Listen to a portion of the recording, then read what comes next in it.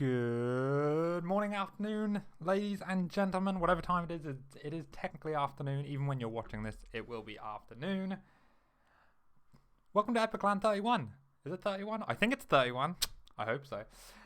And we are going to be trying to jump into the games. This is the StarCraft stream. Thank you very much for viewing. No grant today, no epic big thing. I really hope this is streaming to the right channel because I don't see epic.LAN 33 epic.LAN 3 live. Let's have a look. It is live. Fantastic. All right. So, I need my boys in chat. Or Volt, message me. Spam me if you need me. Actually, do you have my personal number? I don't know. Because you might need to Facebook me if need to. Because all notification sounds are off. I am not normally a production kind of guy. You can ask from any of the in-house Red Dragon tournaments. Then you know that the production values can go a bit wonky. So hopefully this is all working. I want to quickly just check sound is coming through.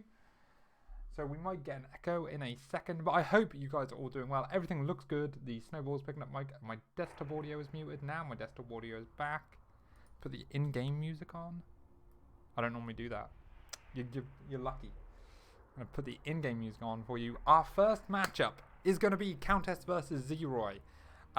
We are doing the round of 16 bracket through to the upper finals today, I believe, which is going to be at least 3 best of 5s and possibly a lower bracket match or 2 if we can squeeze it in, depending on how things go. The first matchup is going to be Countess versus Zeroy, which is a PvZ. I need to put the observer interface on. I completely forgot about that. See, gameplay is also going to be on low, but you know you're going to have to deal with that. Damaged life bars as well. We're going to go full professional here. WCS 3.0. Okay, accept. And I just want to check sound when I can.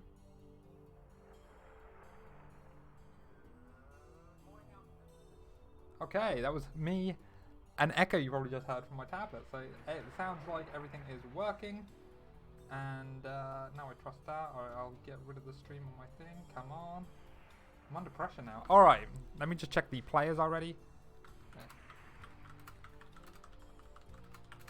Looks like the stream is working. I should probably pop open the thingy chat. You both are ready. Oh, no match history yet. Countess ready. Okay, done. Okay, good stuff. Looks like both players are ready. We are going to be getting into this. The first match of the day. Zeroy vs Countess PvZ. I need to make sure I switch into the game screen. You'd be surprised the amount of times I haven't done that. Also looks like my desktop audio might be a bit loud. We're going to have to figure out the sound balancing on the fly. I might turn my desktop audio down just a little bit. But let's go into the game now. And again, my mic is still being picked up. And the desktop audio should be picked up. Again, professional level streams. I'm not sure if I'm supposed to have an overlay at this point. Volt, message me. I'm sure somebody professional will message me. So I have like the proper overlay and stuff. We sorted this out kind of last minute. So yeah, we're just gonna have to do that. Also, it looks like the loading screen is taking quite a while.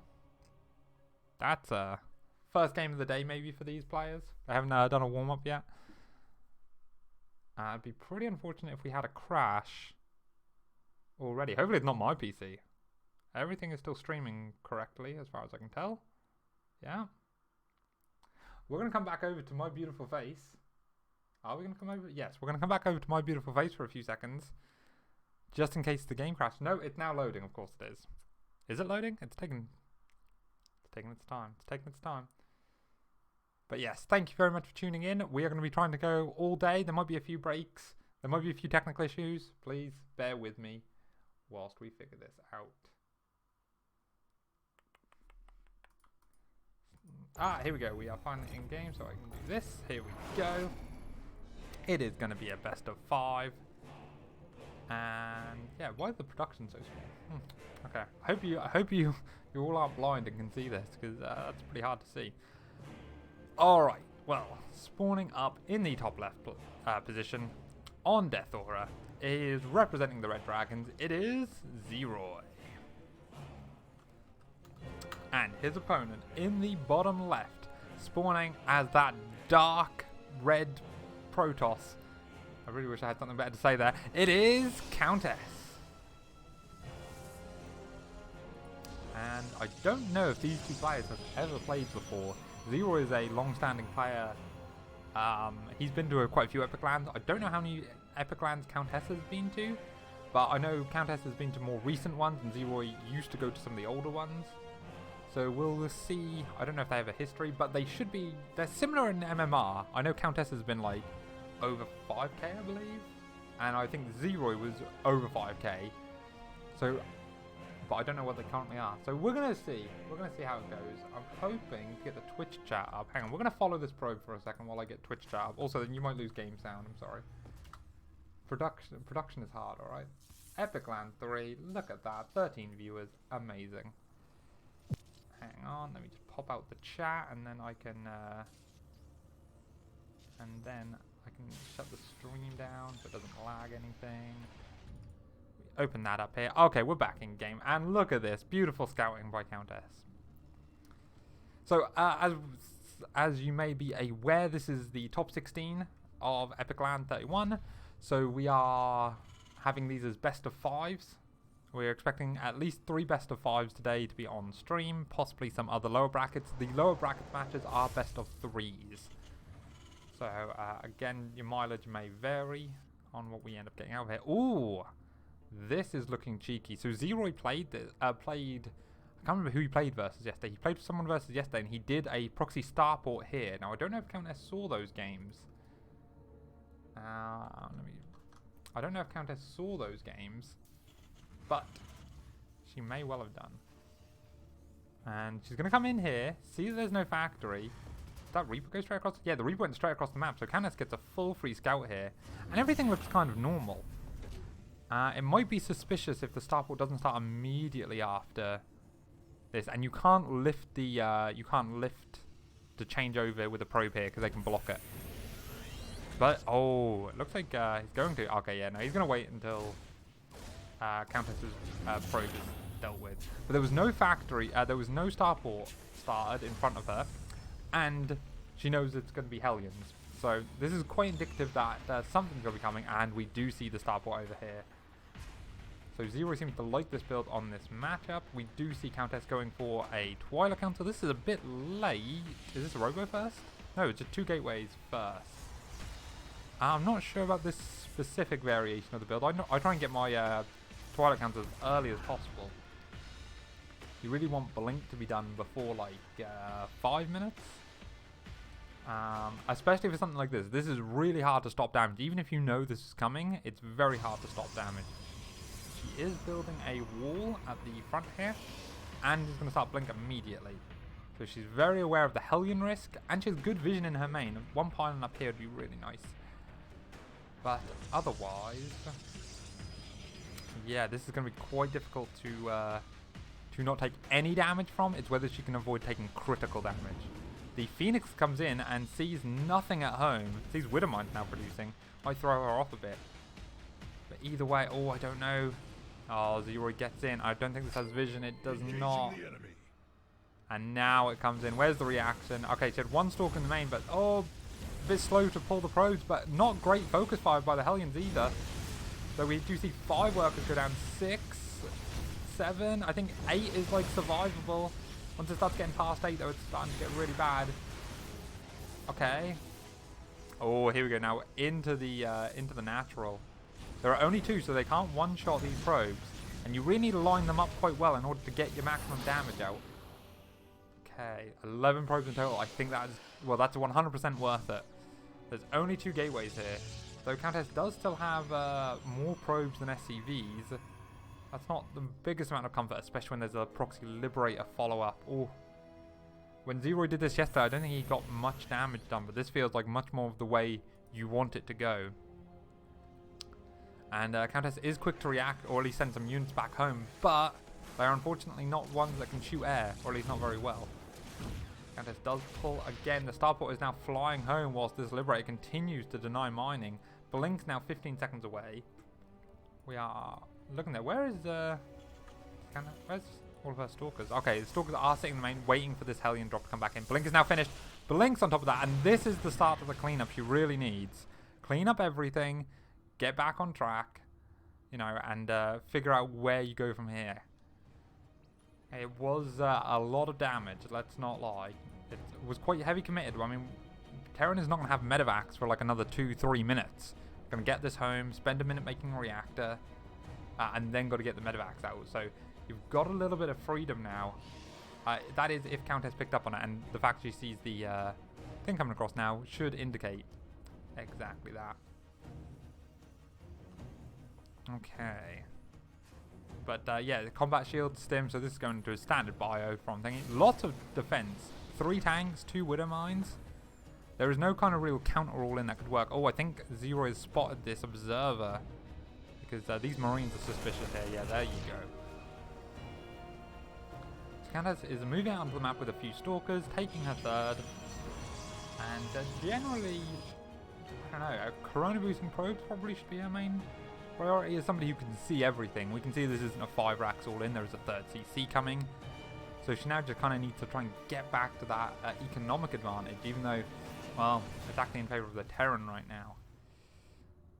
Not going to be able to poke it and do much. I don't think she saw all 3 tanks, but yeah, after getting 2 shells like that.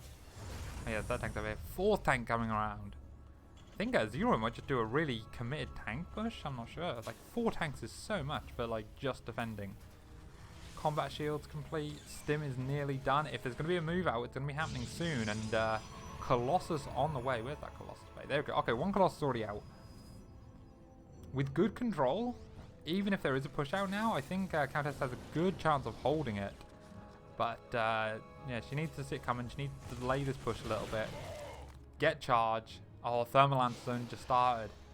That's pretty unfortunate. You need that extra range. Okay. Going to stim on top of the stalkers. Stalkers aren't going to blink away immediately. They're going to poke a little bit. Another observer getting picked off. Well played by Zeroy. He's got a keen eye for these. He's like doing the little zoom in trick.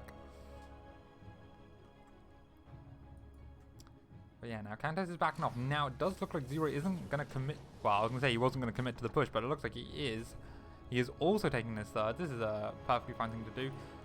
Now the stalker. Oh, this stalker is. Okay, it sees. Okay, it sees it. Countess should know. And the scan on the third base. She recalls those. She's going to need everything here. Okay, these 2 Colossus are going to be key. A third Colossus popped out. That's actually really big. The extended thermal lance isn't going to be done in time, I don't think. But we will have to wait and see what is going to be happening here. More gateways coming down, but that's more for the follow-up. Right now, Countess... Oh, good force fields. Pulling the Zealots back. I like it. These 3 Colossus really untouched. Now, however, there's quite a few more orders in here, and the, yeah, okay, yeah, super battery going off, keeping these Zealots alive. Doesn't want to walk too far forward. There's a lot of tanks here. A lot of marauders. Super battery. Oh, 2 Colossus get picked off, but all of the bio does as well. Now, there's 4 tanks here. 4 tanks can't do too much with bio support, but Zeroy is actually reinforcing from across the map. Starting his armory and a second eBay, so he's ready to go take this to a longer game. Small drop here of 2 marauders, but Countess completely ready for it and is going to AFK hold it. That's what we like to see.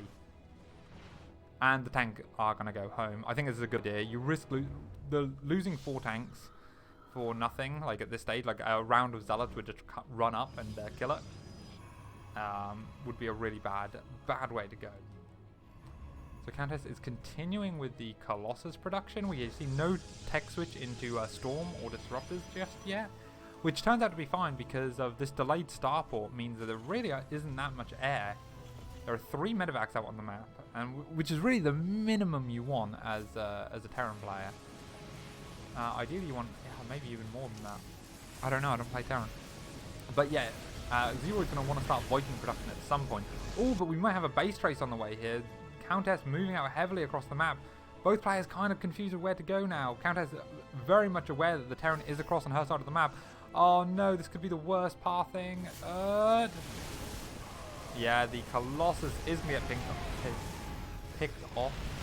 Words are hard. And now it's down to 1 Colossus. Very difficult situation to come back here. And kind of walk into all the tank ranks, trying to take as cost-effective a fight as possible, but it is not the First, I thought I put music on. I did put music on. I can't hear it. Okay. And Zero is going to take the first game. Let me go back to this screen. Wow. So, like I said, I think that the opening did a lot for Zero there. I have a quick look at the graphs. We can see, yeah, the works active actually slipped under for Countess after like the 5-minute mark, and she never was able to quite catch back up.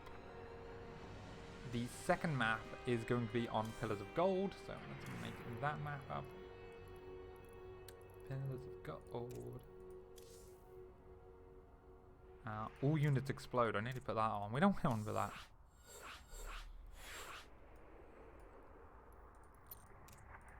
And again, we're going to try and be jumping in straight to the next game. Lobby is thingy. Both players are ready.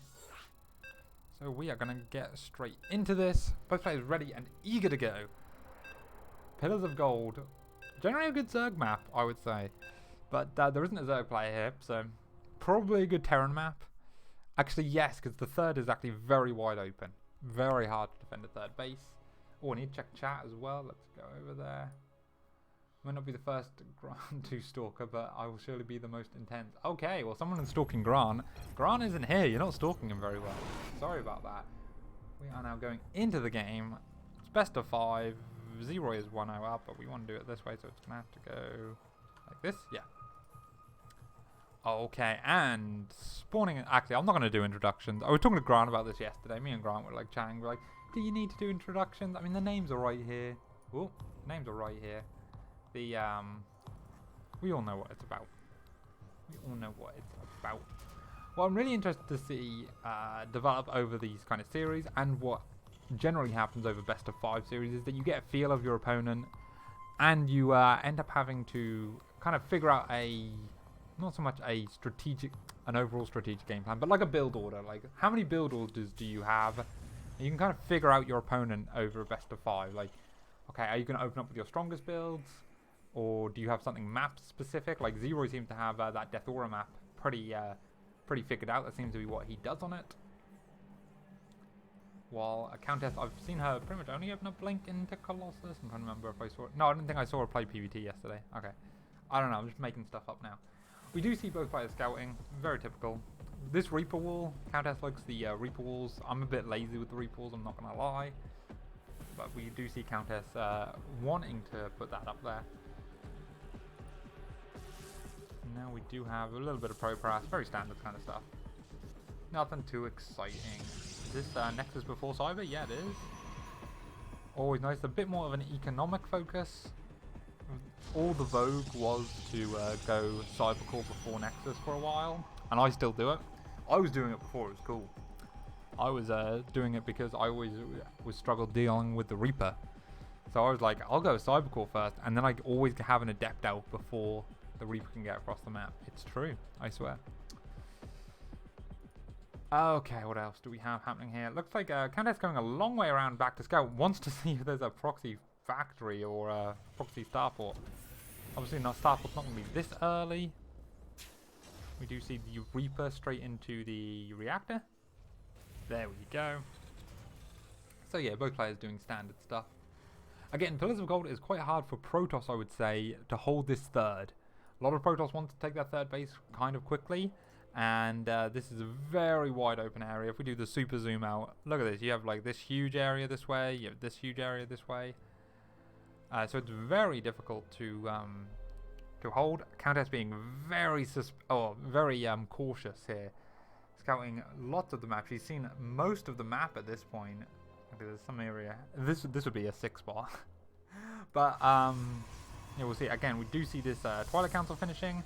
I think this, yeah, Twilight Council into Robo off of 1 gate. It's probably adding on 2 more gates fairly soon. This Robo feels really fast though. Normally I get the I start Blink before I start my Robo. That might be my error. I'm not sure. Oh, Dark Shrine. I like it. I like it a lot. We do have the Reaper now coming up here. Now, okay, this Reaper needs to be denied. It's going to commit, but it's going to commit the wrong way. Okay, Does it see the Dark Shrine? No, Countess, you need to go on it. Pull the probes. Oh!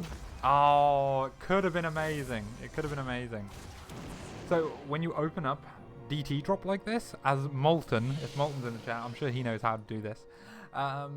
You're in a bit of a predicament because you only have 2 pylons and you really need a low ground pylon in order to wall. So you have to put the Dark Shrine at your first pylon, which is, in this case, is part of the Reaper wall. So it's really hard to deny that scouting. If it could have been done. I mean, the Reaper control was just enough there to make it happen. We do. This is still awkward to deal with. On the other side, we do see engineering blades going down, which is obviously you get a missile turret, you get a cyclone for the war prism, and this is actually now a pretty good spot. But 4 DTs. Is this 4 gates or 3? This is the 3 gate variant, which again is very much the Molten style. Where Molten, I believe, he lifts up 2 and then he sends 1 to the natural. I'm pretty sure that's the Molten way of doing it. Let's see if Countess has taken a leaf from Molten's book and is doing this. We will have to see what happens here. Missile turrets are in place. There's no detection, but again, it's the split nature of this that can make it really difficult. 1, 3, 5, 6, 7, 9. See, even if you scout this, it's still really dangerous. 14, 15. And even though they are spotted, 16 workers. This is a perfectly fine gambit. The War Prism, did the War Prism get picked off? It did not. It got out safely. And this opened up completely fine. Now you can go into whatever you want. You can go into the Archon Drop is normally a good follow-up. If you can save the DTs, you warp in 1 more DT. And then you have Archon Drop. And Archon Drop is surprisingly good in this matchup. Not gonna lie. So, we have all that said and done. And Zero is in a pretty bad spot. It's pretty unfortunate. Just like this is the reverse of the last game, where last game happened. I'm gonna turn my desktop sound down just a touch because the bars look like it's catching up to my voice, so I'm gonna do that. Let's have a look here. What do we have over here? We do have a Widowmine drop. Only gets the 1 probe. Did I miss? Oh, I missed a load more. 14 workers have gone down. Damn it! I'm sorry, guys. I'm sorry, guys. But this game is now more even because that Widowmine drop has evened things up quite a bit. When you go for a Dark Templar drop like this, you don't have Blink. You don't have everything at home. You don't have like 5 Stalkers at home to deny the medevac. So it's a lot harder to deal with this. But now we are into more of an even game. Zeroy is still down quite a bit in workers, but with mules, that's not always the worst thing in the world. This Marine is going to get the luckiest scout on seeing the the War Prism come back. Countess actually tries to avoid that, hoping he didn't notice. The Marine's going to come out just to pick this off here. We'll see where Zeroy reacts here. Now he is going for Liberate Your Harass. What's this? He's got another Marine over here, which is just going to miss the move out. Oh, and this Liberator's going out of position as well. He doesn't have anything at home. There is really not a lot at home. This is a genius timing from Countess. This medevac in a very precarious spot, but it actually might see things first. If Countess does a big warp in right now, she's going to have nothing at home to defend the Liberator. But she might just kill. This tank on the high ground is super important. Let's see what can happen here. Is she going to attack the medevac? No, she's going to walk straight past the medevac. The Liberator now sieging up. We're about to see chaos on both sides. The wall at the top of the ramp is going to be really big. Good lift so far. 5, 6 workers, 7 workers gone down. There's no reaction on this Liberator. Countess is going for the win here. She has got 2 immortals in this War Prism. She needs to bust the high ground though. Needs to dive on top of this tank and bust the high ground. Okay, another 30 workers gone down for each side. So 32 to 28. What a scrappy game this is. I love it. And now she has an immortal drop.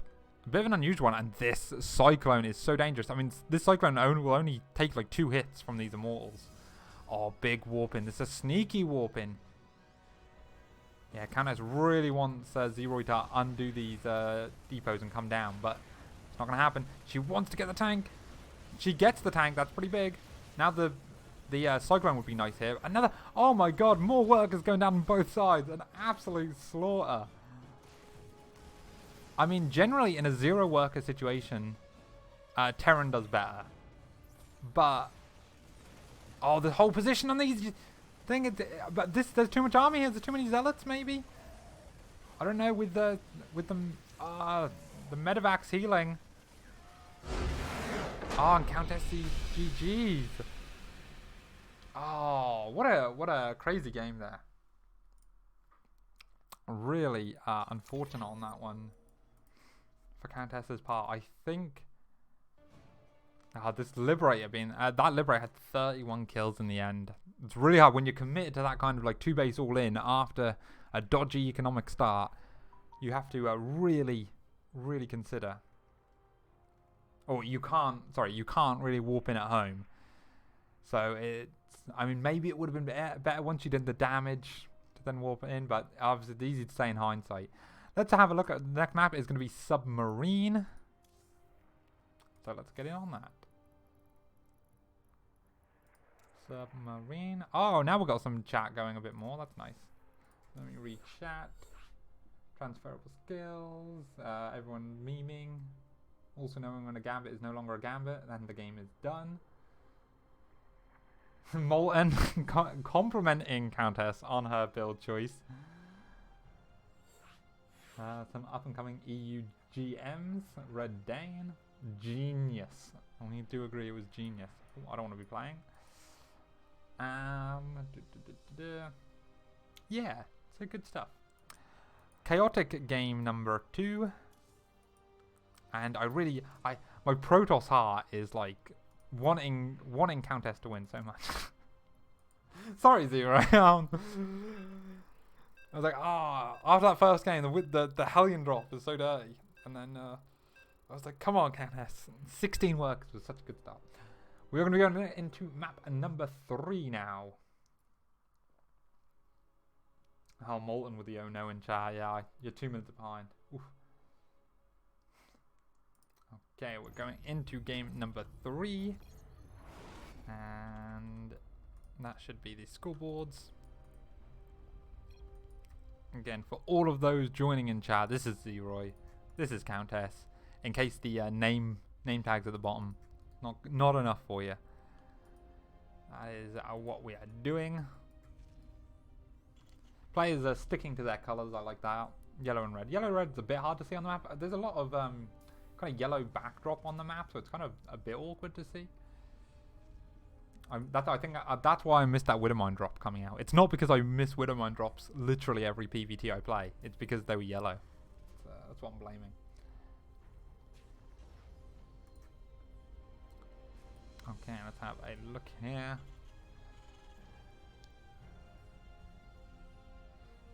We will see what's going on. Sorry, I'm also reading chat as well. Molten and Red Dane chatting it up. The old Twitch chat GMs. Well, Molten is actually a GM now, so I suppose he really is a Twitch chat GM. So we will have to see.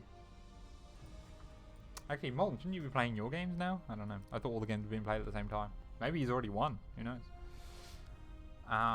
Let's have a look. Again, Pro Price coming in here. Looks like everything is same as before. We don't see an explicit Reaper wall on this map. I think that's because it can come up here. Is that it?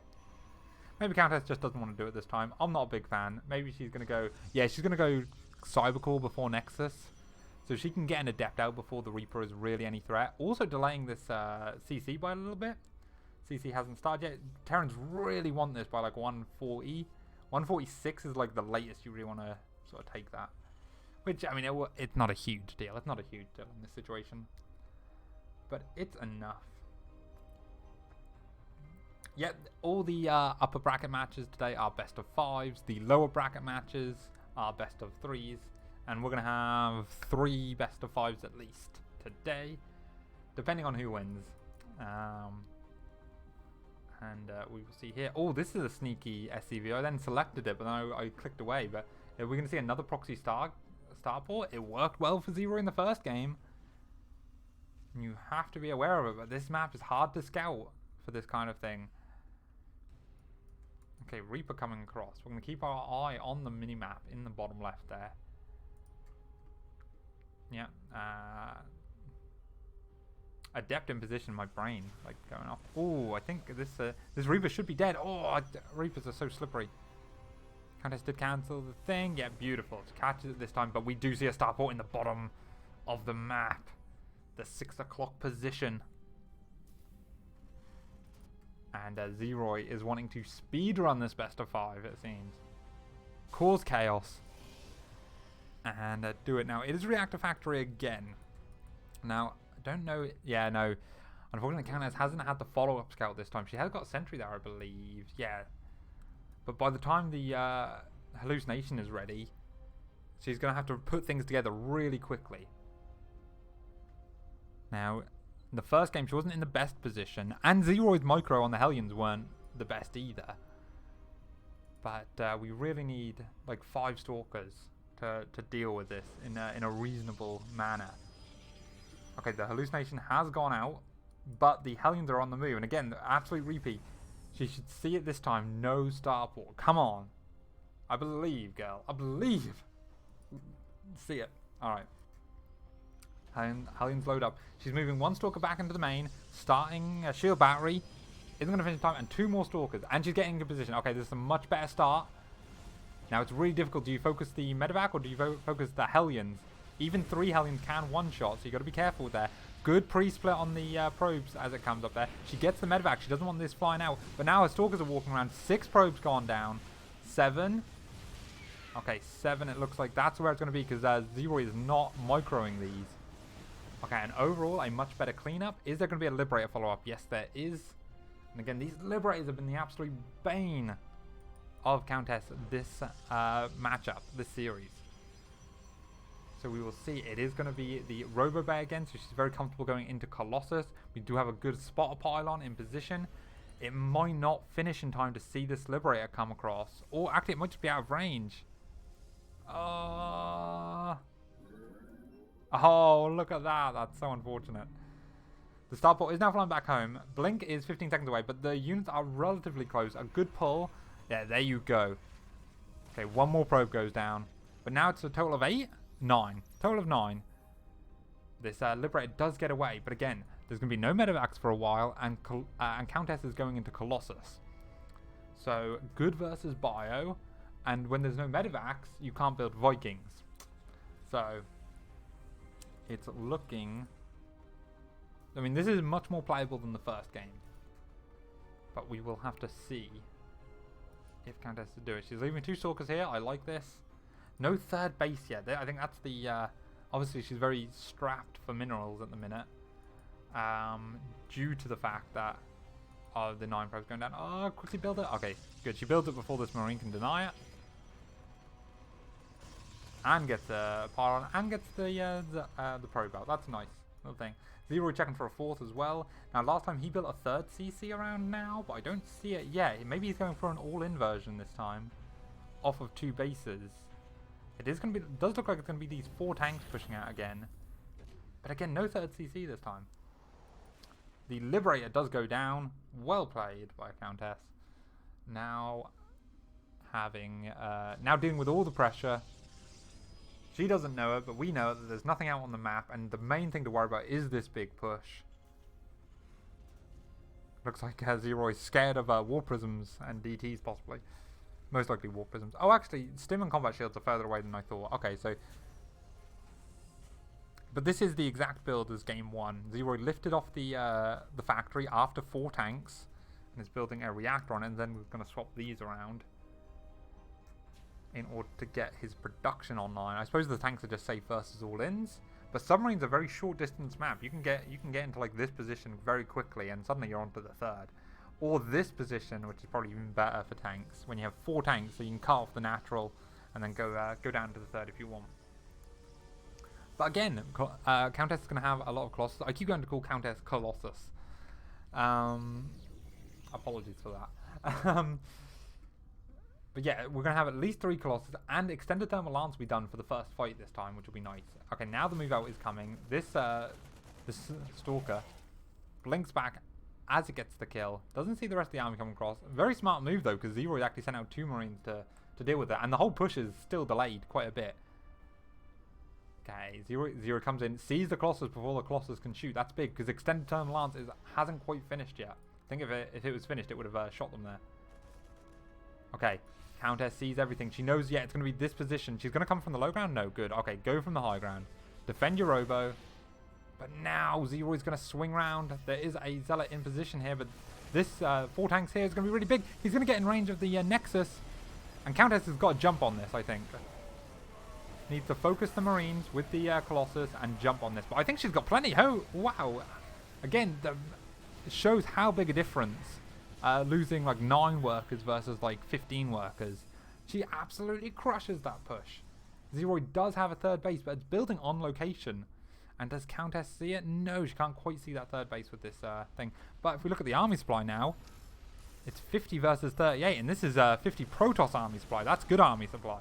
Terrans are like roaches. They're like bad army supply. Good Widowmine fire there. But Countess can just move around and kill the 3rd. I don't know if she knows it's there. And I think she's figured it out, yeah. Or she's going to poke at this angle anyway. And find it. Just as it finishes. Oh, it doesn't get the finish on it. But that does mean Zero gets the cancel. But there's just not enough to deal with these Marines right now. These Colossus. The War Prism coming in. Oh, okay, yeah, Countess, good control. She's not like just autopiling it and shift queuing it up, which I like to do. I think she has too much. The Liberators are on low health. They're not going to get too much done. Or that Liberator was. This Liberator goes down. There are Widowmines here, but there's nothing to stop the Colossus. And the Colossus are the pushing force here. I think she can just go. But obviously, you want to play it safe sometimes. She knows she's ahead. She knows she's denied the 3rd. She's got loads more workers. 69, nice, versus 62. And, yeah. I think Zero's Gambit this time did not pay off. And that's what we always like to see. It's always nice when you see a game is played and if the person goes for the same build in the same series, that it gets shut down. It's not horrible to see, you know, a player win from using the same build twice, but in a series, you really want that adaptation. When something happens, you want to like go, okay, if that happens again, how do I deal with this? And that's what we saw there. She handled it way better that 2nd time. The 4th match is going to be Light Shade, so let's get into that. Yeah, with Game Heart.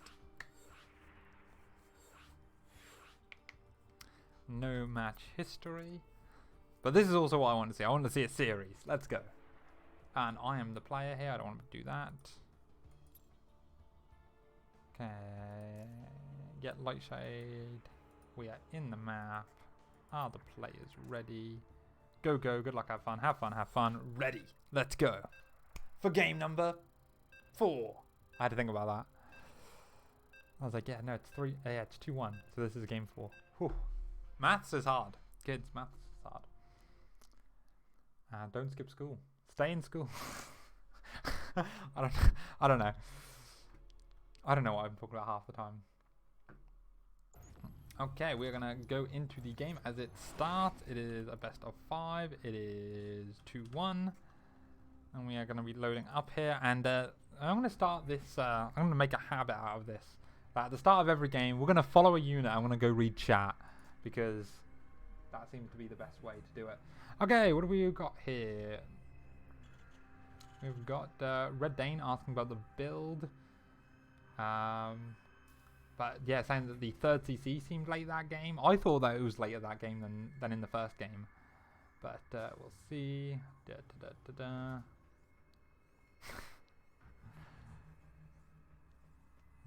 So some flirting going on in chat, which I don't quite get the context of, but it seems to be going well. Hey. Alright, yeah, Red Dane rooting for Countess. 3-2, let's go. Yeah, let's see it go to game 5. I'd like to see that as well. Again, we do see, yeah, the non-Reaper wall opening, going for the wall with the Nexus. I like this. I think you can Reaper wall here, but this actually looks really awkward to Reaper wall, so I don't blame Countess for doing it. See the probe going, we'll follow the probe, look back at chat. And yeah, see everything going on here. Always nice to have a bit of chat interaction. Unfortunately, we do have the 2-minute delay for tournament reasons. I trust the players, I do, but, you know, tournament reasons. Okay, is Countess going to be able to deny the CC for a little bit? Yes. Oh, that was a bit of a strange lift on the barracks there. If you can get your probe under that, that's actually really annoying for the Terran to deal with.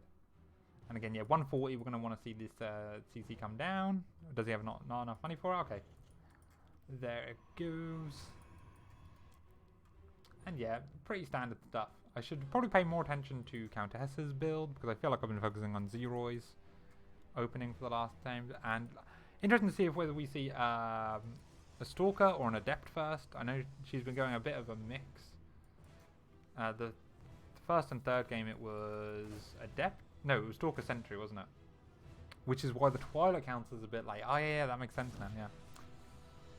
I know build. Oh, but this time it is going to be an Adept. Nice. Unless she went Adept last game and I just didn't pay attention. I'm not sure. We do see... Oh, Stargate. I can't zoom in on it because this is the edge of the map. But Stargate, I like it. Oh, I didn't mean to click on that there. So, I'm really bad at Stargate in PvT. It's hard to know how's best to handle it. But I know one Oracle can do a ton of work. And they give a lot of versatility. Phoenix Colossus has kind of come back in popularity. We are going to see... oh, Zeroid does not back off with his 3P. He's like, no, I can take 2 hits. It's fine. And yeah, he's going to get to see everything.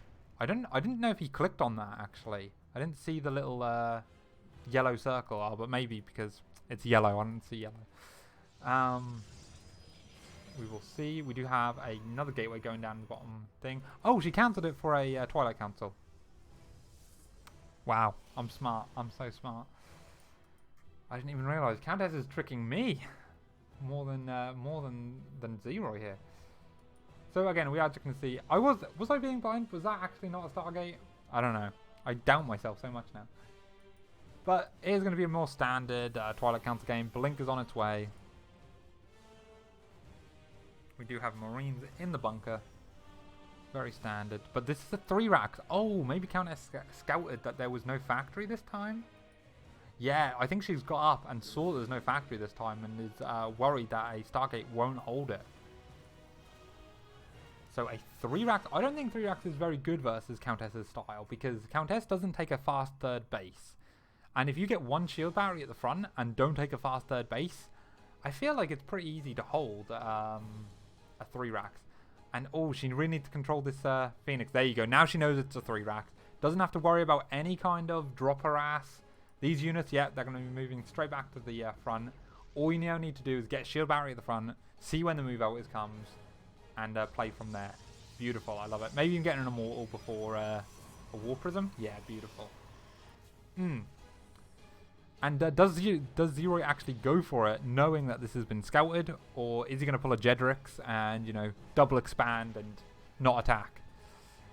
That's a key Jedrix move, that is. Oh man, these combat shield and stim lined up perfectly to the millisecond. It was beautiful.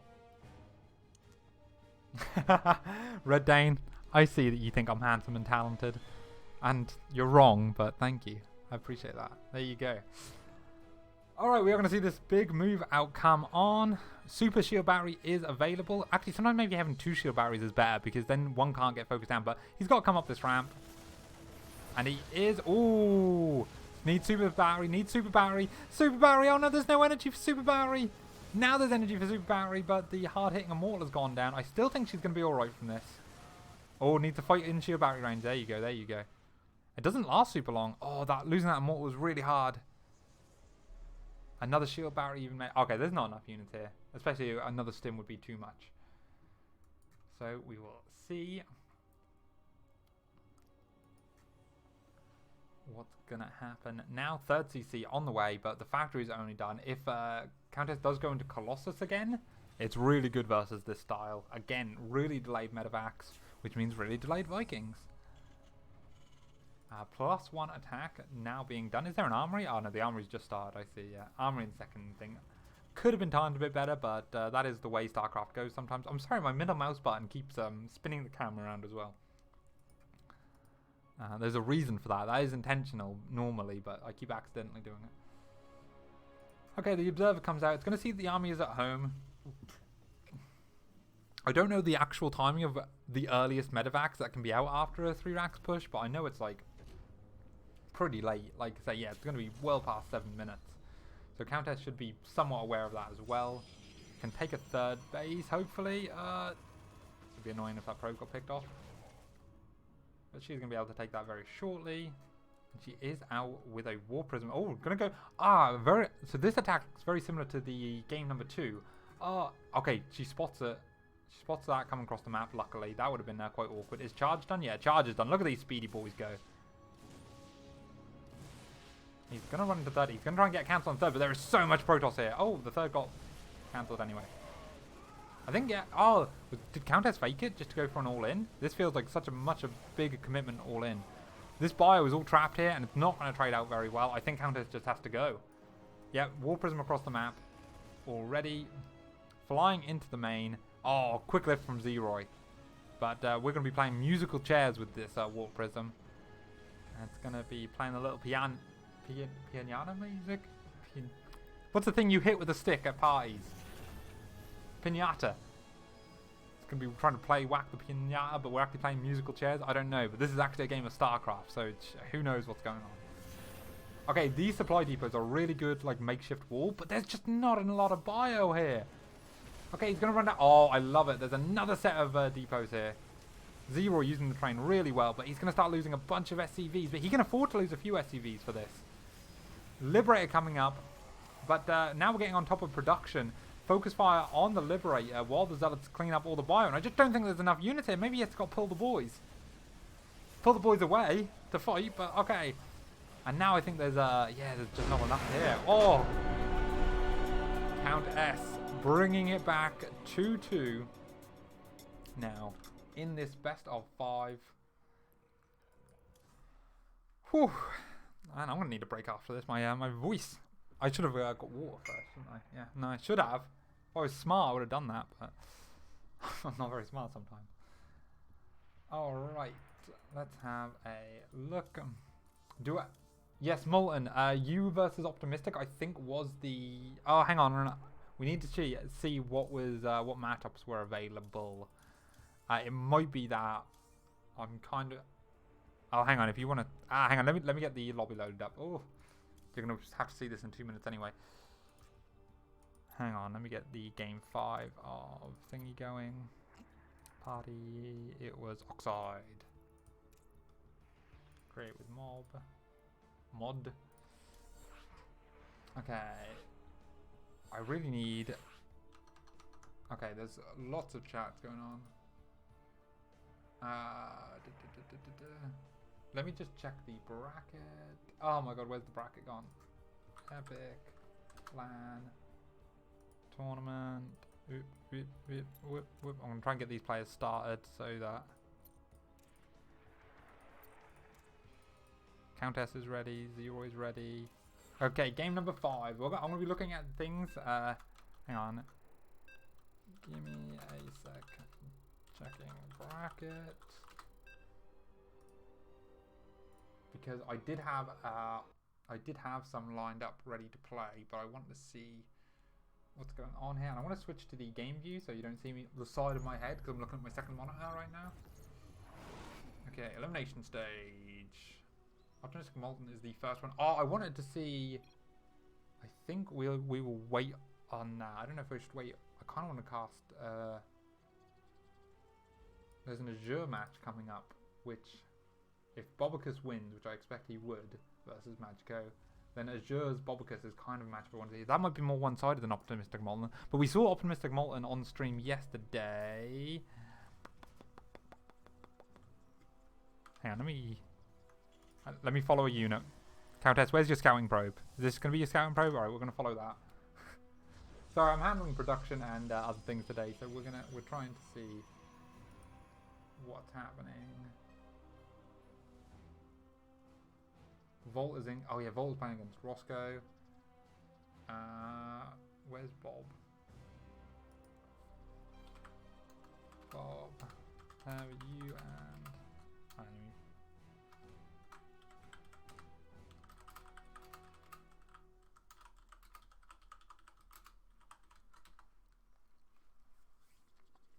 like I say, thrilling first cast. There is no proxy barracks on the map, so like say, I trust that you all can play. You know the openings. You know you're fine. You're fine. You're not too panicked about what's going on here. I don't want replays. I don't want replays.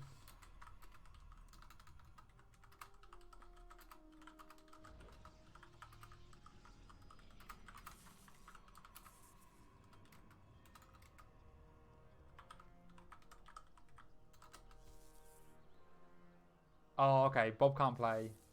Okay.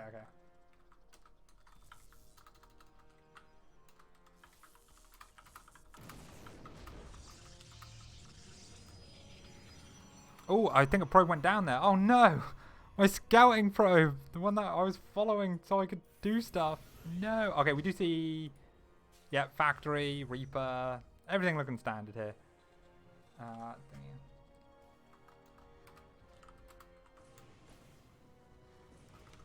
I think it's gonna have to be because yeah. Here's a few.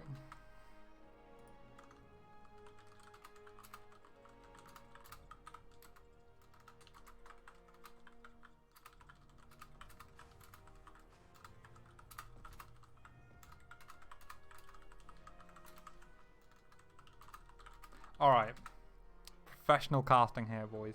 Wait, I am on the Great Game Scheme screen. Whew, we are. It's almost like I'm a community volunteer who doesn't know what he's doing. We do see Stargate this time for real, but again, this the Reaper Scout from Zero has been so consistent. He always gets in and sees the tech. Oh, the citizens' arrest of the probe did not quite hit. Oh, I can't believe you got a probe as well. Ah, these damn Reapers. They shake my fist. You can't see, but I'm shaking it right now. Okay. We do see... otherwise... oh, okay, so again, we see the reacted Hellion opening, but this time with the starport at home. This is the first time we've seen it with the starport at home. And this actually is like a... this is looking more like a TVZ opening. Going for the Hellion and the Reapers. But... first, real Phoenix is out. This is not an hallucination. This is real. It's going to see the Hellions run past as well. That's... oh, and she's instantly reacts to it. There is no immediate wall up. So hopefully she can get a building up just to block immediate access. Beautiful. She can even lift a... oh, get in position, get in position. Oh, no! What? Oh my god, Hellions are so... things I can't say. I need Grant's bleep button. What was that? Okay, 8 workers go down. Now, again, we know that 8-9 workers isn't the end of the world for Countess. She can come back from that. But the starport is already at home this game. The first Liberator is out on the map, and this needs to get no damage done. The Phoenixes need to find this immediately. Oh, and they're all going out. I don't think she has very much else at home. And we're going to see, we do see CC started. Third CC started, that is, for Zeroy. Now mine production. Again, Countess has been going very heavy on the charge lots. Now, and as the Phoenix fly in, so does the Liberator. Countess very busy focusing on this side of the map. It does not immediately pull, but does pull as soon as the first worker dies, which means there's only 4 probes going down. And she's going to warp in Stalkers to deal with that so she can keep her Phoenixes a bit more active. I think, was it a mine shot go off on one of them? There was 3 before, wasn't there? Yeah, one did get picked off. Sorry, I missed that. Possibly a mine, followed up by this Viking. No, this Viking has no kills. I don't know what happened. Zero is still not adding on any more barracks, though. Again, this is a real, like, TVZ build, this is. There's no barracks. There's no stim on the way. Is he going mech? Oh, my God. The absolute madman is actually going to pull mech in the final game. Looks like the second Liberator gets picked off. Okay. So, I've played Zeroy a handful of times, and he has gone mech versus me, which led into a really crazy, silly game. Base race. Oh, I love these mines on the third. Oh, as a Protoss, I hate these mines on the third, but as a caster, I love these mines on the third. Yeah, so I've played against Zeroy a handful of times, and he has only done mech to me once, and it was a really long, drawn-out game, but he was pretty good at it. I eventually won because DTs and sniping bases and weird base race. But has Countess really picked up on this yet? She must have realised that that was a fast third CC with the no tech lab on the barracks. Don't know if she's been in again. Let's have a look. This is Zeroy's vision, not Countess's vision. There you go. So she hasn't seen the second factory, but I think there's probably enough here to figure out. Oh, another Hellion run by. But luckily, shield batteries are doing a bit of work, but now 6 workers go down. And another 9 going down. Oh, okay. The only advantage with this situation is that because mech doesn't kill you immediately, that Countess can drag this out into a longer game. She's going for charge, immortals. She sees everything. She should see that this is all tank, Hellbat, Liberator. And maybe she can do something about it. Let's have a look. I'll follow this Liberator for a bit whilst I just check on Twitch chat. Rip camera? Oh no.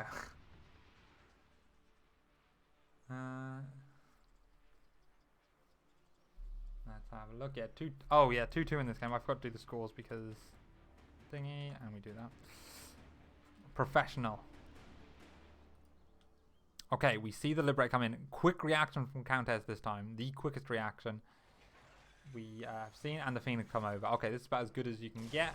Unfortunately, Phoenixes do not kill Liberators super quick, so you have to kind of really time out when you can send the workers back. Zeroy does have the armory. We can see with the these mines remain undetected even after they fire. And oof, they're about. Oh, okay, no, don't fire. How many observers are there out on the map? 0, and none in production as well. Hellbats picking up pylon, the scouting pylon on the map. Scans going down. Now, no 4th base. Not full 3 base saturation either. This does not feel like a comfortable situation for Count S. And unless Zeroy really blunders an attack, this is quite a difficult situation to play out of. Again, you really want to be super greedy, taking the 4th base. Taking the 4th base, doing all the things, getting all the tech, going up to disruptors, maybe even Sky Toss. Again, I maintain that I hate Sky Toss and I will never play carriers. But I'm not going to hate people who play carriers versus mech, you know. I'm not a hater. Much. I will judge you a little bit. Oh, double Liberators in such an annoying position. I didn't see this come across. And again, Zeroy just has a bit too much of a tight grip on this game. That makes it really difficult to continue to outgrow the mech Terran. And this is always what I hate about mech, is that it feels like if they get ahead early and then they start doing this kind of stuff where they choke you out of bases and stuff like that, they don't need to go mech to win. They could have just went bio, because they'd be more ahead, they'd have more active force, and everything would be fine. But instead it's a mech game, and it's slow and it's boring, and you're gonna eventually die, but you don't want to leave the game because, you know, you don't want to be defeatist about it. Another Widow Mine's gonna burrow in time. Yeah. We're gonna fire as well. Yeah, it does. And this is the big push. And I mean, with no disruptors here, I mean, there's a decent amount of immortals, but the Hellbats tank up too much. These Archons in the back not getting into the fight. It's actually not that much here. If the again, one big disruptor shot on these Hellbats, and suddenly you can warp in Zealots and deal with all this. Super battery goes down. We know this is going to be the engagement. Probably the Vikings pick off the thing, and now they're going to land. And now I just think there's too much DPS here. Hellions coming in. Yeah, Countess knows it is. GG. Good luck in the next round. And that is going to be the end of our first series today. I hope you all enjoyed it, and congratulations to Zeroy for managing to clutch out the victory. Played a good variety of builds. Actually, a good enough variety of builds. I'm not going to kick a man when he's winning, you know. Oh.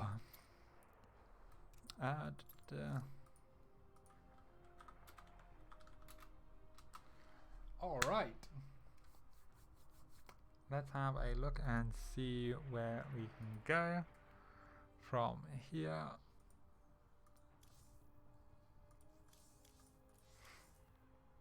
Okay.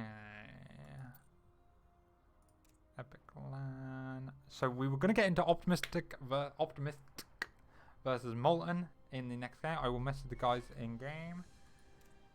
Yeah.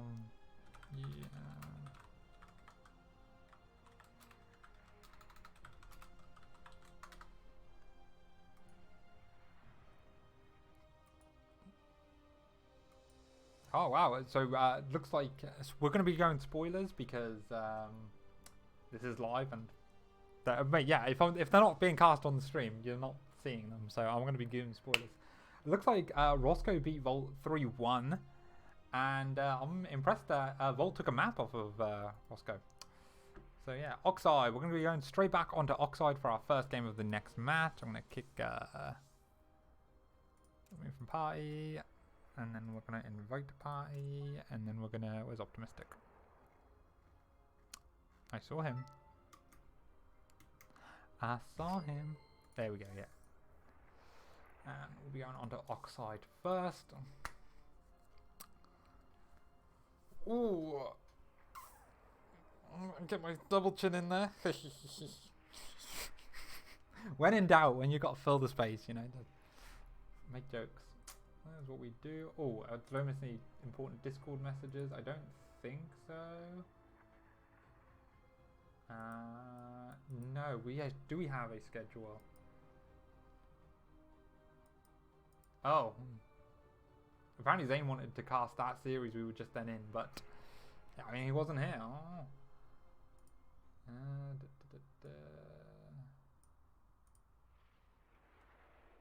Okay, I think we're done that. Why Optimistic is not joining the party just yet? And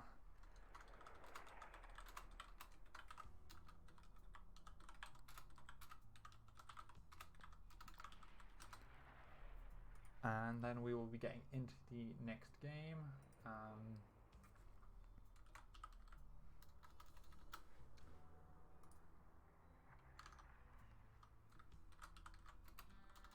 So we're now gonna do Volt, not Volt, Optimistic versus Molten, and then one round of the semi-finals, which will probably be Molten, either be Molten Marsman or it'll be Azure's the winner of this series. I don't want to make it all PvP from here on out. So we really do want to feature Azure's. That was my plan. I really wanted to do Bob versus Azure's because Bob is a really underrated player and I really want to see how he would play versus Azure and that kind of PvT. But unfortunately he has to forfeit this round because he has some personal stuff going on. Has to go and do non-StarCrafty things. So Optimistic vs Molten is the better one because otherwise it'd be Roscoe Wok, which I believe that's the who won that round. Hang on, let's just make sure players are ready as well. Ready. Match history, yeah. It's on stream. There you go. Yeah. It's on stream, so yeah, match history. It's done. Alright. Molten apparently went 99-0 versus Prospect. Wow. What an absolute madman there. Okay, let's get into the game view. This is going to be a best of 5. Oh no, I should have told the players to do colours. Blue and purple. Okay, so me and Grant were memeing on this yesterday about team colours. And I generally don't mind, but for mirror matchups, especially when it's like blue and purple, that's a terrible one. So I will ask one of them to change for next round. We're not going to like redo it or anything. Right, Twitch chat, let's get that back up. Did we miss anything fun in the last 2 minutes? Nope. It looks like Volt's a macro being really strong. And Volt goes to study university and then is suddenly like a much stronger player. Unbelievable. Oh, Molten sending out 2 probes. This is interesting. So Molten, oh, it's a cannon rush. Okay. See, I'm lucky I'm paying attention, eh, guys? Okay, lovely. So this is going to be a cannon rush game. That's what we like to see. A bit of cheesy spice into the mix. Where is he going to start the cannon rush? Is there there's a 3 pylon wall, I think, on this map. Oh, he's going to do it for the high ground? Optimist is extremely suspicious. I think you just pull probes here. Oh, he even gets in. Yeah, now no cannon on the inside can go in. He's going to check the low ground as well. Always a good, respectable thing to do. You want to start the cyber core as soon as possible as well. You don't want to forget that. But, yeah, this is fairly committed here. 1 cannon does start, but he's going to get 3 to 4 probes on that, and it's never going to finish. Does need to pull a few more. Oh, yeah, Optimistic is handling this so calmly. Doesn't start a cyber core, though. Yeah, there you go. That's always the thing I end up forgetting, and then you end up being in a much worse spot than it needs to be. Molten has no gateway at home, nothing. So he's really committed on this. He's flowing a lot of minerals. And, okay, 2 more probes coming. He's committing. Probes off the line. More. This is like a strike. This is like general action strike here. 3, 4 cannons go. 5 cannons. This can't work, surely. He's going to try and re-wall around it, but I don't think any of these cannons are going to get up. The Zealot does need to get his DPS on there, though. Yeah, I mean, Optimistic handling this super well. This is a pylon, so he's not got to worry about this one. This is a cannon. He needs to get on this. He needs this one here. Okay. Okay, I think that's enough probes. Now Molten slips back in to this and is going to get 1 cannon up. Oh my god, please no. Please no. Okay, but... 2 Stalkers start, but Optimistic is supply block. But there's no way for the... Okay, yeah, okay. There's no way for any more things to come down here. Molten realized he needs to get this worker out in order to be able to do anything. Optimistic blocks off the top. This cannon shoots this. This cannon isn't in range of anything vital, but it is going to stop any more probes from getting in. Oh, cannon rushes are so dirty. How does this work? It shouldn't. Okay, 2 Stalkers are going to be out. Shield batteries are going to be starting? Yeah, okay, I think Optimistic still holds this. I think there's just not enough. Another cannon here starting, though. Yeah, I mean, with the shield batteries, I don't think this works. But, man, this is way closer than it should have been. I'm sorry, I please hope that I'm on game screen now. I am. Okay, just had to check. So you have... Oh, super battery is not... There's not enough energy for super battery. But... Yeah, Molten is going to commit. And yeah, I don't think enough cannons ever actually get going to make this a dangerous threat. But man, this was scary for a second there. Chrono Boost is going to be ready in a couple seconds, but Optimistic is able to hold without it. Whew, crazy. Well, that's the kind of fiery first game that I like to see. Molten going balls deep in there. Or cannons deep, I should say. He was only supply blocked for 10 seconds that game. That's a good thing. Right, that was the first map. The second map was Pillars of Gold. Let's jump straight into that.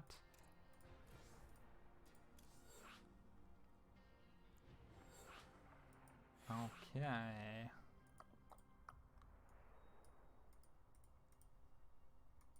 Let's go. Wait, why is the chat? I can't get to the... Oh my god, what? What? There you go. The weird menu issue. Okay, both players are ready. We're going to jump straight in. Both players races. So we did see this matchup yesterday. We saw Molten vs Optimistic. I don't think they played on Pillars of Gold though. When they played on Oxide yesterday, Molten won by doing the Max Packs build thing, I believe. But they didn't play on Pillars of Gold. And Optimistic ended up winning that series. Oh, I forgot to tell them about team colours. Whoopsie. Let's go like that. Wait, no, Molten is 1 up? No, that's not right. There you go. Oh, though, hang on. Apparently I can't do this very... There we go, scoreboard. Scoreboards are hard. Alright. We have Optimistic. Yeah, oh yeah, I didn't do a big flash introduction. So let's do it once for the series so they get a nice shout out. in the bottom left corner, spawning as the blue Protoss player. He is Optimistic, as I like to call him, or Optimist C, or Optimistic. I'm not sure which one he prefers. If he wants to let me know, please let me know, and I'll do another big intro for you on stream. Alright. Spawning, however, in the top right, his opponent, the recently GM'd player. I'm not in game. I'm not in game. It was gonna happen. It was gonna happen. Ah. This is Optimistic. Optimistic. I can't wait for the spam of messages I'm gonna get. Being like, you're not in game. You're not in game. I know, guys. It was gonna happen. I just can't believe it happened by only the second series. Okay, and spawning. The recently GM player. He is Molten. And we have to get these intros done quickly now because there is a gateway.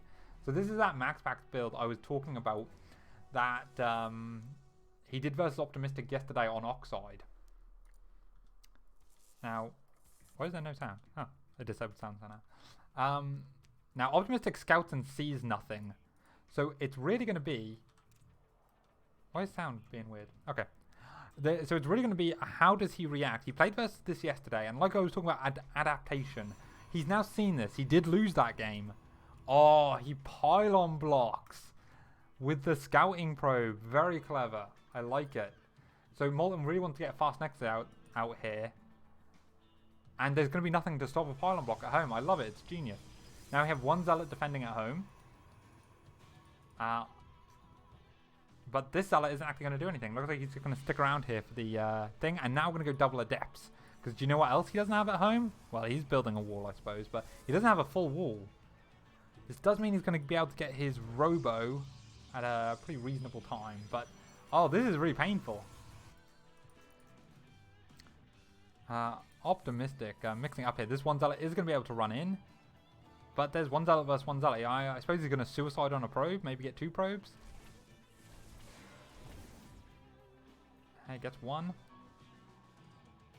Oh, 1 Adept fires. But yeah, I mean, yeah, he lets the shade complete. I agree. This probe going to work on the thing. Yeah, I see you, chat. Roscoe, Volt. I see you, chat. It's done. Okay, yeah, and now Adepts come across, and, well, Molten better be ready to hard wall. He's going to shade, yeah, he does hard wall. It's a very interesting series here. Shield battery coming down on the low ground. Molten still wants to expand overall, but there's no, I mean, he doesn't have any production. This is going to be Phoenix and Immortals, and Optimistic takes his base. He's like, alright, yeah, let's play a macro game. Double Sentry coming, probably for scouting, and now he's going to come and go and deal with this gateway. It might even be worth Molten building something out of this gateway. Oh, he hasn't found it yet. Okay, the Immortal does pop, shoos away the Adepts, but not for too long. We do see an Observer coming out straight past this. I suppose, yeah, he's already got a Shield Battery and an Immortal, so he doesn't need it. Oh, probes in position with these Adepts. Well played by Molten. Oh, F2'd this Zealot, it looks like. He doesn't want to kill that free pylon. Blink on the way for Optimistic. We saw this response from him yesterday as well. We saw this response from him yesterday, and he did end up playing it. But he ended up losing because Molten had the faster Nexus. Today, we don't know if that's the... Yeah, Volika's saying my boy Optimist in chat. I love it. I think so. If I remember, oh, the Adepts get in. Okay, there are 2 Phoenixes, so this is less bad than it normally would be. Yeah, I think if I remember correctly, Optimistic is quite young. Wait, what was the camera stuck on there? Optimistic is quite young, and Volt paid for his ticket last epic.LAN. I don't know if I'm thinking of the right player there though. So shoutouts to Volt, because otherwise Optimistic probably wouldn't be in the tournament. That was last LAN, not this LAN, I don't know. But either way, we do have this game carrying on with Molten economically behind, but still in it. And Phoenixes are a great comeback tool for like these kind of situations. This gateway still exists. But Molten is not adding on much production at all. He's actually going for a Twilight Council. So this is a 1 gateway, 1 Robo, 1 Stargate, 1 Twilight Council build. And then I want to see a Robo Bay. And he only has 1 Phoenix. Now 2 Immortals. And a few Phoenix. There's fake Oracle coming in here for the scout. We do see the things. Blink is already done and Blink has been shown. Looks like Molten picked up a probe that was going to build a 3rd base. Can we see another hallucinated Oracle? I really want him to throw in a Stargate and build a real Oracle now. Those are the plays. Oh, we do have this Molten Observer in the base. That's a really nice observer. 3rd base starts. Molten does see it, but can't really react. Phoenix is not good at killing buildings. Little known fact. Okay, we do see Optimistic patrolling the Zealot for a move out. There is no 3rd base for Molten. So again, Optimistic remains ahead in terms of economy. Oh my god, I was memeing and there really is a Robo Bay before any more production. Okay, but now 4 gates as well. Is he going Blink? So yeah, this is gonna transpose into a Blinkstalker Disruptor game, I think. Though Molten's Disruptors are actually going to be ahead of Optimistics. He's only now getting a Robo. And the Robo Bay is already done for Molten, so could be some early game shenanigans and even more gateways now. I actually don't hate Molten's position. The only thing that he's really bad for at the minute is that he has no 3rd base on the way. And Blinkstalker Disruptor, while it might seem like it instantly wins games, it is more of a value over time thing. Because just 1 or 2 defensive disruptors can do so much. So we will have to see. These Phoenixes, again, in the Blinkstalker Disruptor War, comes in very handy because they can cancel Nova discharges by... Nova discharge? No. What's it called? Disruptor Nova or whatever it is. They can disrupt it by picking it up. They can disrupt the disruptor. What's it called again? Purification Nova, that's it. They can deal with the Novas quite well. The Disruptor Balls, as we like to call them. Okay, nice. A lot of Blinkstalkers moving out. Now this is very much a brawn army. And he needs to be aware of this. Oh, the high ground? Okay, it comes in division. Oh, Molten not controlling the best there. You really need to babysit those disruptors if you're going to send it out like that. And that's the only one he has. Yeah, he can just go and kill this 3rd base. 9 workers going down, and these Phoenixes doing getting some worker damage here, which is nice. But I think he just focused the Nexus and go. Now Optimistic doesn't want to risk having 3 Immortals firing on him for a few volleys. And he knows he's ahead economically anyway, right? Even though he then lost some workers, he is... well, that's actually a lot closer than I thought it was. Only 4 difference. These Phoenixes are really hard to ever actually deal with. We do have double production here now. Oh, Optimistic jumps on. I was like, stunned there. But yeah, maybe not the best choice because there are 3 Immortals in this army. Now, I think if... Oh, but he's not making any disruptors himself. Pure Stalker versus Blinkruptor is really hard to play. It's alright if you have the economic advantage and you can really hold that economic advantage by denying the 3rd over and over again. You end up trading worse, but you're ahead economically. Oh, big blink onto these Phoenix. Ah, doesn't get any of them. Oh, mixing in Sentries, mixing in Zealots. I don't like this. Once your opponent starts going Disruptors. Because from this position, it's very viable for Molten to just purely make Blinkstalker Disruptor. He doesn't need to add anything else in if he doesn't want to, right? And you can play out and you will be cost effective versus anything that isn't Blinkstalker Disruptor, basically. Provided the control is on point. It's a very control-based situation. So Optimistic comes in and sees with his fleet of hallucinated oracles. He's going to see that this is mining quite well, and we are definitely into an even mid game now. We will see. I really badly want a drink as well. I want to follow some units and go get a drink. Can I do that? I mean, no one's going to stop me, right? I don't want to miss the big fight. Alright, I'm gonna grab a drink. I'll be right back, boys.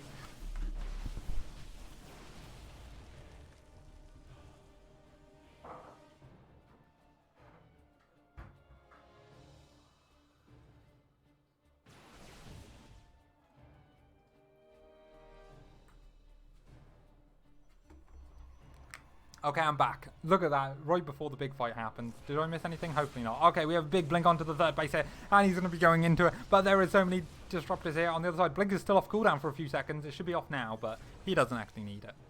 So again, Optimistic just poking a little bit. I actually think he should have dived onto this third base earlier, when it had just finished and he had the opportunity to.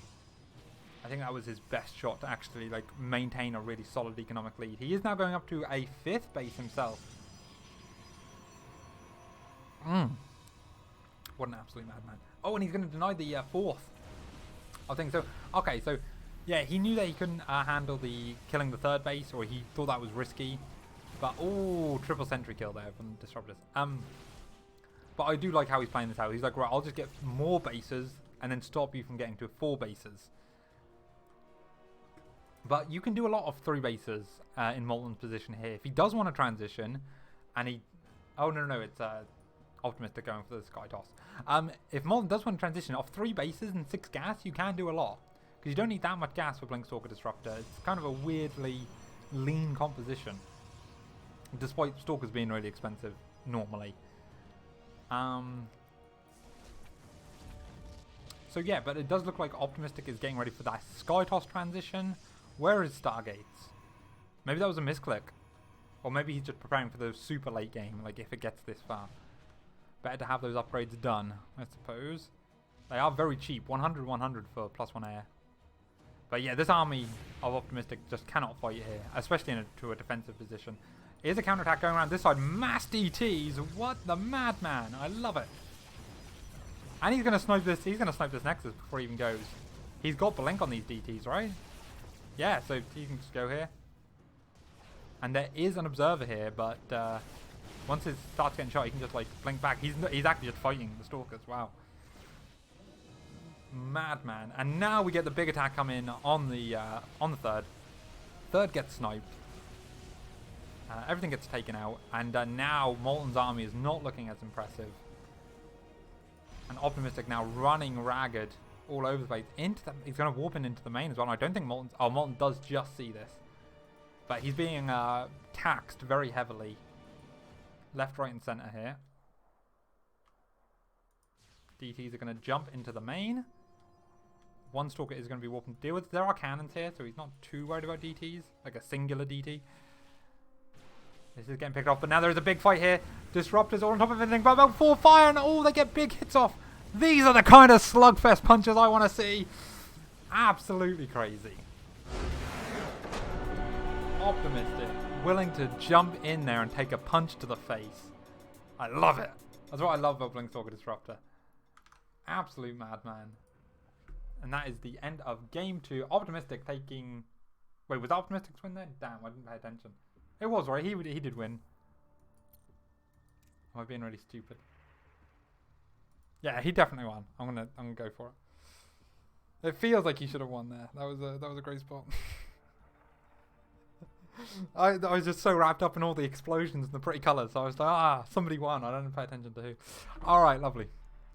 Let's go into map number 3. Which of these players romanticide is it?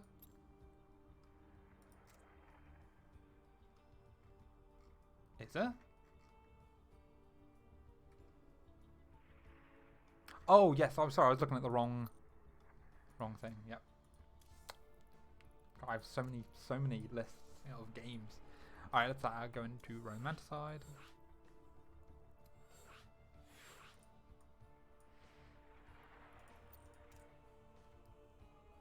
Let's see. Ready. Is Optimistic ready? Ready? Let's go, boys. No match history. I gave up on asking them to change colours. I feel awkward about it now. We're now going into game 3. I feel awkward asking them to change now. Okay, so let's have a look and see what's going to be happening. I will remember to go into game this time, I swear. Oh, Volt did pay for this one too. So yeah, Volt is the reason that Molten is losing right now. Into game. There we go. Beautiful.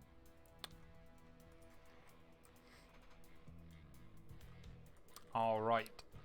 So again, same players. Oh, Molten is tricky. He is not wanting to play it. He is like, no, I can do this. So, I want to know what adaptation is going to come in here. So this looks like it's going to be the third time that Molten is going to be going for this max pack style build. Oh, I really like this positioning on it. This is the third game he's going to be doing it. The first game he beat Optimistic with because Optimistic didn't seem aware of what was going on. Then the second game, Optimistic pylon blocked the natural. But in this third game, does he really go, oh, you're doing this again? Or does he think, oh, this must be some other kind of cheese because you wouldn't just do the same thing again? That is the interesting part we're going to find out. Now, this is standard gateway, very standard opening from Optimistic. So we're going to have to see how he reacts once he gets into this base.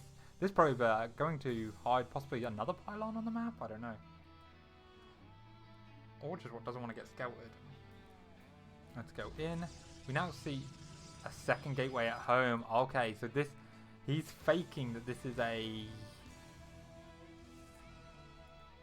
I don't know. Faking that this is like a delayed cannon rush? Fake max... I mean, okay. Let me tell you why this isn't good. Or why you wouldn't traditionally do this kind of thing, right? Your cybernetic score as Molten is way later than your opponent. In fact, he still hasn't started it. And now he starts it. Okay, so Optimistic sees this. He knows there's a gateway on the map. Because you have to have a gateway done to build a cyber core. So now this is obviously a thing. He's already built one type of settler, and I think he just goes into Adepts. And like he can go into Warp Gate, and he will have Warp Gate so much sooner. And so many more gateway units sooner. And he pylon blocked. Very suspicious. Maybe Molten believed that he could have played out better than how he did last game. We do have this, there's a scouting zealot just running around. Is that warp gate, is this gateway doing anything? Maybe this just turns into a 4 gate. But again, yeah, he's chrono boosting. He's chrono boosting it, so maybe. Oh, Optimistic building the cyber core in his opponent's natural. I love it. Molten hard walling. I think he's going to use this as a proxy for 4 gate. He's going to throw down 2 more gates. Oh, he did cancel this pylon. Okay. There's 1 more gate. Is he going to go for a 4th gate? I really think he should. Oh, Protnat into Dark Templar. Yeah, okay, this is actually really smart in a way. Because last game, Optimistic did not get a Robo for a very long time. He went Blink first, and look what he's doing again. Going Blink. Now, there's going to be no natural forever for Thor thing. He's going to have to let this finish. Yeah. There's going to be no natural forever. Okay. He deals with the proxy pylon, the warp in. And does Optimistic search for more around the map? Oh, he is. Does this see it? Yeah, he's going to see it, I think. But is he going to see it too late?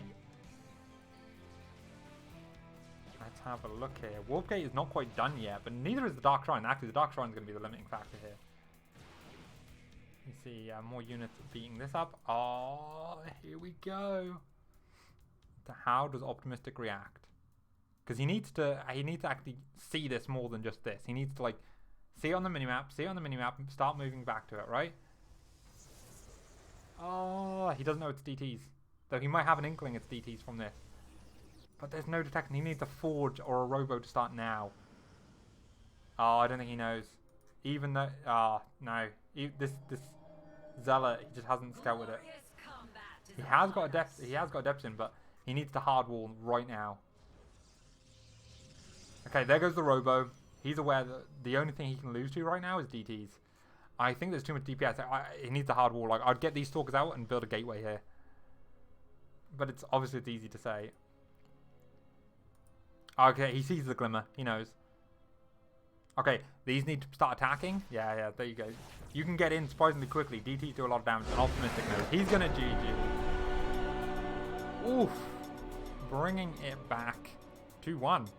Okay, well, at least we're not having any sweeping series today. Optimistic got those PvP skills. He does, but... Oh, real tricky one. Okay, the fourth map was Lightshade. Oh wait, what? No, Death Aura?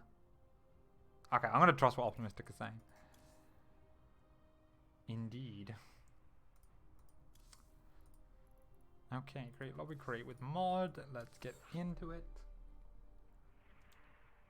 Guys, I hope you're all enjoying the stream. If there are any technical issues or anything I'm doing wrong, please let me know. I will try and sort it out. No promises. I can't say it'll definitely work, but I am trying to keep up with the chat.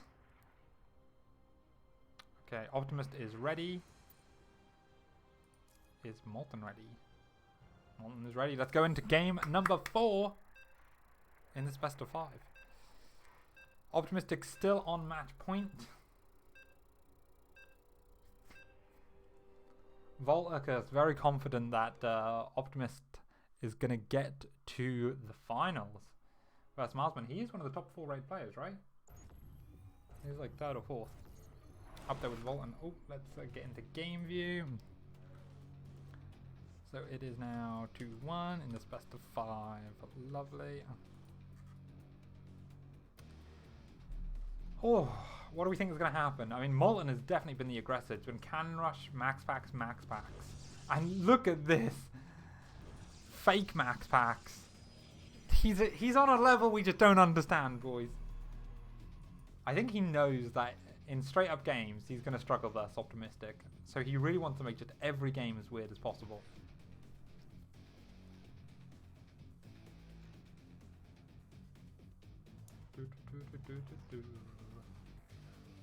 Okay, oh, but double forge, boys. Let's go. And actually, Optimistic has nothing in his base. Sorry, Molten has nothing in his base, right? So he's going to go and see. And he sees that it's nothing. Does he still can rush? Yeah, he can rushes. Good lad. So Optimistic can build one defensive cannon, and he basically holds.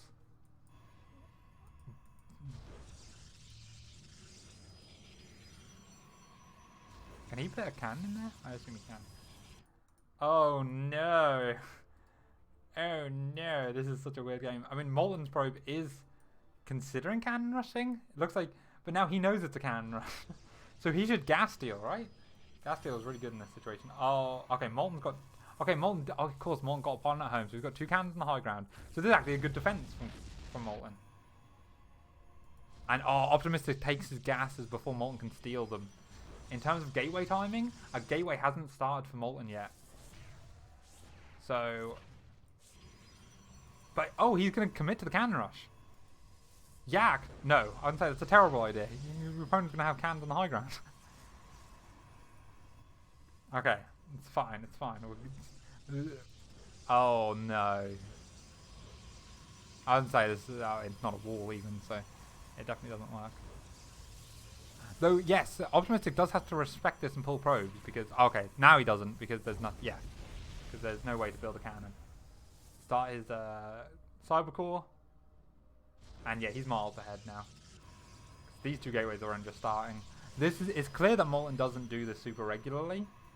Or, actually, to be fair, maybe this is just a weird situation, because it was double forge from both sides. It was forge from both sides. Is he going to cannon rush the forge? Fucking do it, Optimistic, do it. I want to see it. Oh man, that's how. Hey, look, Roscoe in chat, 2 minutes behind, going, that's a cannon rush pylon if I've ever seen one. He knows. The man knows. Alright, is this going to be a proxy gate?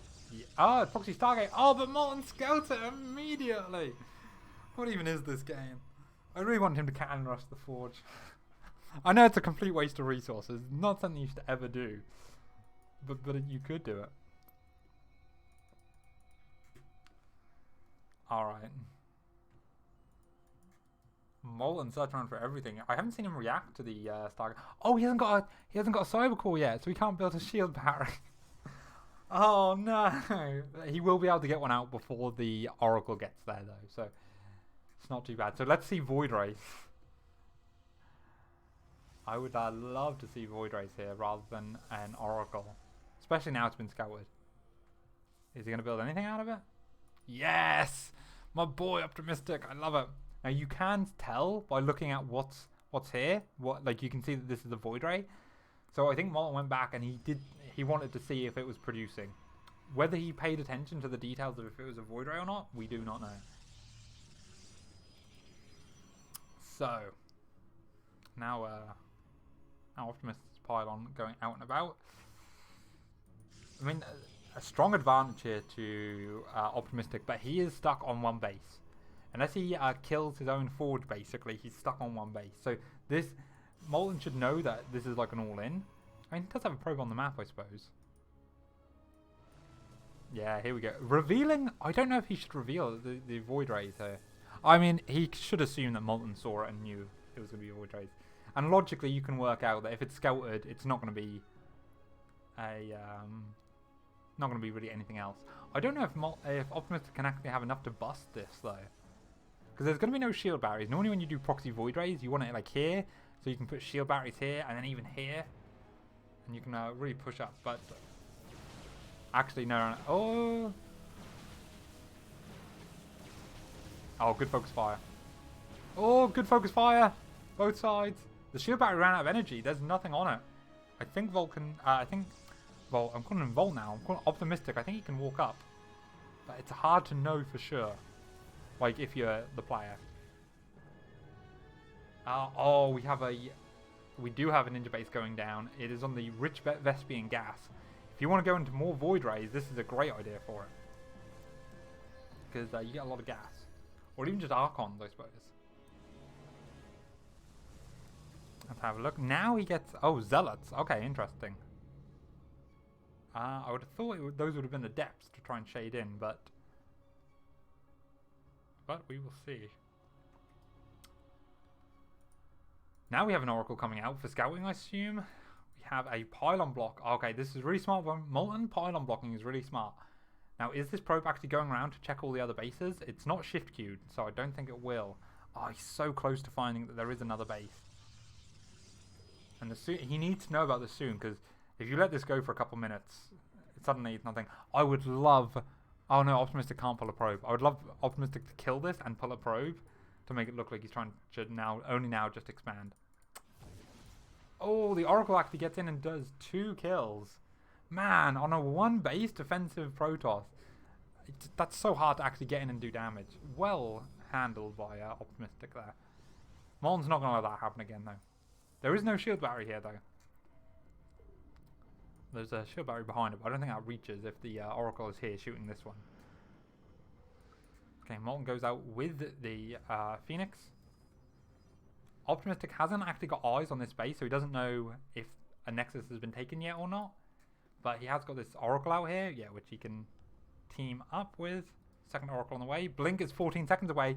Oh, a real... Blink is so close. Okay, he's just gonna highlight what he's got. And he should be thinking, where's the rest of your army now? Because he doesn't see the majority of the army. Very suspicious.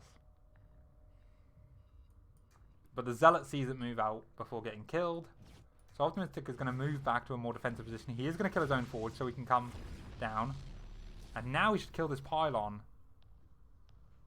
Does he see it? Oh my god, Optimistic not noticing these pylons. He's now getting his own Twilight Council. He's got his own Observer. Oh, he's allowing Molten to warp in on the... I suppose... no, I think he had the chance to kill this pylon. He should have done it. There's no shield barriers for Optimistic. I'm a little bit worried. Void Rays are kind of squishy. But I suppose Molten thinks, okay, he doesn't need to actually go because it's 1 base versus 1 base. Optimistic is now coming in to see the lack of a natural. Although we might see... Molten tried to put it down. Oh. Oh, he gets the pylon block. This is such a scrappy game. But there is a fight going on the other side. And again, no shield batteries on the side of Optimistic. He's got a hard-hitting army. But Blinkstalkers are very versatile. this pylon block being a huge pain for Molten. Though Molten doesn't have the money for it. Looks like he did another warp in. And if we look at the supply does not lie. Optimistic is pulling further and further ahead because, oh, this recall on this base as well. I love it. This base is now fully mining. Shield battery starting to go down. Eventually, Optimistic is going to want to like reclaim the low ground. But actually, there's still no natural for Molten.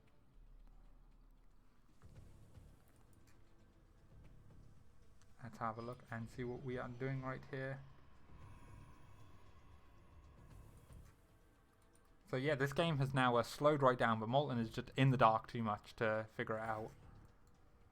He's got his own natural coming, and he thinks as long as he's on one base versus one base, this is okay. Oh, look, now he's checking for proxy bases. He's like, okay, this is suspicious. You're like not trying to push out hard enough. But by the time he actually finds the real proxy location, which he might not even, the probe's over here. I think, what bases haven't I checked? Now this probe's now coming out. Did it see it? It did see it. It sees everything. Molten's now going to it. Molten is beelining to that base. Like, what? How dare you? Recall is still on cooldown and is for like another minute. And it looks like Optimistic didn't notice that Molten found this base. So he's going to do it. Super battery. Oh, but this allows his army to get in position. Oh, he's not going to get the base.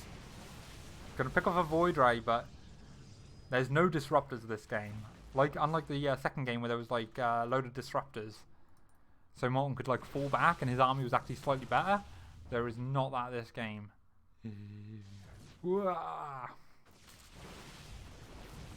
And yeah, look at this trail of death coming to kill. Oh no. Oh, the aggressive blink forward. Even though the super battery is still on. Super battery is good. You gotta respect that. But yeah, it looks like there's just too much firepower. GG, you're well played, and good luck.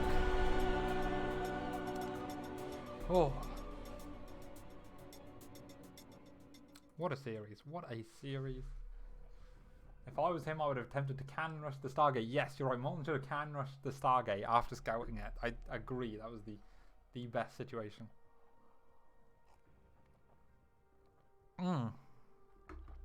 Okay. Let's have a look. I don't know what our next match is going to be. I might take a quick break and put the stream on pause just so we can, or on be right back, so we can figure that out. Let's have a look at the bracket. Ooh. Yeah, so it looks like we've got a few matches left to go. It will be Optimistic versus Azures in the semi-finals there. And Marsman... Oh, Marsman Zero haven't played yet. I won't say that. Was that a semi-final? It was a quarter-final. So, yeah, what we're going to go and we're going to take a quick break while we're figuring this out. And I don't know how to keep this replay. I don't know how to keep this video looping in the background while it's in the be right back screen. So if it goes pure black, I'm sorry. I'm not as good as Grant. Grant, save me. All right, I don't know what this hand movement. Jazz hands. Okay, we will be right back. I'll put some music on.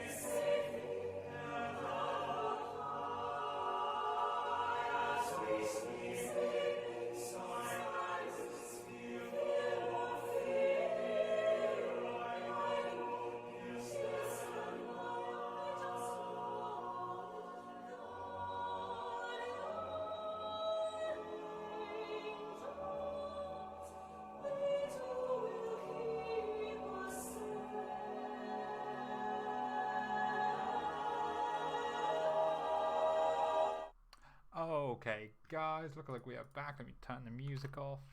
Yeah. All right. We are back. We are going to be going straight into Optimistic versus Azure's, a PvT. Hang on, let me just make sure the server is all right.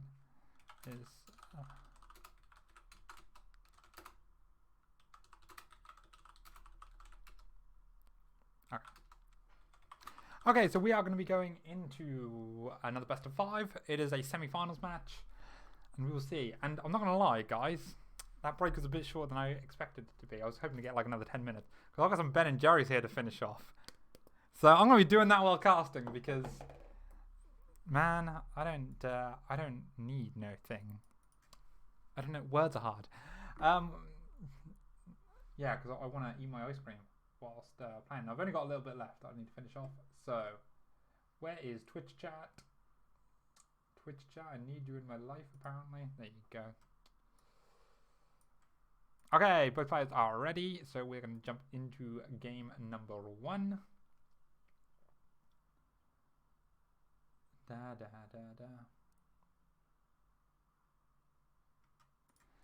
This Dan in chat as well. Nice to see you about, man. Make sure nothing has gone off there. Alright, we are getting into the first game. Let me go into the game stream right at the right time. And it's going to be a best of 5. Now, it's going to be another PvT for the day. Azure's is the higher rated player. I believe he is a very Archbishop Exo hosting us right now, yeah. Yeah, I believe Azure's is the higher player, but Optimistic is very high himself. He's like 5'6". I think Azure's is like over 6k though. I'm not 100%. So it'll be interesting to see how we go. No crazy shenanigans to start off. Looks like he's going to attempt to Reaper wall this. I suppose one building here and one building here Reaper walls it. And we will see. Oop, mouse. All right, let me get my Ben and Jerry's going, because this should be a good series. I'm expecting good things, you know.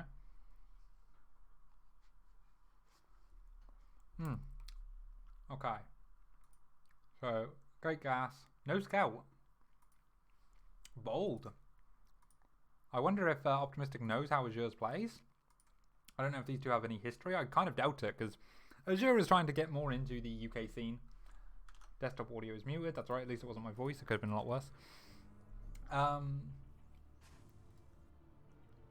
Yeah, I know Azure is trying to get more into the UK scene. That's part of why he's coming over and playing. But I don't know if these players are very familiar with each other. Again, I think Optimistic is quite young. So neither of these players are super well known within the UK community. But it's always nice to see high-level players coming in and playing at Epic. So I appreciate that. This is going to be Cybercore before Nexus. We just saw the Nexus come down. And Azure's going to come in and scout everything. All good. Now, Optimistic still hasn't scouted. So he's got to be really confident about that he can play against kind of anything. And that Azure's isn't likely to proxy or do anything really cheesy.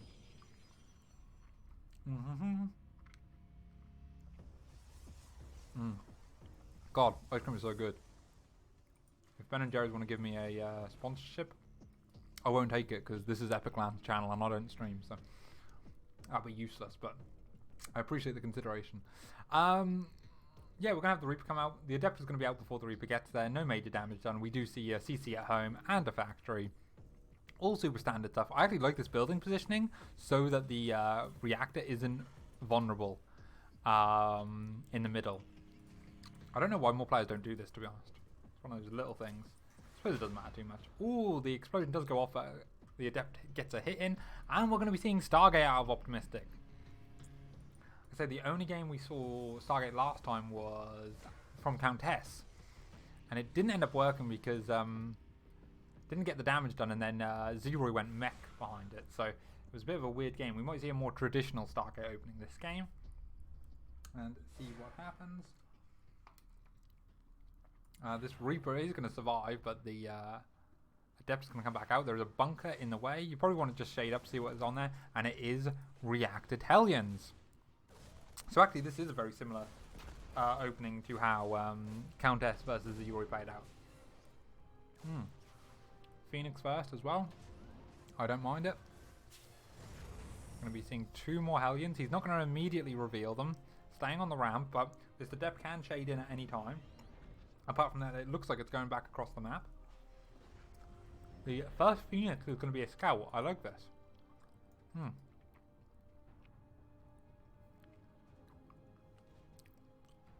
Especially since if you don't have anything to hit it with, right? If you don't have anything to hit it with, you don't know if this is a hallucination or not. I suppose it did just hit the factory, and it technically did some damage. So yeah, that's always interesting. Wall is not complete yet. And I don't know if Optimistic has enough to get it in position. 3 Adepts do a lot. Yeah, I'll just say, they can just jump. Oh, it doesn't even pick one off first. Okay, did I not put Game Heart on? Oh, sugar. Because we are not getting the workers killed up here. It is 6 workers, not too bad. I don't know if that's like what you'd expect to get out of this. It wasn't a flawless defense, but it wasn't a bad defense either. Again, remember, Countess ended up, I think, getting 9 at least. And then there was like a follow-up Liberator. So that does not feel good. Also, apologies, it seems like WCS Game Heart is not on. I thought I put the mod on, but apparently not. It'll be fixed next game. Let's have a look here. So we do see a bio follow-up this time, so this will be different from the Zeroy Countess game. And we will see what else happens here. Colossus, or maybe even straight into Disruptors. I haven't seen Optimistic play PvT, so I don't know how he likes to do it. This kind of Phoenix Adept is a very old style. Obviously, he's not committing to it like in the days where people used to commit to it. I'm just going to get in here, be annoying, do some damage. The Adepts don't scale very well, so it is worth it is worth sacrificing them for a few bits. Oh, what do we have going on here? Auto turret harass, actually getting a few more workers. Now 13 killed. That Raven did loads. Where is this Raven? I mean, probably died from the... I didn't see the Raven coming across. Apologies, boys. In the name of the StarCraft, the Protoss, and the Ben and Jerry. Amen. Fluxarino, my boy, in the chat channel, coming to support. And yeah, we have another. We have Obs here. We still have Phoenix out. It is going to be the Colossus style. Phoenix Colossus has been kind of making a comeback. It used to be kind of a meme style that people used to play when they were on laggy servers. It's kind of like a kind of thing like that. But it has come back in a more genuine way recently. And I think it's because Terrans don't like to overcommit on Vikings like they used to. So it's really hard. Ooh, Phoenix do a little harass but don't get anything done. And I have another scoop of ice cream. It's great. Let's have a look. What do we got over here? Well, one random adept over here. Third CC on the way for Najers. I forgot his name then. So yeah, looking like... I mean, is there a 1-1 push he can do here? Or a +1 push? I think he's going for it. But I think with the Phoenix and Colossus, I think really deal with this quite well. So this is a bold move, but he's a really good player, so I'm not going to question it. Apart from that, I'm questioning it. He's also trying to catch the Phoenix, which are currently flowering over here. But the Phoenix don't see the move out either, so this could be big.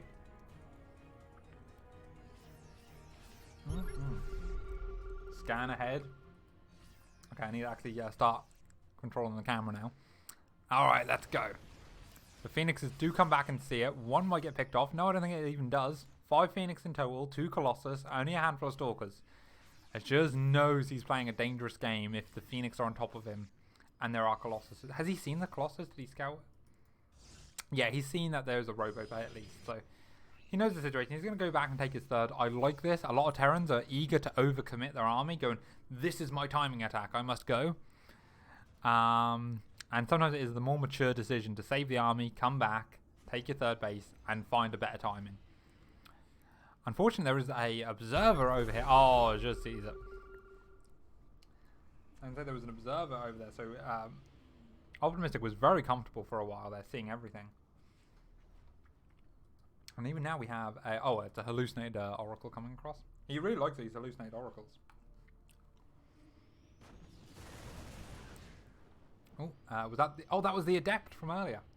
Oh, no, this is the adept from earlier. Okay, I don't know. Oh, Doom Drop. Very risky, but I like it. He's going to siege up on the low ground. Oh, Optimistic didn't figure out. Though he's going to pick up all the tanks, get all the tanks, and then he just needs to deal with the main base. He's going to lose a lot of infrastructure. Maybe even start rebuilding like things already. But actually, the damage isn't quite being done as quickly as Azures needs it to be. Oh, and he forced the pickup. Now, there aren't enough Phoenix here to actually, to do anything with these medevacs. But overall, good fight for Optimistic. We love to see it. We are a Protoss bias here.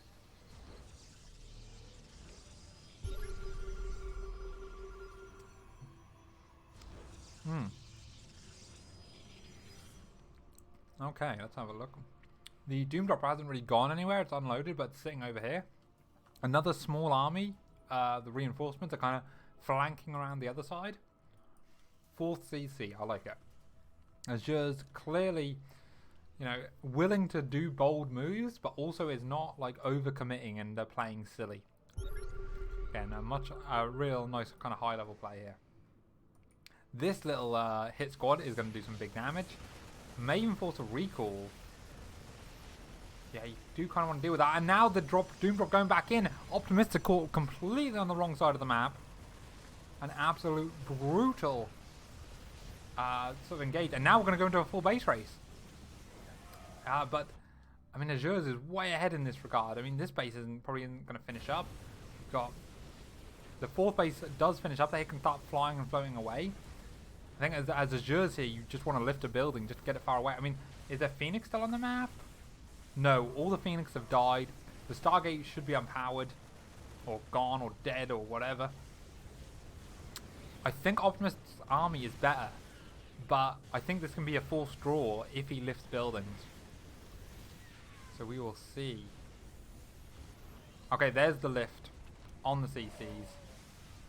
And this game is going to get wild, boys. Absolutely chaotic.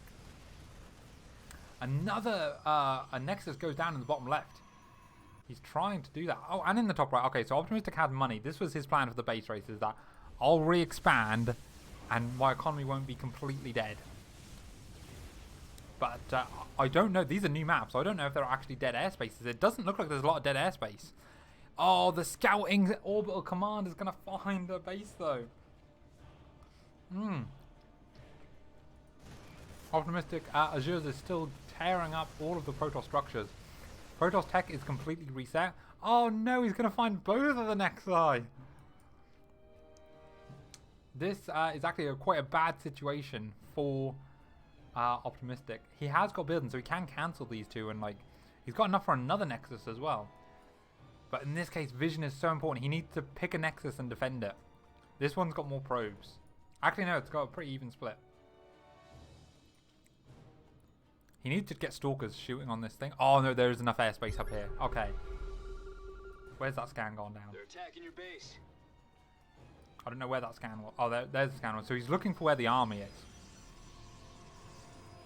Sure, is Optimistic is starting to mine. But when your natural is on the other side of the map, it's pretty hard to do. Now Optimistic, now Azures knows where the army is for sure. Probably means he can go down to this bottom side. Oh, but a Zealot doing absolute work on patrol, doing his nightly rounds, and sees this base. Okay, Azures should know that the army is right here on his doorstep now, on the doorstep of this base. So yeah, he's going to evacuate. I love it. This game is I didn't expect it to get to this stage. And the probes that are evacuating one base are going to see another base. Amazing. I can't make it up. We've got one adept here trying to do stuff, but some stim bio. Cloak on the way. Cloak is big for these banshees. Oh my lord. Okay, he's going to see it. Oh, he's going to see it. He needs to stop Cloak immediately. Okay, oh my god, Cloak is so close to being done. Okay, but it's not going to get done in time. Okay, whew, big plays out here. There's one Zealot going to work over here. We've got Azure's army. Oh, he's going to retake the natural of Protoss. So that's why Protoss takes gateways up here. Amazing. This base is starting to remine, because even though Optimistic Azure knows about it, he does. Oh, Azure didn't find this base. I thought the orbital command went over there and saw it, but apparently it must have stopped here and then didn't. Okay, yeah, I think this is favoured for Optimistic then. He just needs to like kind of securely enough get an army together. He starts to forge. He's now deathly aware that a cloaked unit would kill him here. Yeah, there are no observers. I didn't think there was. With one Zealot still going to work over here. With units rushing around everywhere. Orbital command landing in a very odd place. But it still doesn't know about this base. Let's follow, we want to follow Azure's view for like a minute. Just to see how he's handling things.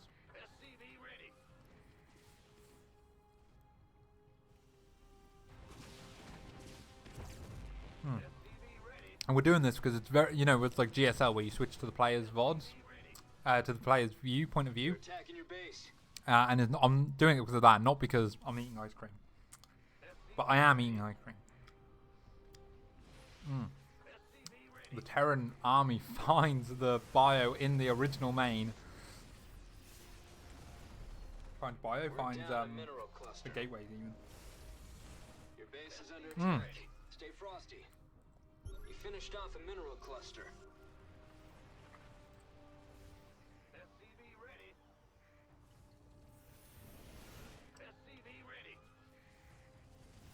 Okay, I was more than I thought I could handle that. Oh. God. Okay, there we go. That's good stuff. Right, let's go back to in-game view. Again, everybody's seeing all bases apart from this one, apparently. Dark Shrine on the way. Optimistic also realized that cloaked units are good in base trade situations. Oh my god. Azure is so close to this base. And this Zealot has got 12 kills. And most of those are actually buildings.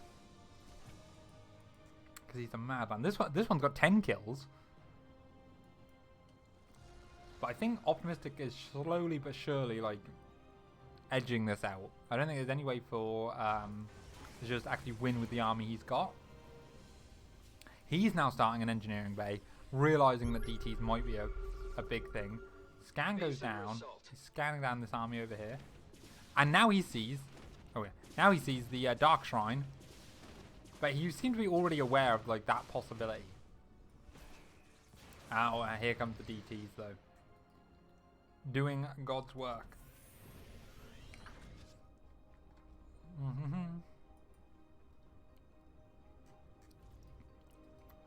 Missile turret going up at the front. Gonna defend. Let's follow Protos's view for a minute. See what he's looking. See how he's thinking about this situation. See how he's planning to break. Yeah, I'm gonna say I like just expanding more. And that feels like a good way. Like, you know that essentially Terran is on 2 bases, and it's the 2 bases that you mined most of the resources from. So you're pretty comfortable here.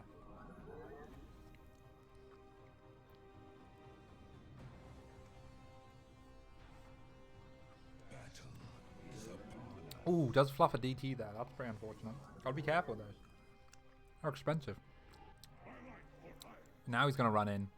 See the production coming down. This CC kind of on low health. Let's actually do some proper view. Okay, so DT's run in natural, but still in vision. But yeah, now he's gonna start swiping over here. Tank being produced, but yeah, I don't. Azure obviously is not fully aware of the situation here. But he's got to be feeling like it's pretty bad now, because you know, because when the base race happened, Protoss had a better army. That better army has not been killed, and oh, he's gonna find the pylon. Oh, there you go. So he's got to know he's kind of in a dire spot. So he's got to play it slow. I kind of wish Optimistic could push his advantage more, because now he's on 1, 2, 3, 4 bases with a 5th base actually done, but just not mining. Versus 3 base Terran, so he's pretty far ahead. Yeah, just attack him. Just attack Marsman. You get it, man. You get it. Just attack him. You can do it. Believe. Okay. But yeah, no, he's playing really defensive. I suppose maybe nerves.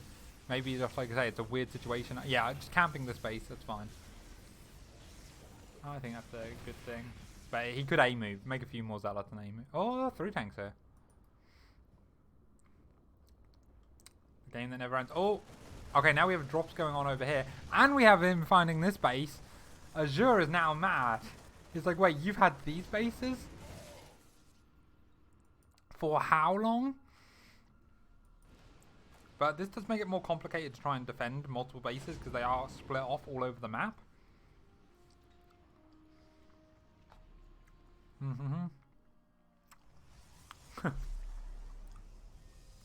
He now coincidentally finds this base as well. He scans. Your base is under attack. To here. Stay frosty. Oh, good force fields. Just focus. Right click the base. Come on. Now, yeah, players are being taxed. Their APM is being taxed because a lot of stuff's happening all over the place now. But again, Optimistic just has the better army. Isn't doing too much.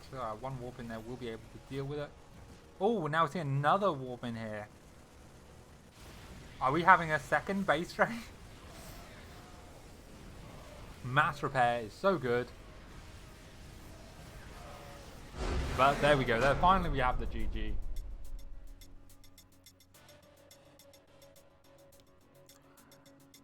What a game number 1. Can you believe that? That was exciting. Though it did drag on a bit, let's be honest.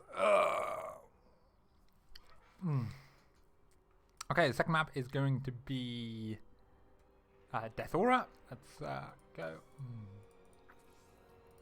I will make sure to create with mod this time. Oh, the mods aren't loading, so I definitely didn't do it last time. Wait, what? What? Do I have to go on like Blizzard mods? Okay, Blizzard mods, there it is. Yeah, I definitely didn't put it on last game because that menu didn't pop up. Okay, we will be seeing no match history. Let's go into the party chat and see if both players are ready.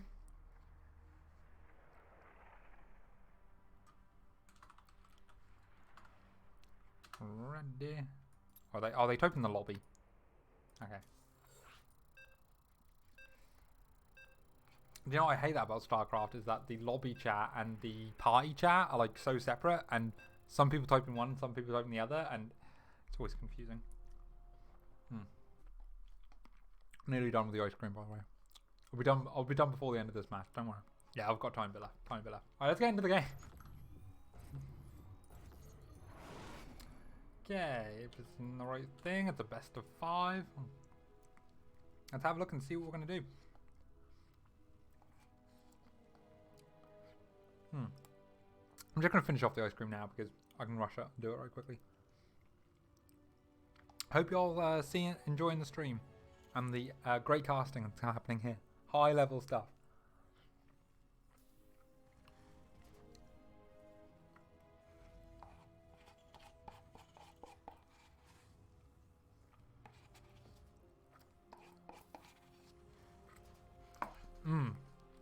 I needed that. That's like my lunch today.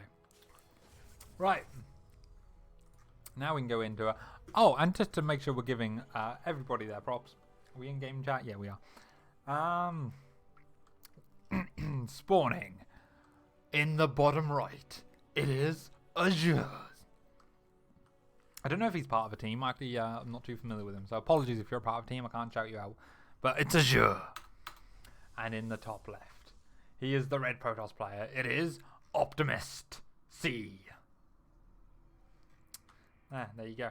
That's my most Mapu spin intro done. Okay. Oh, we're going to go for an engineering bay block to start this round off. And Optimist doesn't see it yet. Now, hopefully he starts a Zealot. It's a good practice to start a Zealot.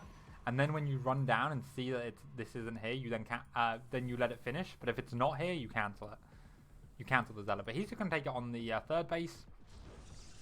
This low ground third base is very hard to defend. I find defending anything from here very difficult. I like to take this third, even though you are then more susceptible to drops, but that's the sort of trade-off. The scout comes back around and sees that the natural is at the third, so that gives Azure a lot of information to play with. It is a fast factory. This is the Beyond style, I think, that recently made this popular. And go from here. The score is 1-0 up to Optimist after a crazy long base race weird trade game. He just had the better army, to be fair. That's all it was. Alright, so oh, it's not reacted Hellions. Is that the Beyond style way of doing it? I'm not sure, but either way, this engineering base still hasn't been dealt with yet. And Optimist going for double adept. He's very comfortable being like, yeah, alright, whatever. You can have an engineering bay there.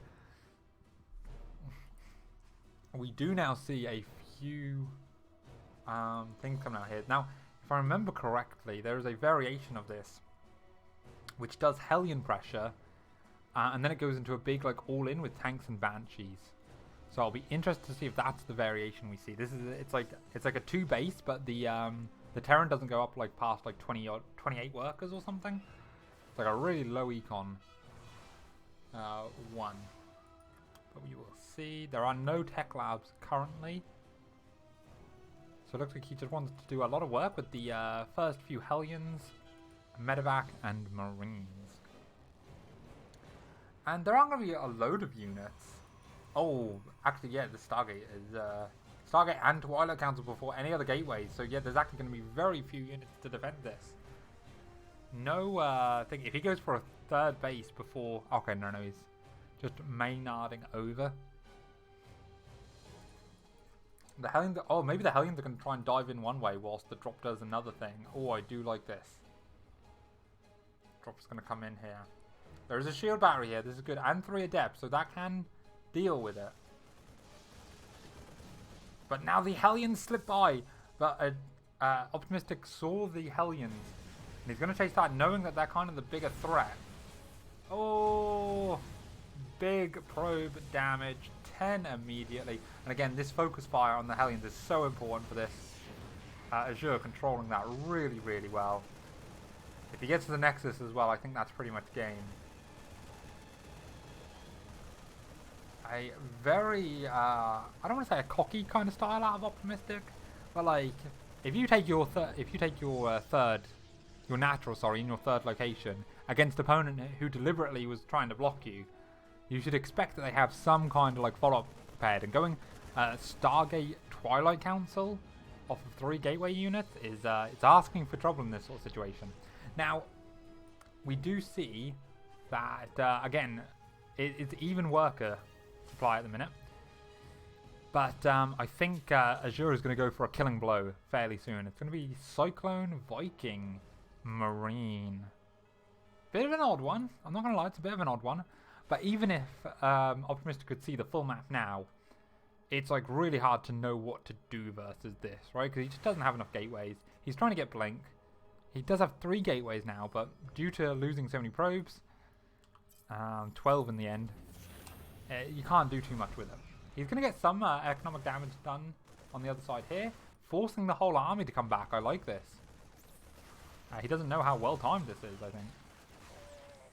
He's not going to see the whole army, but he does see... No, oh, he sees Cyclones as well. That's a good warning. Blink is not done yet. Once you have Blink, and you have a lot of Blink Stalkers, you can actually start dealing with these small amounts of Cyclone quite well.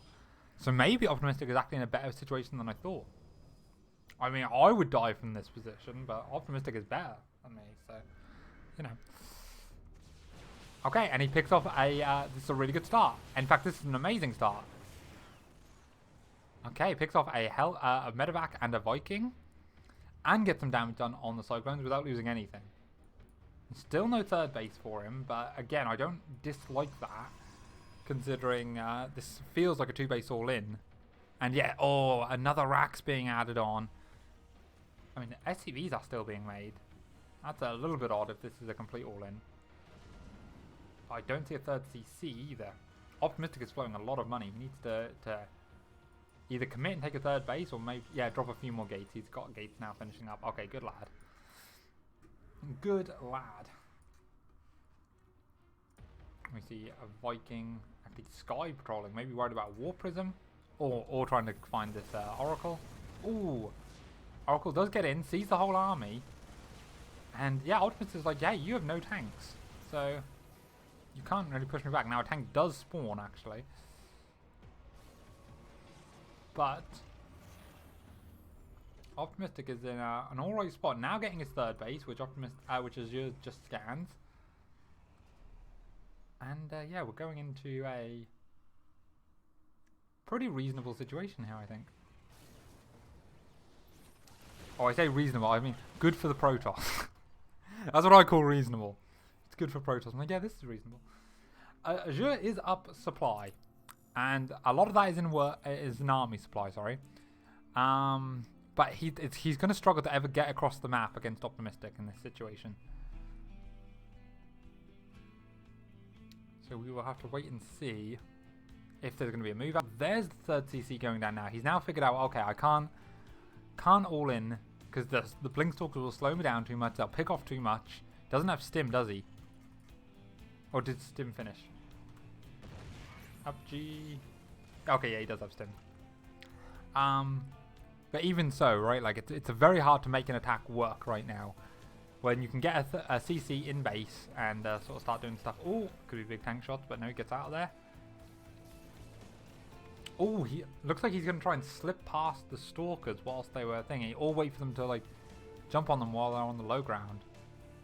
Very nice positional play from Azure. He's you can really see these subtle differences of like how he's now securing his third location before he's actually ready to land it. Catches a lot of stalkers and punishing the amount of blinks that Optimistic has been trying to do. And Optimistic GG's, he doesn't want to play from that situation. A little bit premature, I think. I think you can... I don't know, I'm not too sure. Maybe he didn't have enough gateways up. Maybe he was like, I have no splash damage, so I can't do anything. Yeah. Azure was playing well from the situation. Okay, it's now going to be pillars of gold. WCS game heart, lovely. And we will see.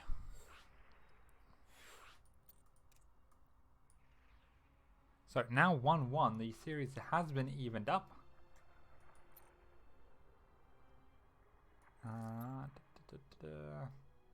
Alright, Azure's is ready.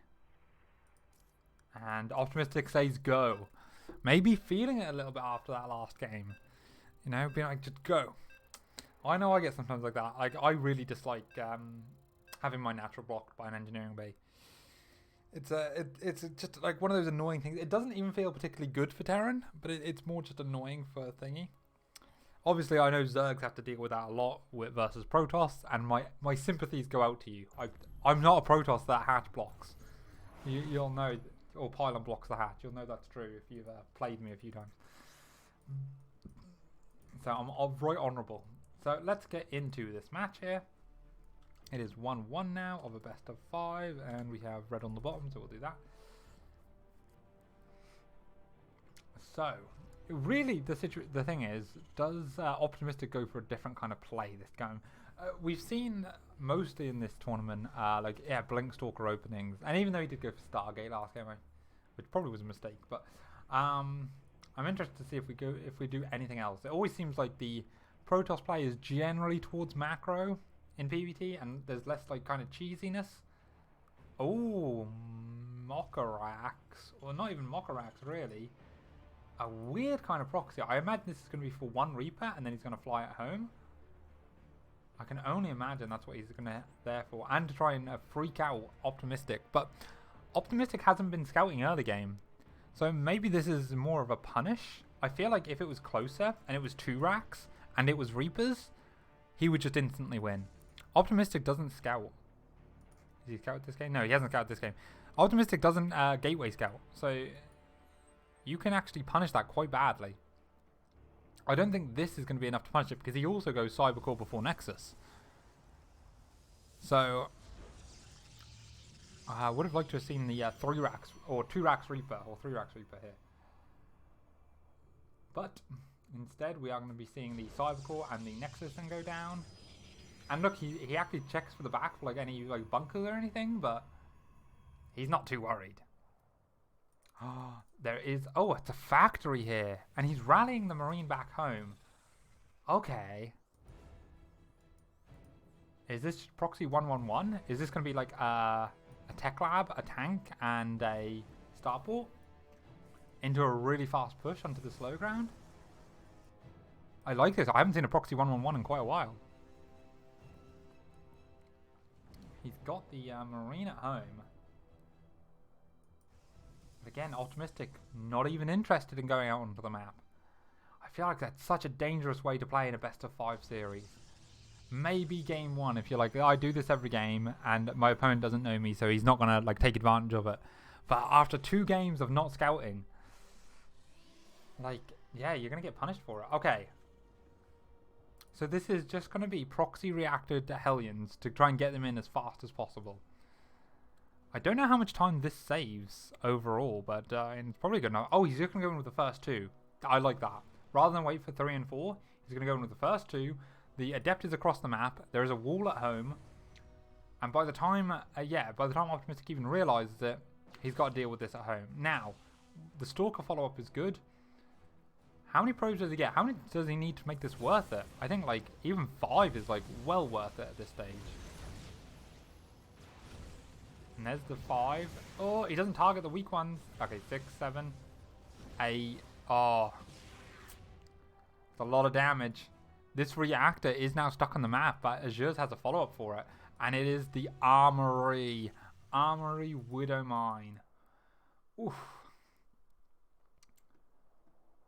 Let's have a look and see what's happening. What is going to happen? I'm going to turn the desktop sounds back up because it sounds like there's nothing coming through desktop sound. Hopefully now there is. Yeah, so and poor Optimistic still has no idea what's going on. There is a medevac that was made at home but then rallied out, and now we get a full Widow Mine. Then they're not got tunneling claws, but they're invisible. They're going to be invisible because of the armory being finished. Optimistic is proxying his own structure, but that's not going to get underway. Now, at least one of these mines is going to burrow easily. Oh, both of them are actually going to burrow. And yeah, that's a fair situation to GG. And again, he's not scouting every game, and it wouldn't surprise me if Zhe does something similarly aggressive next game, because you can, like, against a Protoss who isn't scouting. Maybe Optimistic plays when he plays Lad. He's just like, yeah, I'm not too worried about cheesing Terrans, and if I lose, I lose. But this is the best of series, and he's now down 2-1. We will need to see what the next map is. Unless these players thought it was a best of 3, because they're not telling me.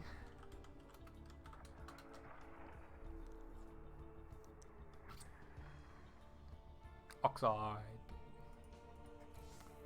Okay. Oxide, which may be the final resting place of Optimist in this tournament. Or are we going to see a comeback and Terrans be removed from this tournament, making it an all Protoss? Best of 4, that'd be amazing. Need to make sure I'm not the one playing. Azure is ready. Ready. Races are right. Let's go. So this is going to be game 4 with a match point going to Azure, who is the favourite in this, but Optimistic, a very strong player as well. Let's have a look and see what happens here. Oop, moving the camera instantly. There we go. So it is 2-1 in this best of 5. So fighting at match point. One more game and then he's through to the semi-finals. It is Azure. And fighting for his life to make it an all 4 top 4 Protoss best of 4 round of 4 semi-finals finals. It is Optimist. C. Ah, here we go. He's scouting this game. I'm glad he is as well. Now there's a lot of Terran BS, which is really annoying. Even if you scout, it's like hard to know exactly what it is. Like if you go in and you see no barracks, it could be 2 rack. Oh my god, he's cannon rushing. My boy is cannon rushing a Terran. Now I've heard some people say that this works. I'm not convinced. Wait, is this a spot? Oh my lord. This is somebody told me about this on Oxide. There's like a 2-pylon wall for cannons, but for like a PvP kind of thing. He needs high ground vision though. If he doesn't get high ground vision, he's in real trouble. Ooh. But once, oh my. Oh, he doesn't get. Okay, these 4 SCVs can attack this cannon. Oh yeah, no, now they can't. Oh, Optimistic getting his probe caught though. It's huge in this. Okay, bunker going up on the high ground. Oh, shield's not regenerating on the probe. He needs to send another one across maybe. Oh, okay, this is now. Okay, he's gonna kill his own pylon so we can get high ground vision. There is one marine out. One marine can shoot at the. I was hoping he could shoot at the probe.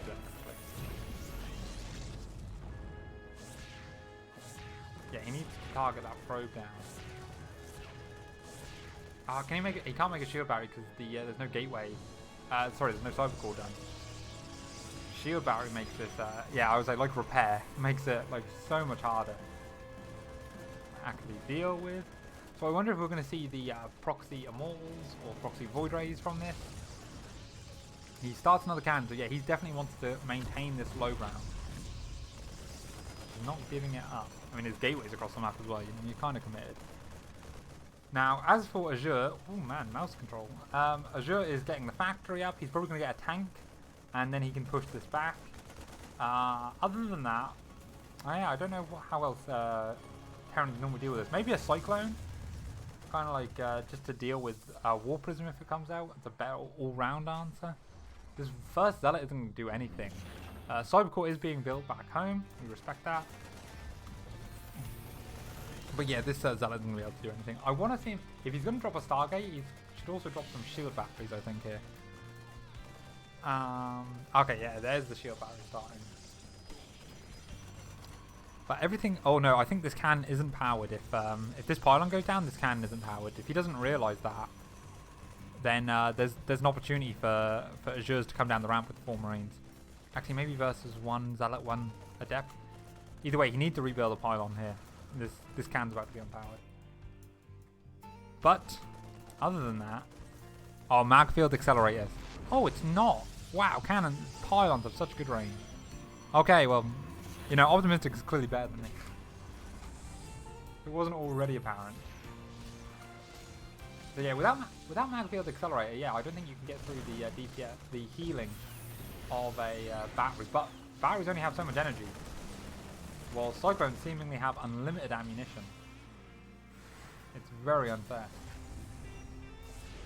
Oh, he doesn't get the lock on, and now he gets the lock on a Zealot. Void Ray coming out, but again, only 1 shield battery down here. Now adding on another one. Mag field accelerator takes a long time to complete, actually. It's still on its way.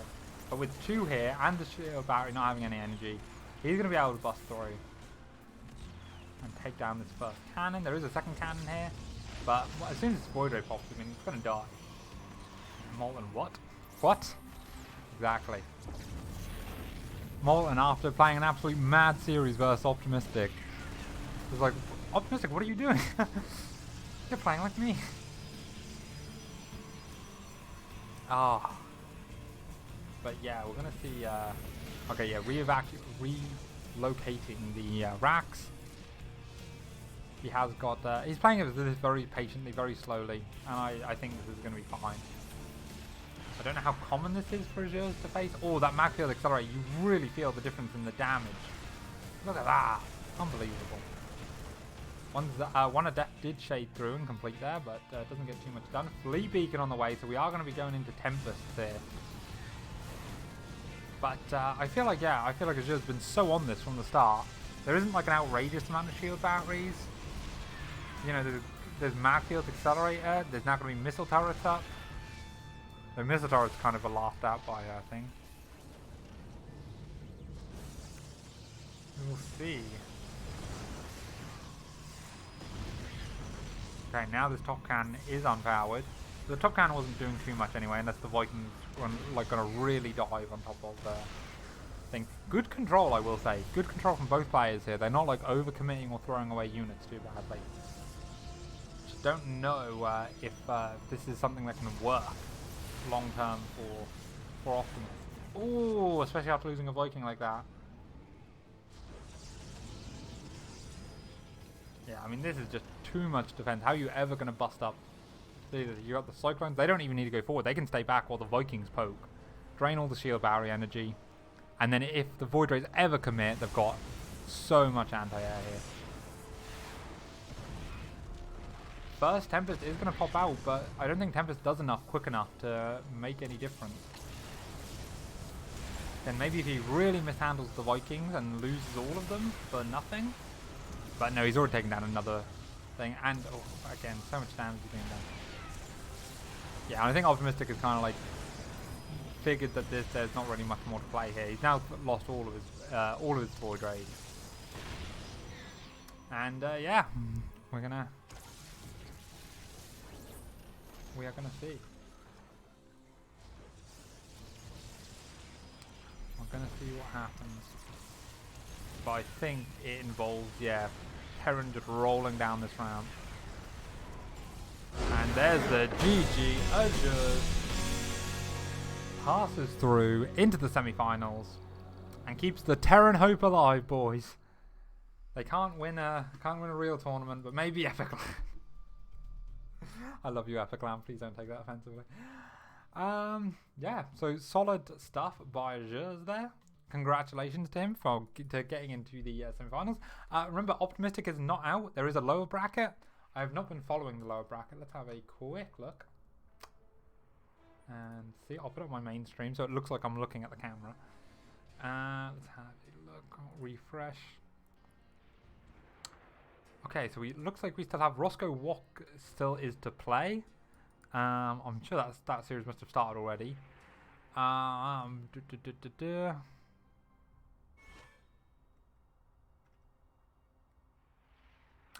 my god, I misread the bracket earlier. I'm such an idiot. I thought it was going to be an all Protoss round of 4, but that was the round of 4. What am I like? But yes, there are and I'm assuming Roscoe beats Wok. Wok, do me proud, beat Roscoe. And we'll see. Let me see if I can find the lower bracket. Here it is. So in the lower bracket, we currently have Bob vs Countess is set to be ongoing. I know Bob had to go away for some personal stuff, so he couldn't play anything, but he was hoping to come back. So I don't think that match has been played yet. We've got Molten versus the lower quarterfinals 2 winner. Oh, which is Volt Arc. So when Volkus and Arc play, I think they're currently playing. Once that one is done, the winner faces them, which probably be Volkus. Volkus Molten would be an interesting game, especially since Volkus gave Roscoe a run for his money earlier. It's not an easy match for Volt, but that could be interesting. Prospect beat Marsbar. I think Marsbar had to forfeit today because he was ill or something. I think he messaged. So Prospect is now waiting to face the upper quarterfinal 2 runner-up. Upper quarterfinal 2 runner-up. So upper quarterfinal 2. So he's going to face the loser of Roscoe Wok. Which I would probably give to... Prospect's not the strongest player there. Wok or Roscoe are going to be tough opponents for him. We also have Zeroid Jedrix playing in the lower bracket. So we will see what happens there. Yeah. I don't know what we're doing in terms of casting now, because Roscoe Wok, I assume, is underway. Marsman versus the winner of Roscoe Wok will want to be played today. I shoot, we can stream it. It's a PvP, I don't mind. But yeah, not too bad. It's not too bad today. We're most of the way through, and it's only like 3 hours in, you know, not like yesterday when we were 6 hours in, there were still loads more games. Okay, Volt has messaged me on Discord. Let's have a look.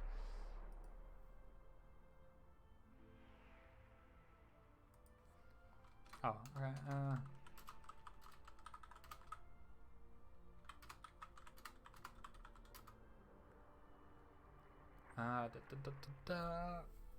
Oh, I gotta think about this.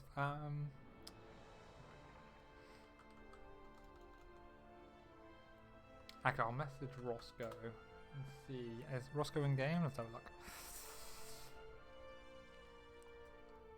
And also, I haven't checked Twitch chat in a while, so I might have to do that. Yeah. What fave matches so far? Ooh. There's been some alright ones today. I really did like that series there. I liked the first game or two. After game 3, it sort of more fell apart for Optimistic. Countess versus Zeroy earlier today was great. That was really nice to see. Like I said, close games back and forth and went the distance. That was really nice. Yeah. So, and those are the only 2 games we've cast today. 2 best of 5s. Yeah, that sounds right. No, wasn't there a third one? Oh my god, I forgot. I'm so bad. So bad. Oh yeah, Optimistic Molten. Yeah, that was a wacky series, that was. So all been pretty solid games today. The best games were Volticus Jedrix yesterday, where Jedrix doing his Jedi mind powers to absolutely destroy everyone. Oh, right, let's have a look. Oh yeah, Roscoe, that's who I was looking for. He's not in game at the minute. Is he on Discord? He is, and he's set to be back. Oh, it's because I'm on NA. That's why let's head back to EU. Ah, his game versus Walk is finished. Good lad. How badly did you lose, Roscoe?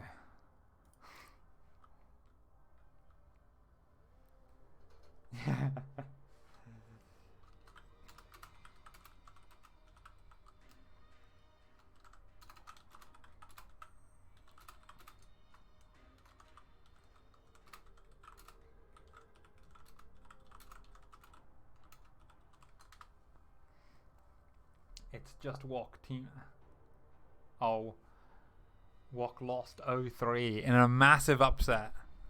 Can't believe my boy Walk lost. He's my boy. Molten SC Walk. No.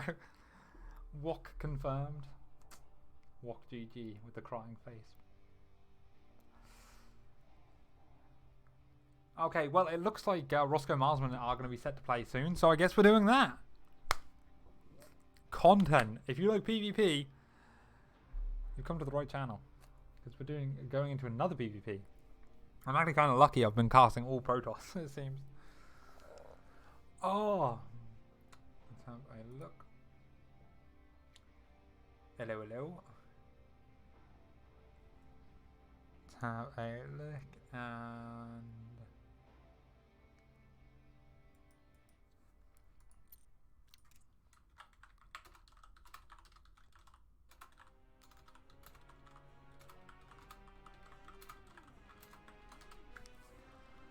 All right. Yeah, we can wait 10 minutes. Oh, I'm responding. I'm so clever, aren't I? 8 till 3. Looks like Marsman and Roscoe want to wait till 3. So we're going to take a quick break. I'm going to throw it to the BRB screen so I can like deflate a little bit and regain some energy, some composure for this PvP coming up. We will be right back.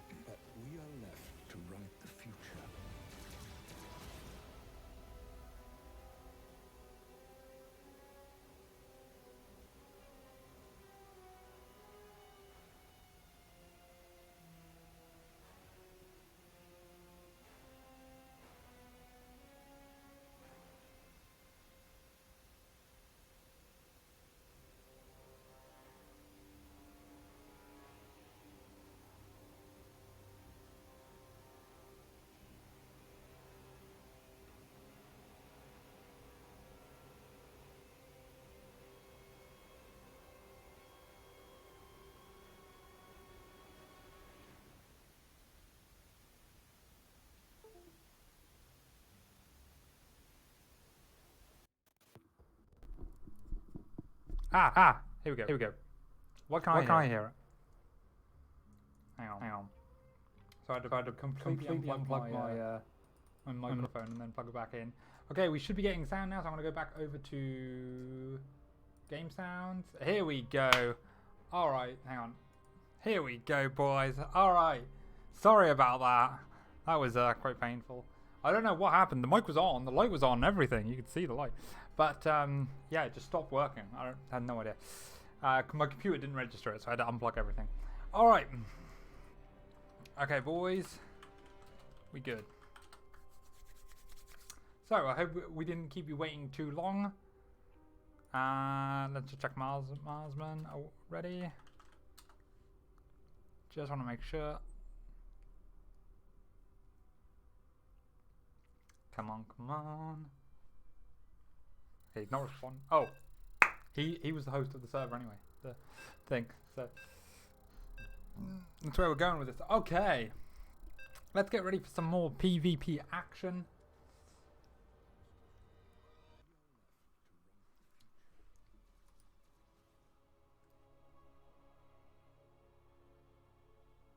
Can't believe my stream is muted. Well, I can't believe the. Oh, I'm sorry if that was bad noise when I sort the mic out. Let me go into the game screen and we will see. Let me know if there's any other problems with it. I am keeping my eye on text chat right now. There was no OBS was giving me 0 noise signals from it. There was like nothing on the little audio bar. So I don't know. And I'd rather wait and find out. But we have to do the introductions because here is the #1 seed for epic.LAN. He won the last one. He is the defending champion. It is Marsman. Here we go. What can I hear? And in the other corner, apart from the stream now caught up and I had to mute because I was hearing myself, it is Roscoe, the challenger, the newly founded GM, the man, the myth, the legend, the Scottish Fire. Roscoe. I don't know why I'm calling him the Scottish Fire.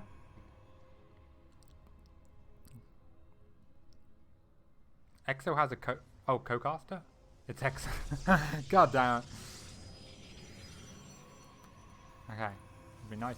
Let's have a quick check and see what's going on here. So very normal gas pool timings here. Roscoe going far forward with a probe here. I'm going to probably put a pylon down around 140. And Marsman is scouting quite diligently around that for proxy gates. He's also opening up very standard. His second pylon also hasn't gone down yet. It should be going down. It's either going to go down in base very soon, or it's going to be a proxy. But I think this is a fake proxy. This is just kind of throw your opponent off kind of proxy. This is a real proxy. I say that the probe is still here, so this is probably going to be a real proxy too. Robo Stargate. Oh no. Okay. So I don't know the full theory on this, right? If you want to go into theory craft here, but I think a proxy Stargate beats a proxy Robo, because once you've figured out what's going on, you can make void rays, and then suddenly the majority of the power of the proxy Robo is gone. Kind of like the idea of getting a war prism and going for it. So I think overall it's stronger, and even if you just get an oracle and get it into the main base, like that's like super pain in the ass to deal with. Yeah, I thought there was another gateway being dropped there. Nope, but it is going to be a thing. Shield battery coming in on Marsman's side, but he doesn't need it.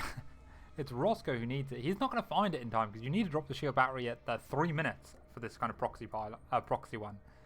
And even that actually might have been too late. Jeez, this is like really fast. But if he finds it, oh my god, he's going to just miss it. Oh, it hurts so much. Oh, and Marsman found his proxy. Yeah, I think this proxy gets in. This oracle is going to get in, and Roscoe's probably just going to GG. This is not necessarily a build order loss, but like pretty fucking close. It's pretty close to just a straight build order loss. He's gonna recall, which he now has enough to fight the Oracle, but yeah, even the Oracle's not going to die. Indeed, I don't. Oh.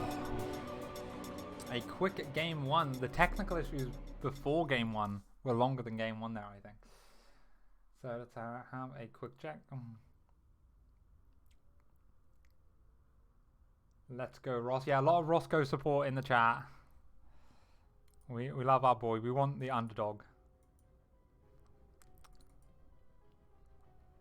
Do you think that looks like they're going straight into the second game? They're hosting it, not me, actually. So it's fine. And as long as the player's ready, it should be good. Good luck, good luck. They're going for it. No waiting around. All gas, no brakes, kind of stuff.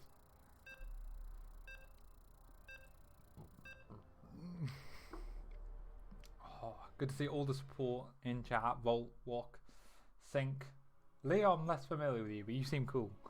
And Magico. Molten coming in with the Roscoe loves this build, huh? He does seem to like it. But I think it's because he's known as more as a player who always proxies his second pylon. So if you always proxy your second pylon but never proxy Robo, it's one of those sort of things. Alright, let's have a look. Marvin. Okay, so pylons in normal positions at normal times. There's been no chrono boost go down, so unlikely to see any forge plays. I mean, maybe we could. I don't chrono boost when I go forward, but I've heard that's the proper way to play it. It's gonna be a gateway on both sides, super standard. And again, I imagine Roscoe is gonna hide the second pylon still, but this time I doubt it will be a real proxy. The gamble for Marsman really paid off last game. And Roscoe was so close to seeing it as well. That's always such a shame. We're going to get the second gas. A little PvP tip or like explanation, I suppose. After you build the second gas, if you go down here, that's when a pylon would be building, if it's a cannon rush. So it's a really easy timing to do, and then you can go back, build the gateway, and then you scout with it. Or in Roscoe Scout case, you go put a proxy pylon with it. Both, ooh, there you go. You really want this Cybercore down starting at 124. A few seconds off there for Marsman. Probably won't make any major difference in the grand scheme of things, but some early game PvP is so tight, and especially for more aggressive builds. If you have this a few seconds late and your opponent is doing something really cleanly and aggressively, it can really hurt you. Roscoe is being very diligent with scouting this time. Oh, and he might even see Marsman's probe. No, he doesn't. Marsman's not going to see Roscoe's probe either.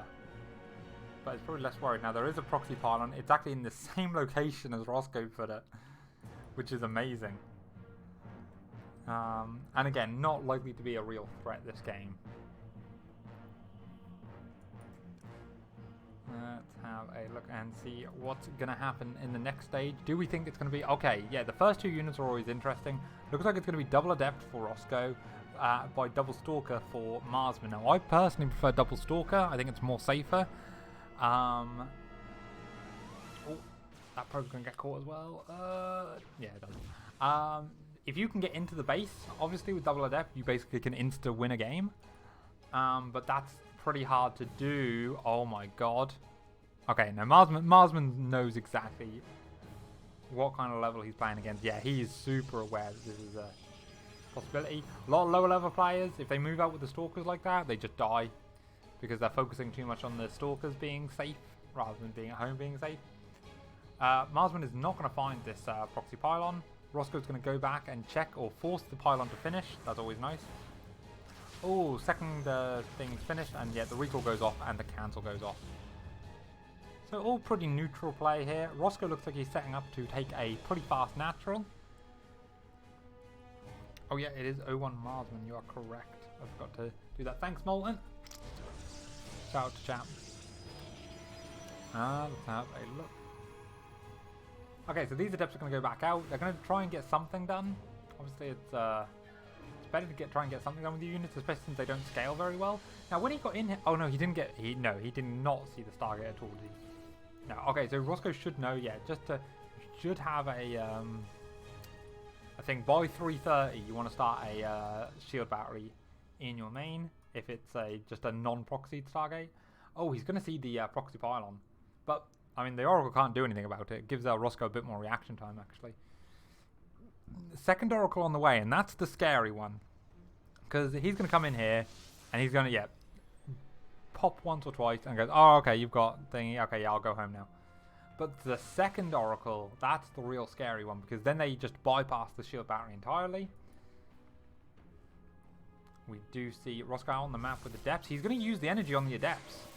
The Adepts are definitely a hassle to have to keep following for the whole game. But this is a lot of energy that could have been spent killing probes. But I suppose once they're spotted, you know, the defensive player is going to be more defensive and not just rely on the shield battery. War Prism coming up. Now, I know Roscoe likes to go in with 2 Adepts and a War Prism. That was probably what those Adepts were going out for. They were going out to meet it. Is he going to? Oh, no, he's not going to bump into the proxy pylon. But I don't know if he's going to have enough space or time to do anything, because we do have the Oracles coming in here. One Oracle gets burst down very quickly for only 2 probes. Marsman does have a 4 probe lead, though, overall. So, again, in a mirror matchup, that's really big. Oh, hallucinated Phoenix sees the thing. Marsman not immediately reacting to it, though he might just want to allow the hallucinated Phoenix to see the rest. He could build a real Phoenix to deal with this thing, but he doesn't look too interested. We do see the normal tech on the way, the Forges and the Twilight Councils. No Twilight Council on the way for Marsman. Which is a bit odd, actually. Now we have 4 Adepts loaded up, and I think Marsman actually did miss the fact that there was a War Prism on the map, because he's not got things in position at all. Now Roscoe comes back in. Now he's not going to have a lot of time before Marsman reacts. Yeah, and again with the shield battery here, I mean 4 Adepts do some work. He's now going to shade to the natural. He wants to be as annoying as possible with these Adepts. He doesn't want to lose one before the shade completes, but I guess he's really busy doing something else right now. Now he goes in. There is no shield battery here, so he just wants to target down probes. He's got 4 already. 5. Nice. He's actually now taking the worker lead. Alright. So not a bad little move from Roscoe. Oracle is still alive. This is only a single Oracle, so it can't get past the battery. But if you just hover over a mineral line and start raining it down, it will eventually, it'll outlast the battery healing. Oh, no, he's going to go in with the thing, and Roscoe does not see it. Oh, he sees it right at the end there, but this is a big chunk of workers to have not mining. Always hurts a little bit, but he's getting his charge and his +1. Now, the Twilight Council only on the way from Marsman. Now, from Marsman, this looks like a much an older kind of style of build, where you go for a 2-base, not all-in, yeah, no, all-in. It's a 2-base all-in with +2. And, which is why we don't see much other tech out of him from him. And he's even stopped building Immortals. Generally, you build 1, 2 Immortals, and that's about it. And then everything else you want Zealot Archon, basically. And you have just 3 sentries for hallucinations. I even feel like he's actually overmade Stalkers here, considering he also went for a Stargate. But we will see if it is that 2-base push. He has now got the Templar Archives on the way. Roscoe doesn't look to be taking the 3rd himself, and Roscoe also didn't go for Blink. So this is kind of a mirrored build, just with the Stargate differential. But like the objective of these builds well, they looked similar until I saw Marsman had a 3rd, so you know. God damn it! So yeah, now I think Roscoe's going to go for a timing though. I think Roscoe's eyeing this up. He doesn't know it's here strictly, but he's going to be eyeing up a 3rd and attacking with +2. But Marsman's +2 is actually ahead, so he's going to have to get a lot of Chrono Boost on, and even then it's going to be an even fight rather than an advantageous fight. Okay, Roscoe must have seen this because he's walked in. Oh, could have got the transfer of workers as well. That could have been devastating. Okay, but we do see, again, hallucination scouts for both players. They're both well versed in what the other one is doing now. Both know that the 3rds are there. Marsman trying to be active with his Oracle. Oh, that was actually a slip up of control there. He could have lost it there, but Roscoe didn't believe. He didn't believe that he could do it and chased.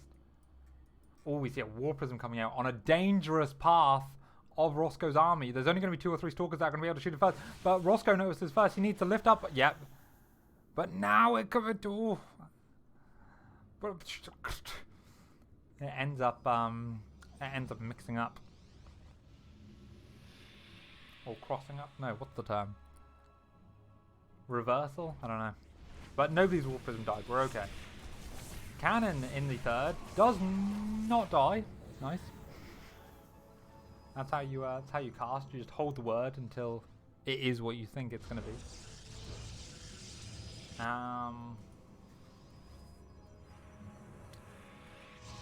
And yeah, so pretty passive game we're moving into here, and it's really interesting because neither player has blink, which is a real common thing nowadays in this matchup. And then, like I say, into disruptors, we're seeing more and more of that because the later game you get with a ground army, the better disruptors get, and the only thing that can complement disruptors really well and that you can like risk playing against is blink stalkers.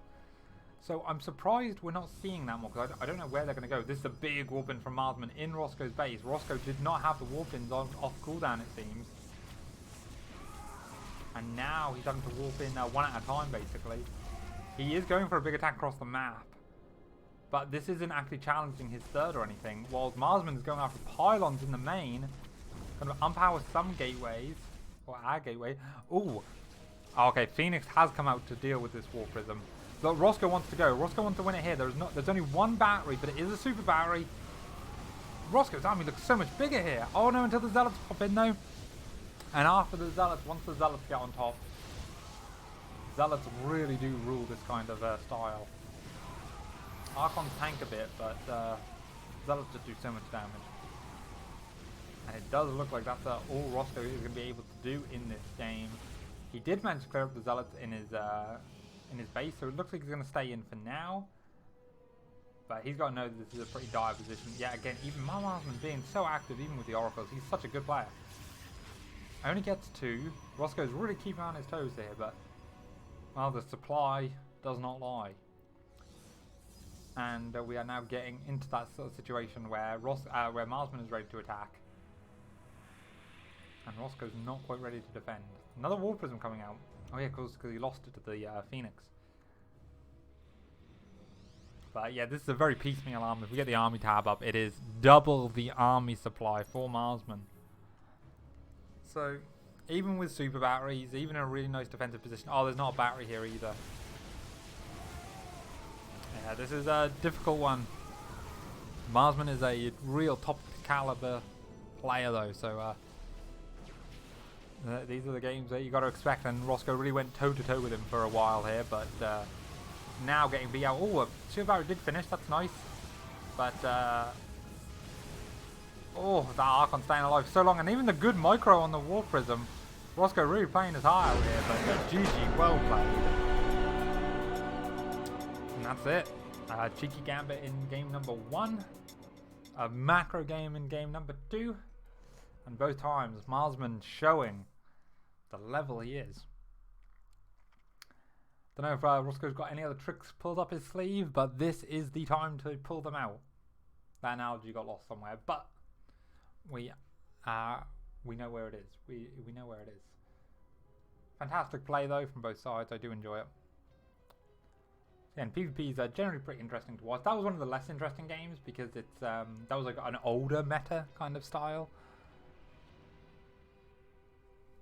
But it's still nice to see, let's say, see Roscoe play out. And again, Roscoe's improved a lot in the last couple of months. Finally hitting GM himself. But as you know, once you get to the top 200 in Europe, I mean, the difference becomes bigger. Like between so the top 10 players in Europe versus like bottom GM is like a huge difference. So both players are ready and they are going in. And we are just the Oracle here, watching this game. Yeah. Alright, let's get into the game.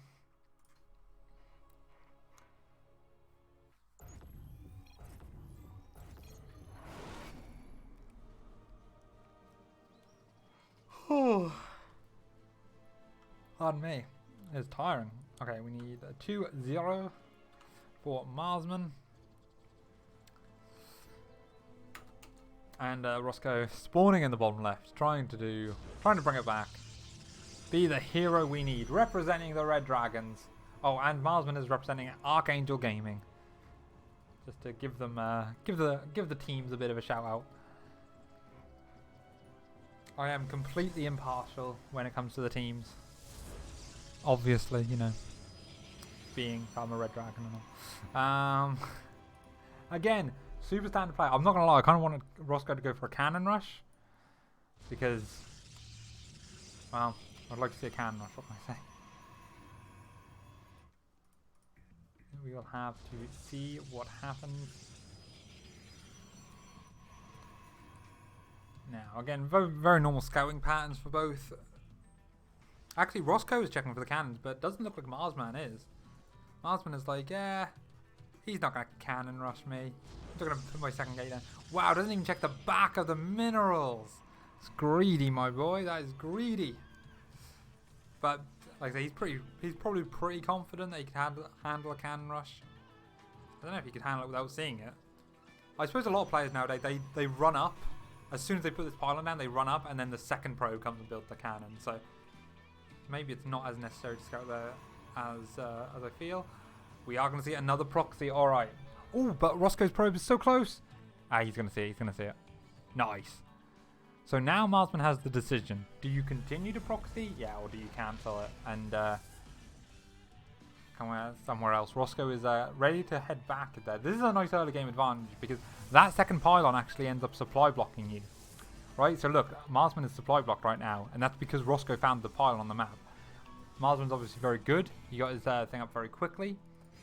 But if you want to go for like a 6 stalker opening, which Roscoe looks like he might be doing, where you double crown both stalkers, you're gonna have a lot of stalkers before your opponent is.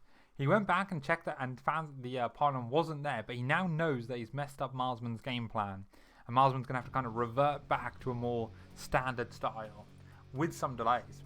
The probe, however, does sneak past the stalkers that are coming out.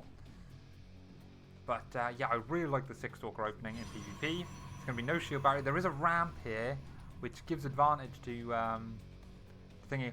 Or is Roscoe going to go for the 3rd gateway?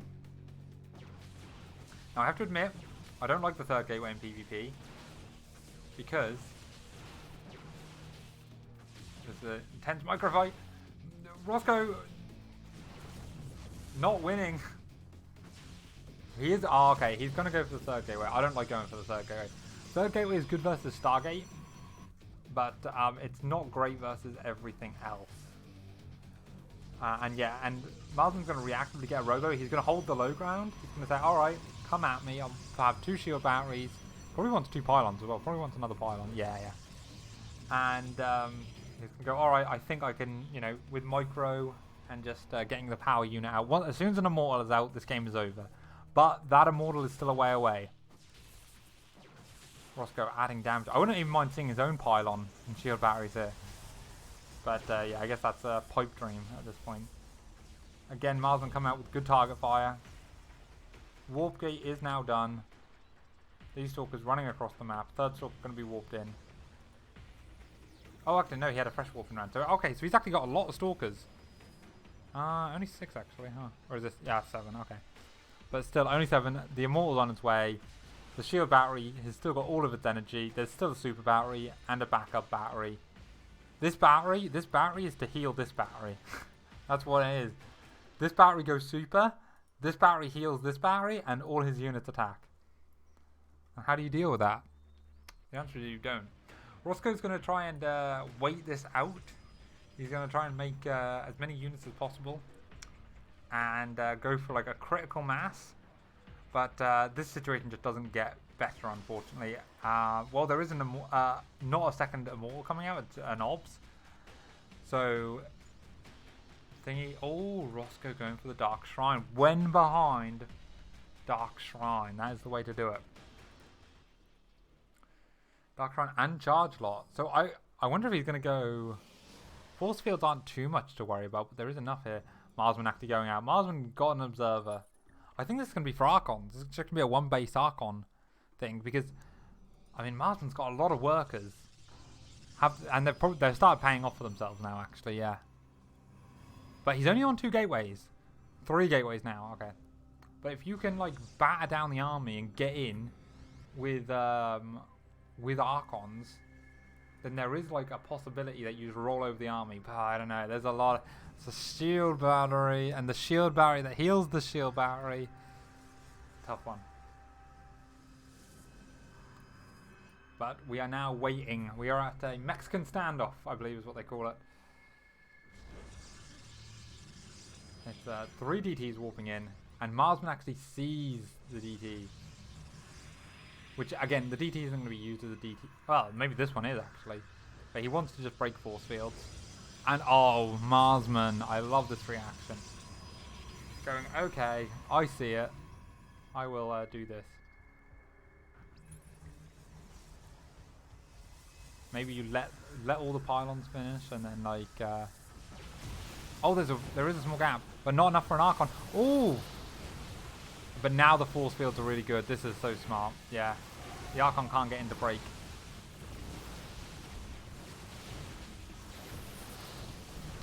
And now he focused down the Archon. Sad day, but yeah, GG, well played and good. Roscoe, the mana player. It was unfortunate we had to see a 3-0 there, but Marsman's just that good, man. He is just that good. I think that is it for today in terms of main games that we want to cast. We cast 4 series, 4 best of 5s. Some going all the distance, some only being 3 maps long, but all exciting stuff. I'll just check in with... Actually, I don't know who I need to check in. There's no organisation here. Bob, email me. Bob and Countess are playing.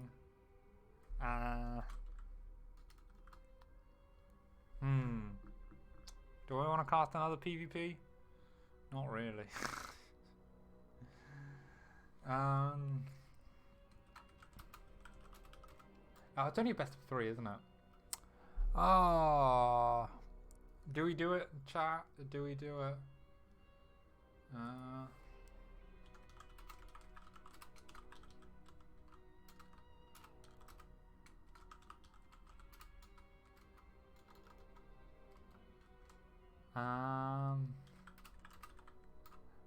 Bob hasn't been casted yet.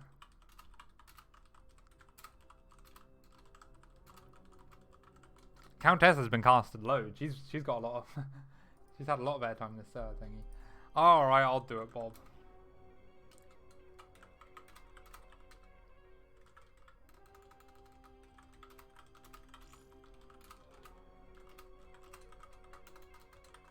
Well, this looks like you guys don't need to wait too long either.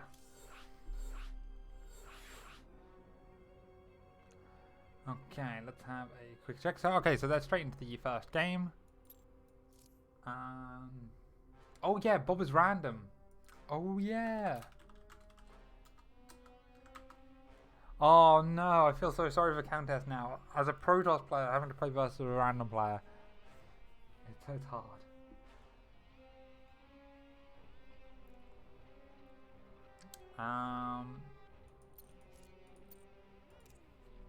You guys,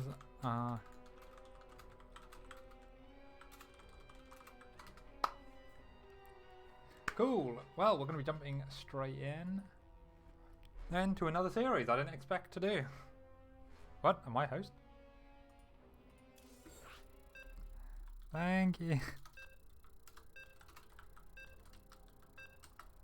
Okay. They made me host of the lobby. Aren't they sweet? They're so sweet. I like it. Okay. My throat is really starting to go now. I haven't even been showering or anything. It's crazy. Oh, let's get into the game view. Okay, ladies and gentlemen.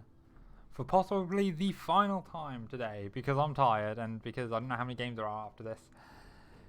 Spawning in the bottom right. We started off the cast with her, and we are returning to her once again. It is Countess.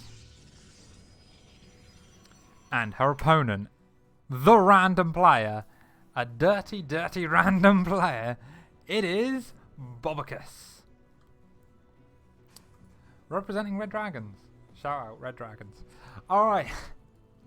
So, I know Bob, because he is a Red Dragon. And as am I. Now, his Zerg and his Protoss are both like 4.7. He is a very scary player. A very cheesy, scary player. But he is. Now, I know Terran is his weakness. Is his weakest. I don't know what MMR he is with it, but he's not as high as he's with his other races. So this start is as good as it's going to get for Countess. She's actually done a wall at the high ground ramp. She didn't like immediately do the low ground ramp.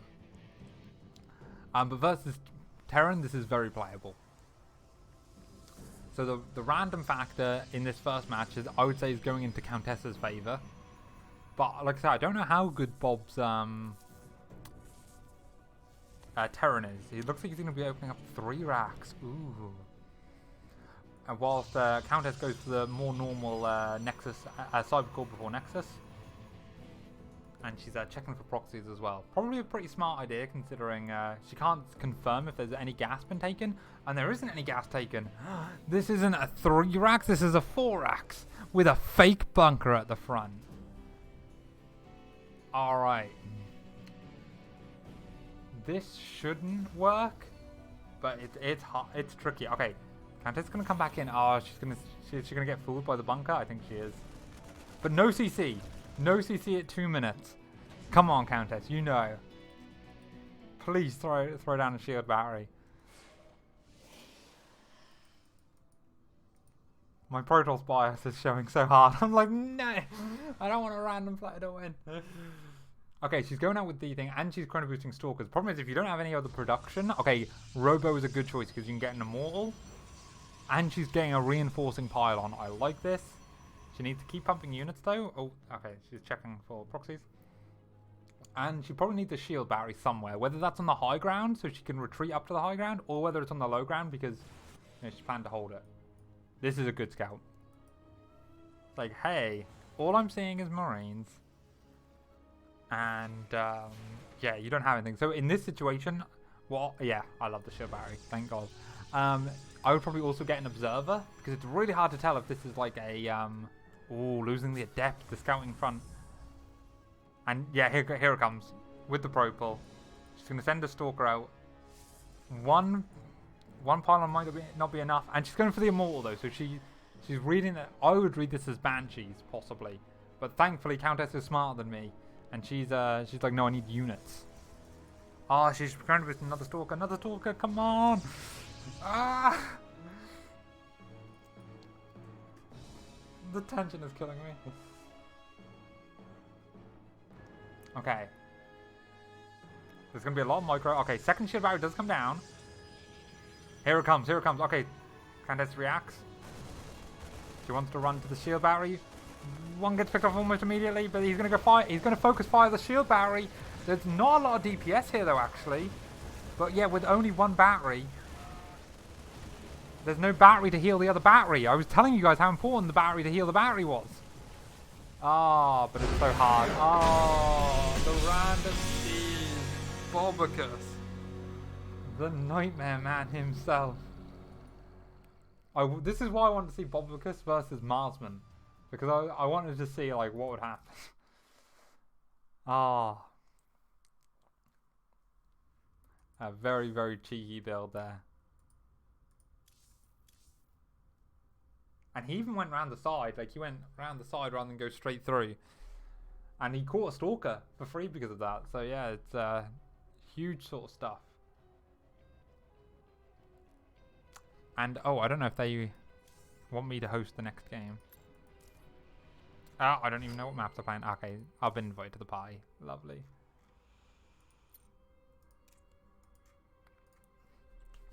Oof. Romanticide is going to be our next map.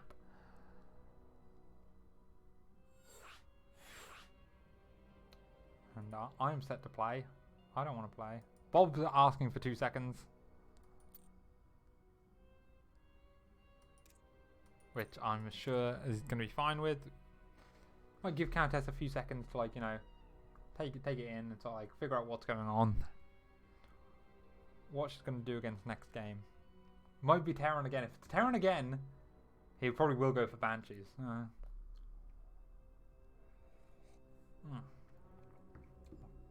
Let's have a look at chat. Yeah, Roscoe saying that the Robo, I think the Robo hits way too late. Wait, what's that?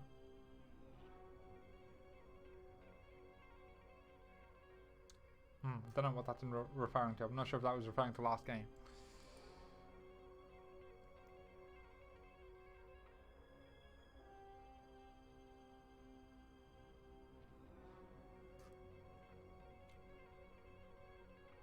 Where are we for both our players?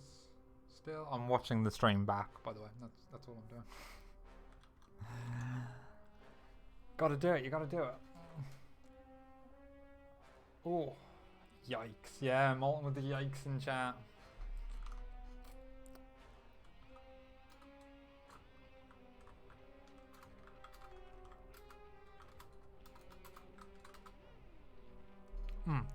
Okay, Bobicus is ready. Let's have a look. Yeah.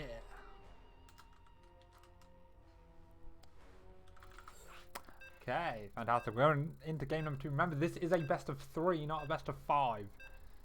So, it is a tough one. And obviously, Bob is my teammate. There's part of me which is biased for him. But Countess is a Protoss. And I really like Protoss. So my heart is torn on this one. And secretly I kind of want Countess to win more. Oh, so my bias is on the thing. Okay, let's go. Okay. Good luck, good luck. Have fun, smile. Oh, Bobicus. It's dirty. It's dirty because I can see while Countess is spawning in the bottom right. For possibly her last game. She needs to win this one. It's Countess. I already said her name, but still.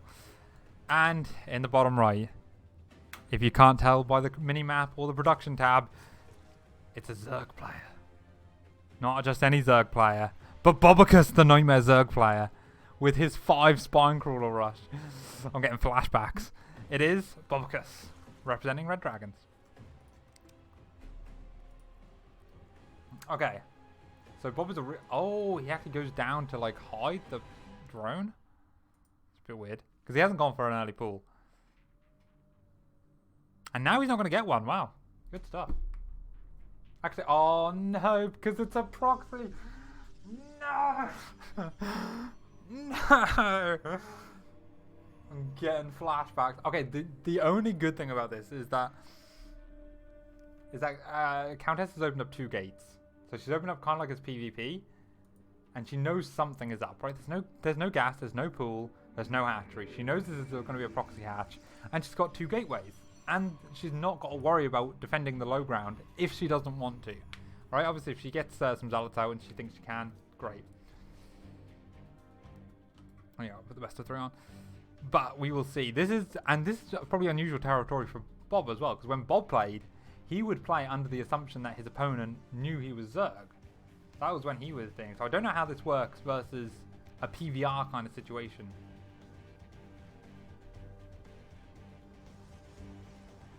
So, but there are going to be Spinecrawlers started soon. Oh, double adept. I don't know. Would she worried about Lings? Maybe. Saying that Stalkers aren't very good in this situation either. I'm not actually sure. Because she's going to get a shield barrier on top of the ramp. I don't hate it. And it's going to be the 5 Spinecrawler rush. Oh my god, it's here. It's happening. Does Countess has vision? No. So she's going to send these across the map. She'll see the creep if she sends them out. I don't think she's going to. She needs a robo or something. Some other form of text. She only have 1. Oh! Oh, I love it. Okay. Let's go. Protoss power. Okay, now the counter proxy, which is scoured. Oh, Bob doesn't see it. Okay. This is true one base versus one base. Oh, keeping that zealot alive would be so good. The Lings are not trading well versus thing. There is no gas here, by the way. There's no gas, no speed. So if this goes to a base race, the spines have to, you know, be somewhere. Oh my god, there's 2 more? And no anti-air. Man, Bob, you absolute madman. The 7 spine crawler rush. Okay, now she's walking in stalkers. Now she's going to have a high ground vision. There are overlords that can give high ground vision, but there's no transfuse energy. But this shield battery is not in range of super battery. She can't super battery. I'm pretty sure it's too far away. I don't have the thing on apparently, so I can't see. Taking down a queen as well. Nice. She's got her proxies up, but she might be warping in at home at the minute. Oh.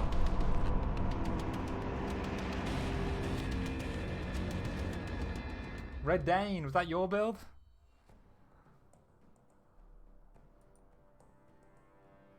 Oh, hang on, let's go back to thingy. So, congratulations to Bobicus there. He's a very scary opponent to go up against. Believe me, I know. Ooh. Dirty cheeser. Dirty cheeser. He's so good, though. You can't help but love him. Oh, and of course, condolences to Countess. She played a blinder, but it's a tricky situation. It's a very tricky PVR. Especially in tournament matches, is very difficult. Oh. So.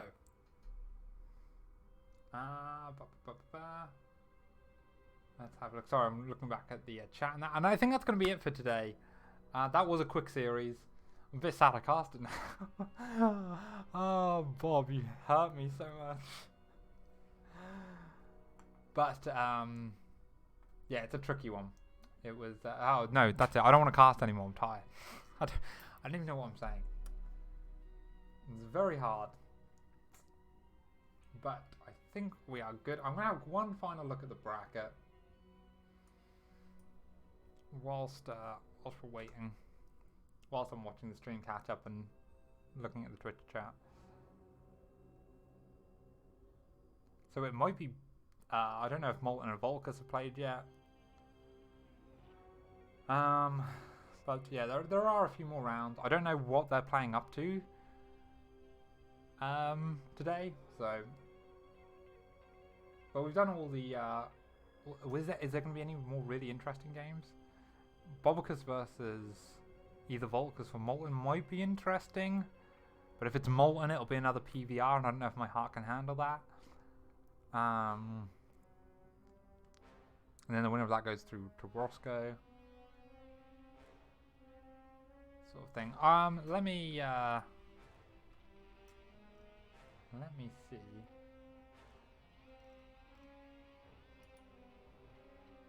Is Volt in game? I should probably check him.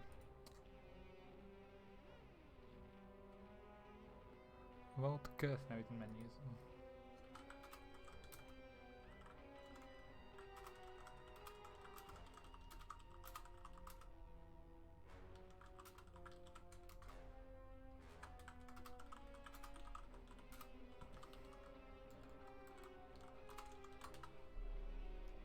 Cheese Lords win again.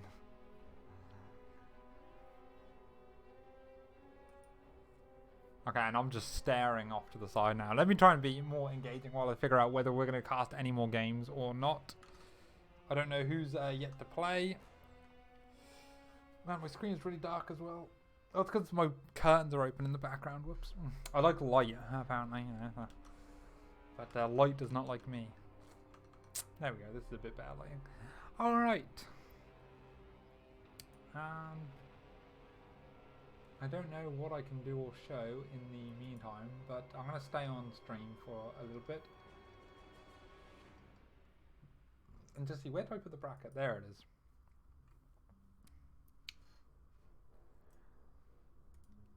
Let me refresh, because Volcus was then in game, or it was only just out of game when I messaged him.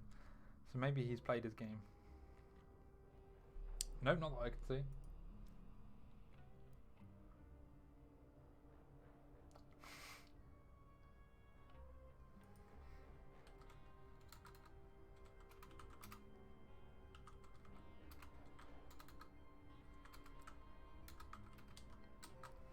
Vol versus Molten. That might be the game to go to.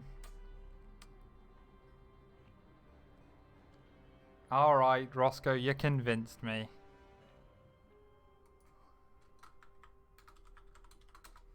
He's going to have 2 minutes of me umming and ahhing about it before he hears that, but yeah. I can't turn down my boy. Volt, you better win though. Again, I have... Actually, no, I don't know. Do I want Molten to win more? No, because then Molten will have to play versus Bobicus. And I want to spare Protoss that pain.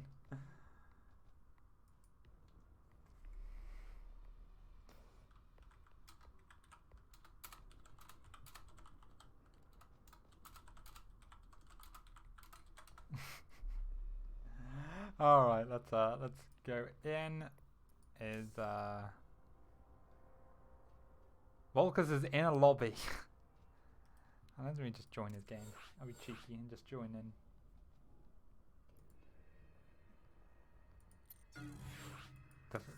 Ooh, doesn't let me. Oh, I'm still in party with Bob. Whoops. Leave party.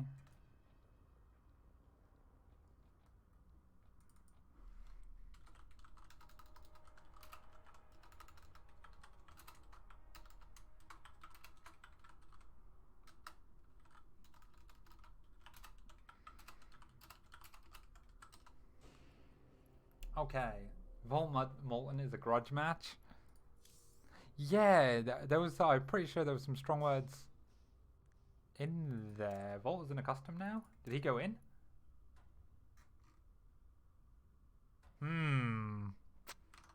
He might have actually just started a game without me. Is Volt or Molten here? Wait, is Molten in game? Let me check if Molten's in game. Molten isn't in. People, be in the epic.LAN chat. Make my job easier. Wait, do I have Molten as a friend? I don't. I'm so bad. I'm so bad at networking. UKSC2. Molten's not on there. How do I find Molten?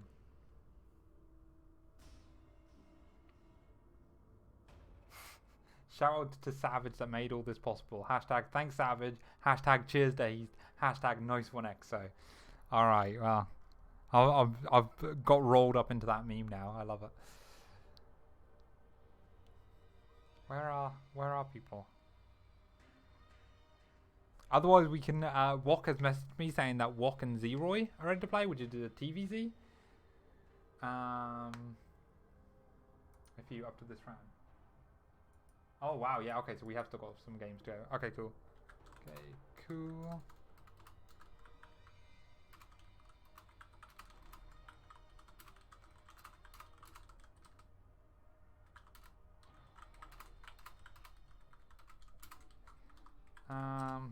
I know Wok hasn't had too much cast time. But then neither has Vol. Has Vol? Oh no, Vol got beat by Jetrix. That was some good cast time, that was.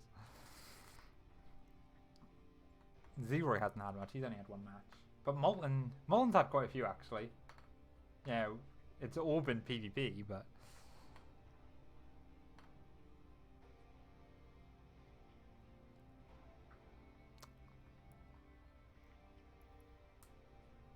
Okay, hang on, if I've been in... Oh no, because I've all no match history. God damn it, so I can't even find... And think, if I search Gold M on... Thingy... Hang on guys, we're figuring this out live. Rather than throw you to a be right back screen, I'll just try and figure this out live. How do I search groups again on StarCraft? Groups, find... Gold M... 63 members, view clan profile. Gold M Molten is in game. Bugger. Okay, well we'll do Wok as Zeroy then.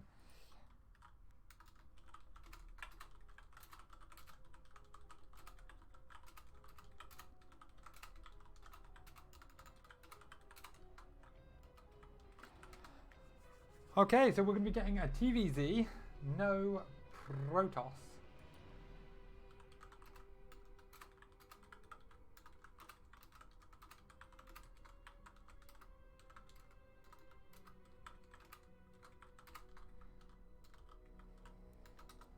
Okay, so the amount of games due to be played today are actually quite a few. So we will see. See if I'm up for it. Let's have a look. Do they know? I assume they've done their vetoes already. So we can jump in fairly quickly. I'm gonna stretch. Ooh. Zero walk X teammates. Okay, hopefully that didn't mess up the stream there. Just did it. I just did a thing. Have they done videos? They've made me party leader, but they haven't. Ah, nice. Yeah, best of 3.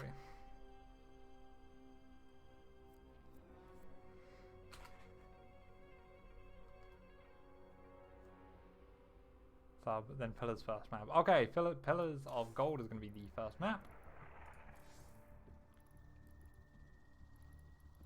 Pillars of Gold LE, create with mod, WCS Game Heart.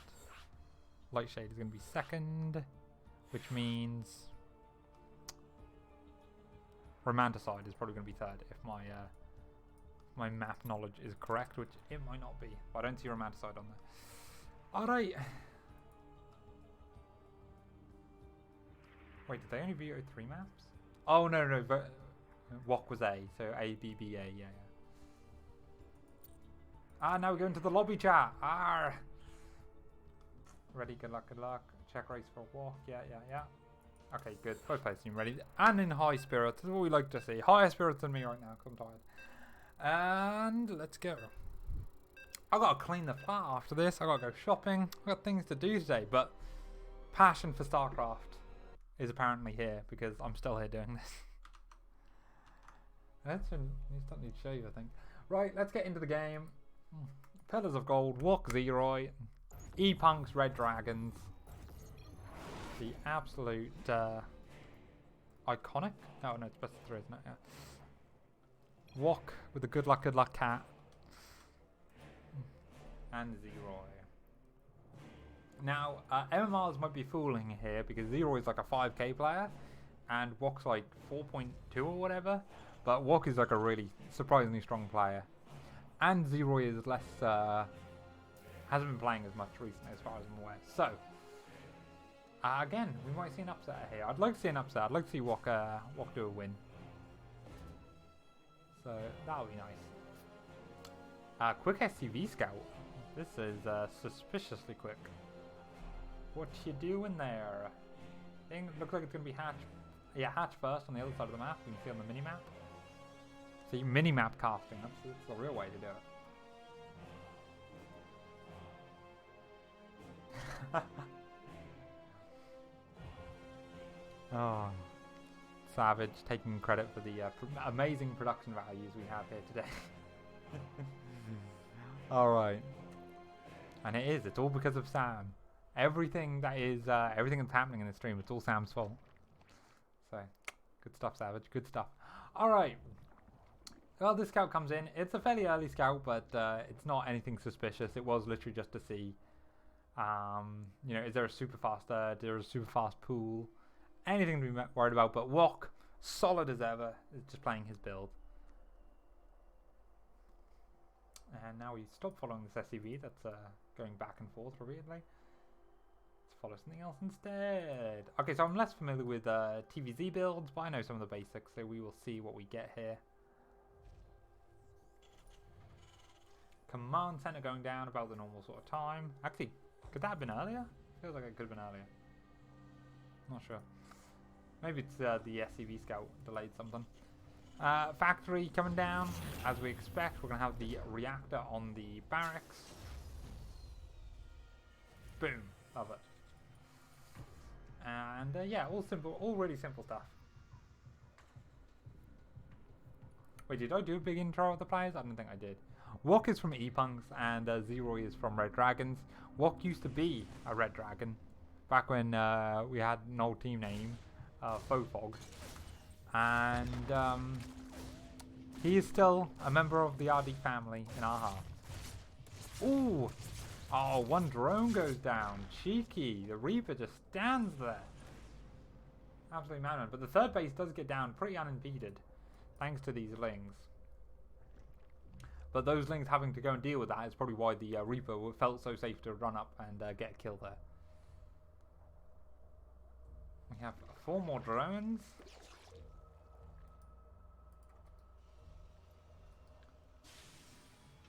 But what else do we have happening? Not too much happening here. Suppose I should take this time to shout out epic.LAN. Okay, epic.LAN, you're great. Thank you. That's all I got. Got a no, they are continuing to host tournaments despite the whole COVID situation. Hopefully by next February we'll be back to regular LAN, but I wouldn't hold my breath, to be fair. It's going to be a difficult one because the next 6 months, who knows how it's going to go.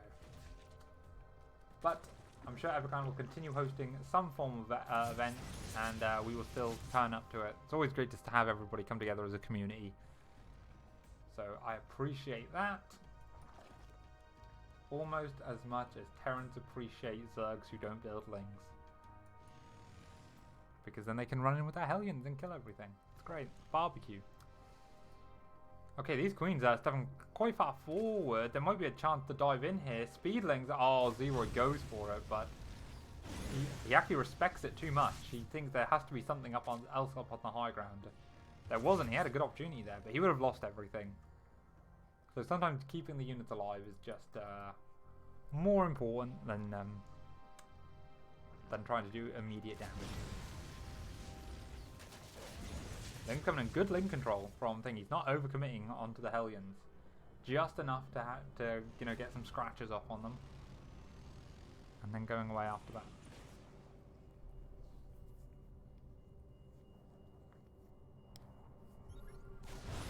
Now we have some creep clearing coming out here, and this is really nice creep clearing. Ah, there are some other tumors, so that doesn't actually affect it too much. It's always nice to lower the creep tumor density, but I don't think that's actually going to affect much.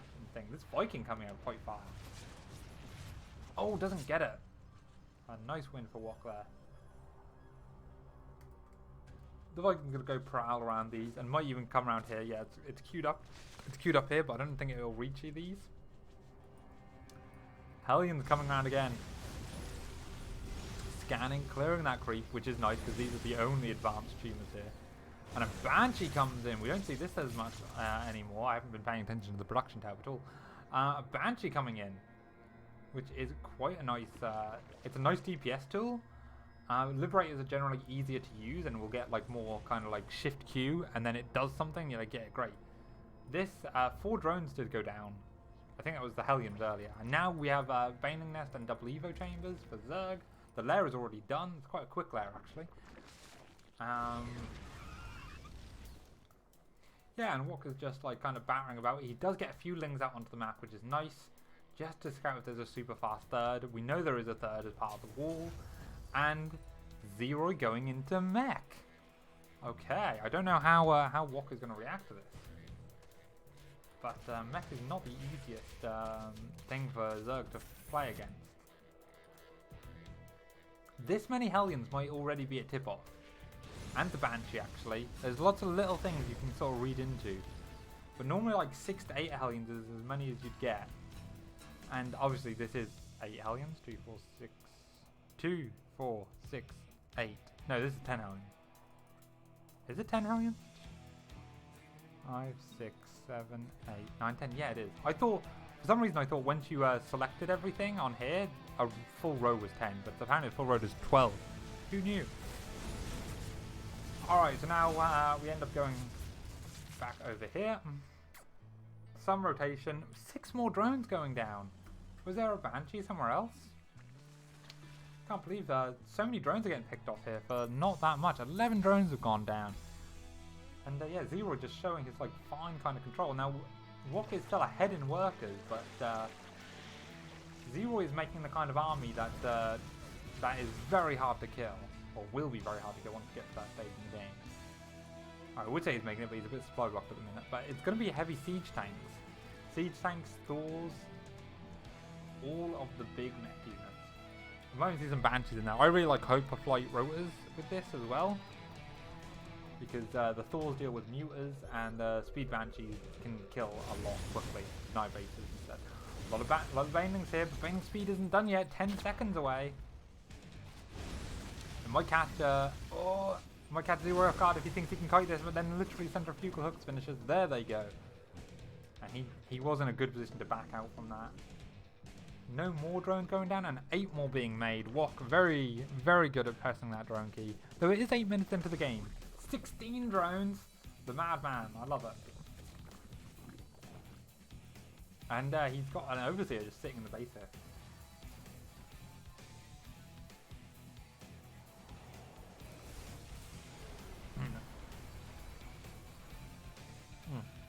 Sorry, pardon me, my throat really went for a second there. Okay. We now see a big move out. Now this is like the first major timing of mech. And I don't know if Wok fully identified it. We've kind of got like a Road Ravager Bane composition. But he hasn't got a lot. What's the army supply at the minute? Okay, he's got 60 army supply somewhere, but 60 Zerg supply versus this? Whew. Whew, I'm feeling dizzy. He's making more Banelings. He can get the perfect engagement with all the Banelings here. And it is on creep. Hellbats are not very quick. Hasn't committed to an engagement then. He's waiting for all these Banelings to finish. These 2 tanks in the back though could do a lot. Spinecrawler's holding the line, but 8 workers have gone down. All Banelings rolling into Thors, not the best most thing. But all the Banelings do clear everything up. There's not that much tank left over. I suppose that was mostly actual Hellbat when you think about it.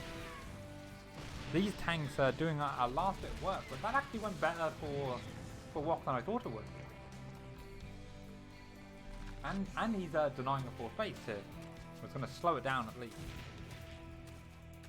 Yeah, I don't think he's going to get the deny off. This one ling's is going to try, but it's not going to happen.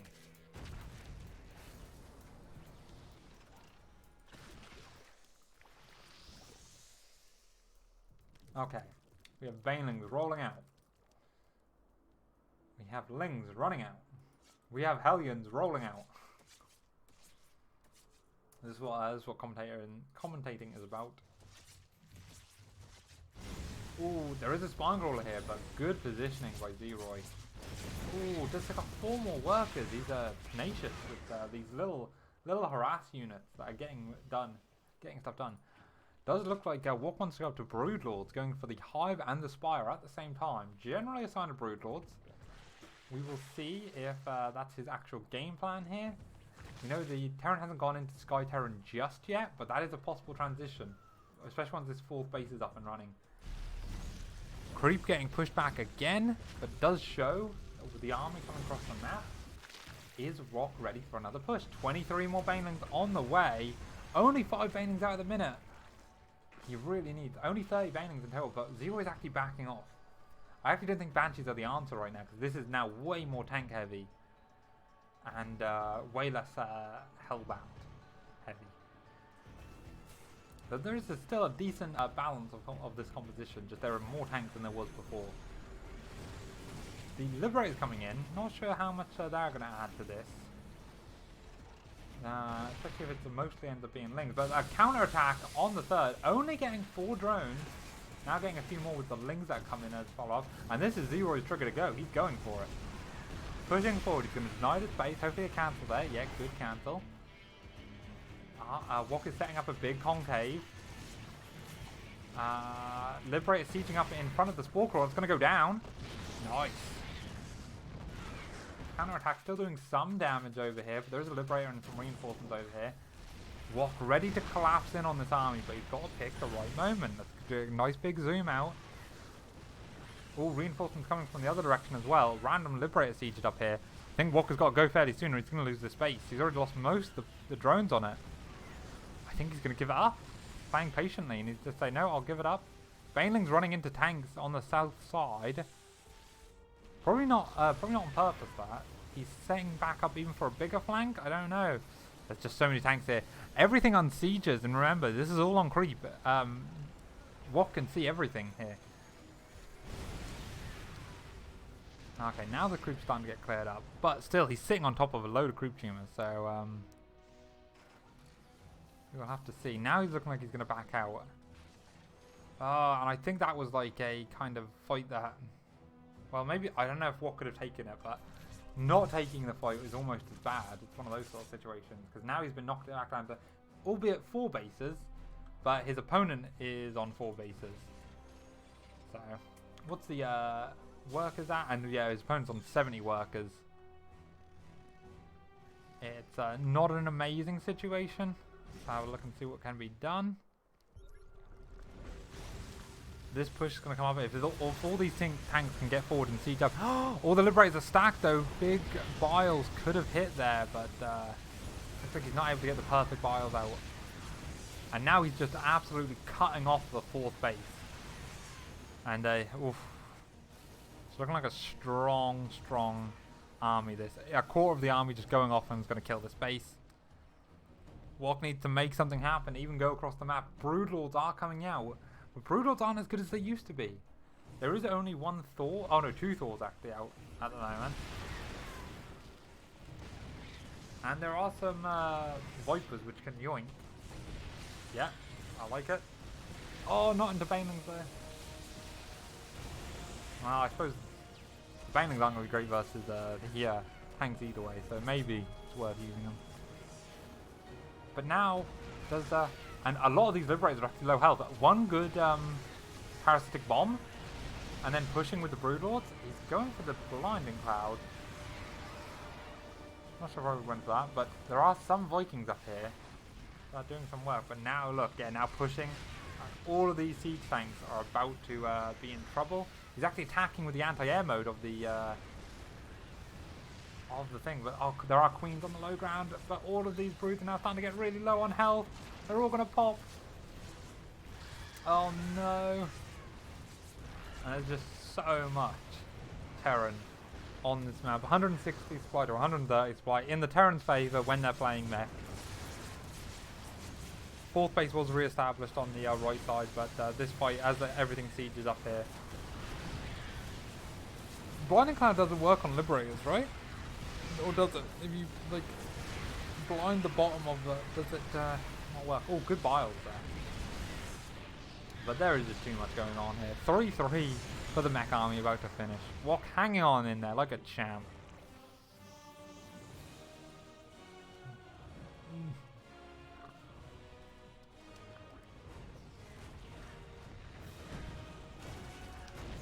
Well,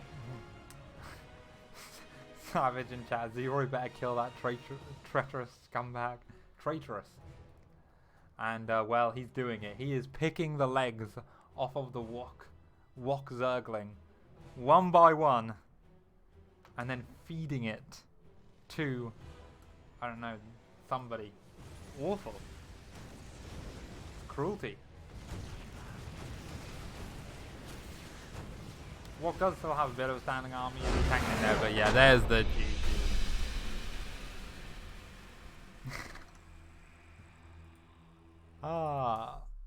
The chat going absolutely wild for it. Heard he's really phased coming in.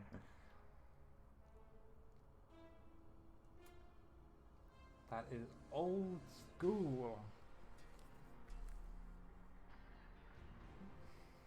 Light Shade is going to be next. So let's see what we can do on that map. Let's get the players going and then we'll go grab another drink. Whilst the game is getting underway. Wok is ready. No match history yet. Fair. Good stuff. Good luck, good luck. There you go. In the right chat. We need to make sure we're putting it in the right chat. Alright, we're going to go into the loading screen. So I will go into games. And I will be right back with a drink.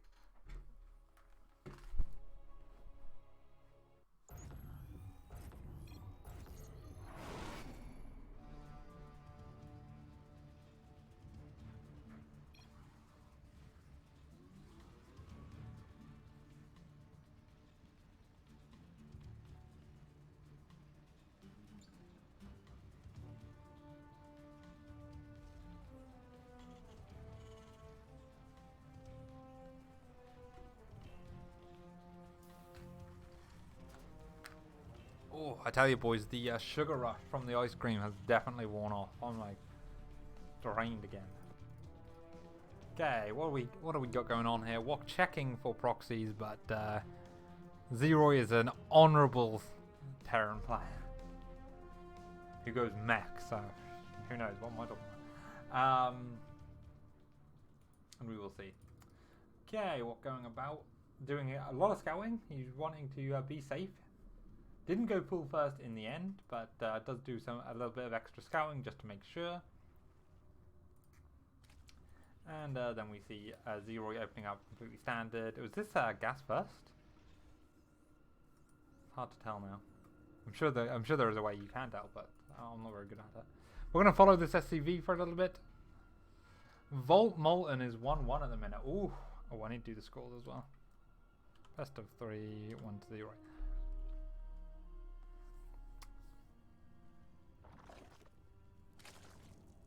I mean, the winner of that has to face Bobicus and then Roscoe. So, Volt and Molten both have a long road ahead of them. But Volt, if Volt could take it, that'd be great.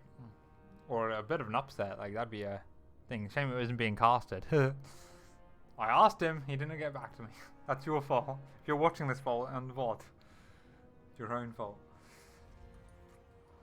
Alright, but I would like to see Wok make come back. I'd like to see Wok take a good series. Or take a good map even. Let's go take a good map. One step at a time. He actually did have a good game versus Countess, where it went quite late, I think, and I think he managed to eke out. He definitely took one game off Countess, I'm sure. But I can't remember the exact details. But yeah, it'd be nice to see him win another game, beat a Terran up, you know. Terrans are overrepresented at this tournament. We've got so many Terrans about here. I need to get rid of them.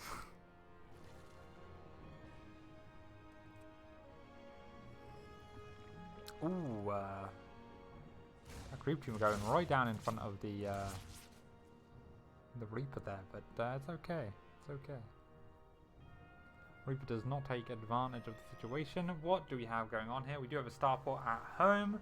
Zeroy has been very fond of proxy starport this game, but it looks like that's mostly versus a Protoss thing. He also did bunker block one of the thirds, but Walker went for the other third anyway. Sorry, I got the hiccups now. I really am getting like Grant now, like I'm Grant hiccuping on stream.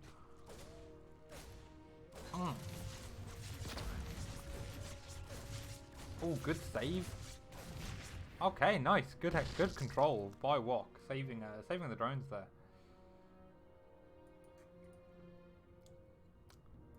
It is going to be what kind of timing? What do I feel like there's going to be an armory dropped and it's going to be Hellbat timing? No, it'd already be down, right? What's this? This feels weird. This feels like mech again, right? Because this barracks just isn't doing anything. We do have a Reaper, a Viking coming out of the starport. Just to clear out that overlord. Oh, and into Banshee. Again, oh, it's likely to be Banshee. Not done anything with it yet. Keep our eye on that. Get around, we see a lair starting for Wacky Boy. He is now starting to get the Spore Crawler. He's getting a Spore Crawler.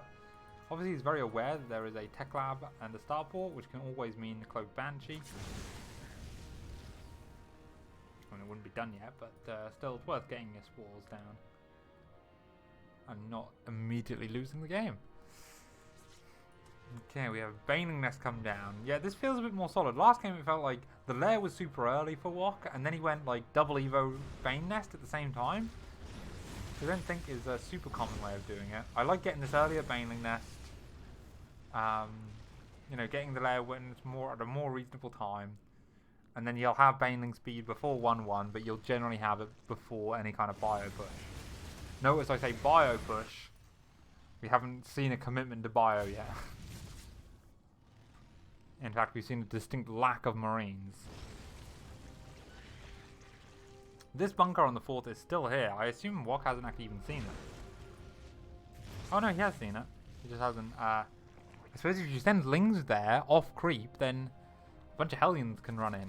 You know, they're gonna the Terran's gonna know where the Hellions is. Oh my god, the Hellions could dive in here. There's... Oh no.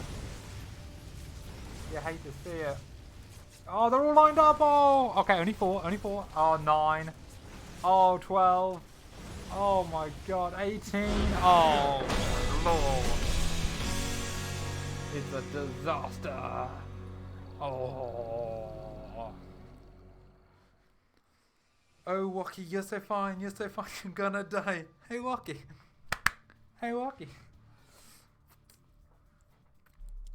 Oh, sad way for that game to end. 28 workers in the end. They're going down. Because Wacky is a greedy boy sometimes.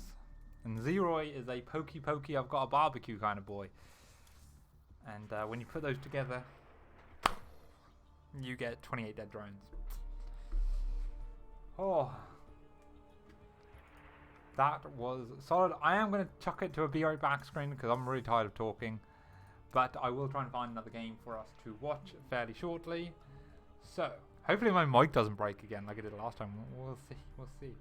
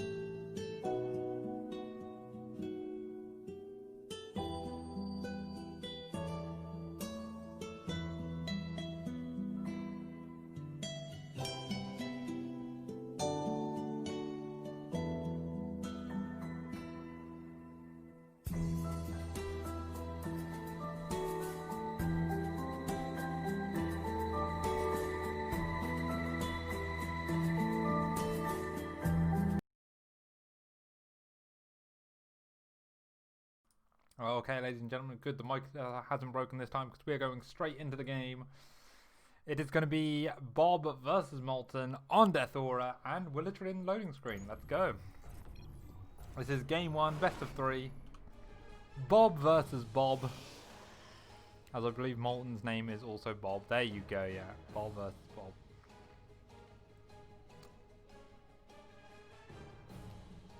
The first minute's going to be quiet because I'm snacking on some toast. Heh. Oh, also Bob is playing random, but he got Protoss. So Molten's gone for the low ground wall. We'll see how that plays out when he discovers it.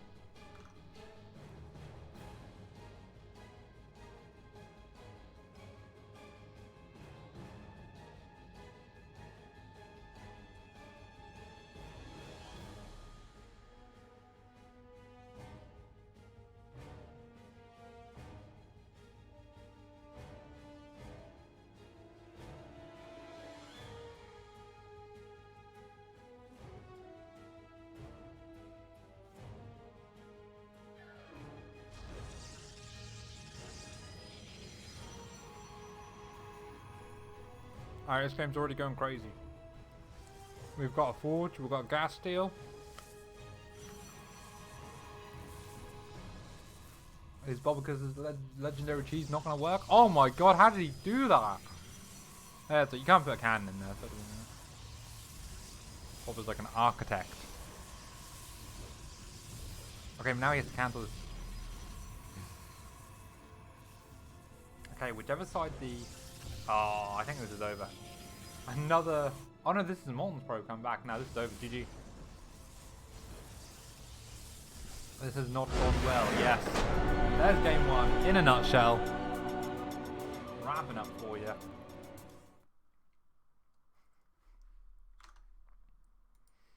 There you go. There you go, lads. Nice and easy.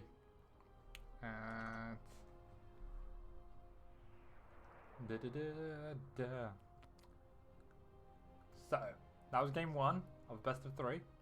Literally less than 2 minutes long because I've just seen it start on the stream. And we'll be going into game 2 very shortly. Again, random player, it's always a roll of the dice.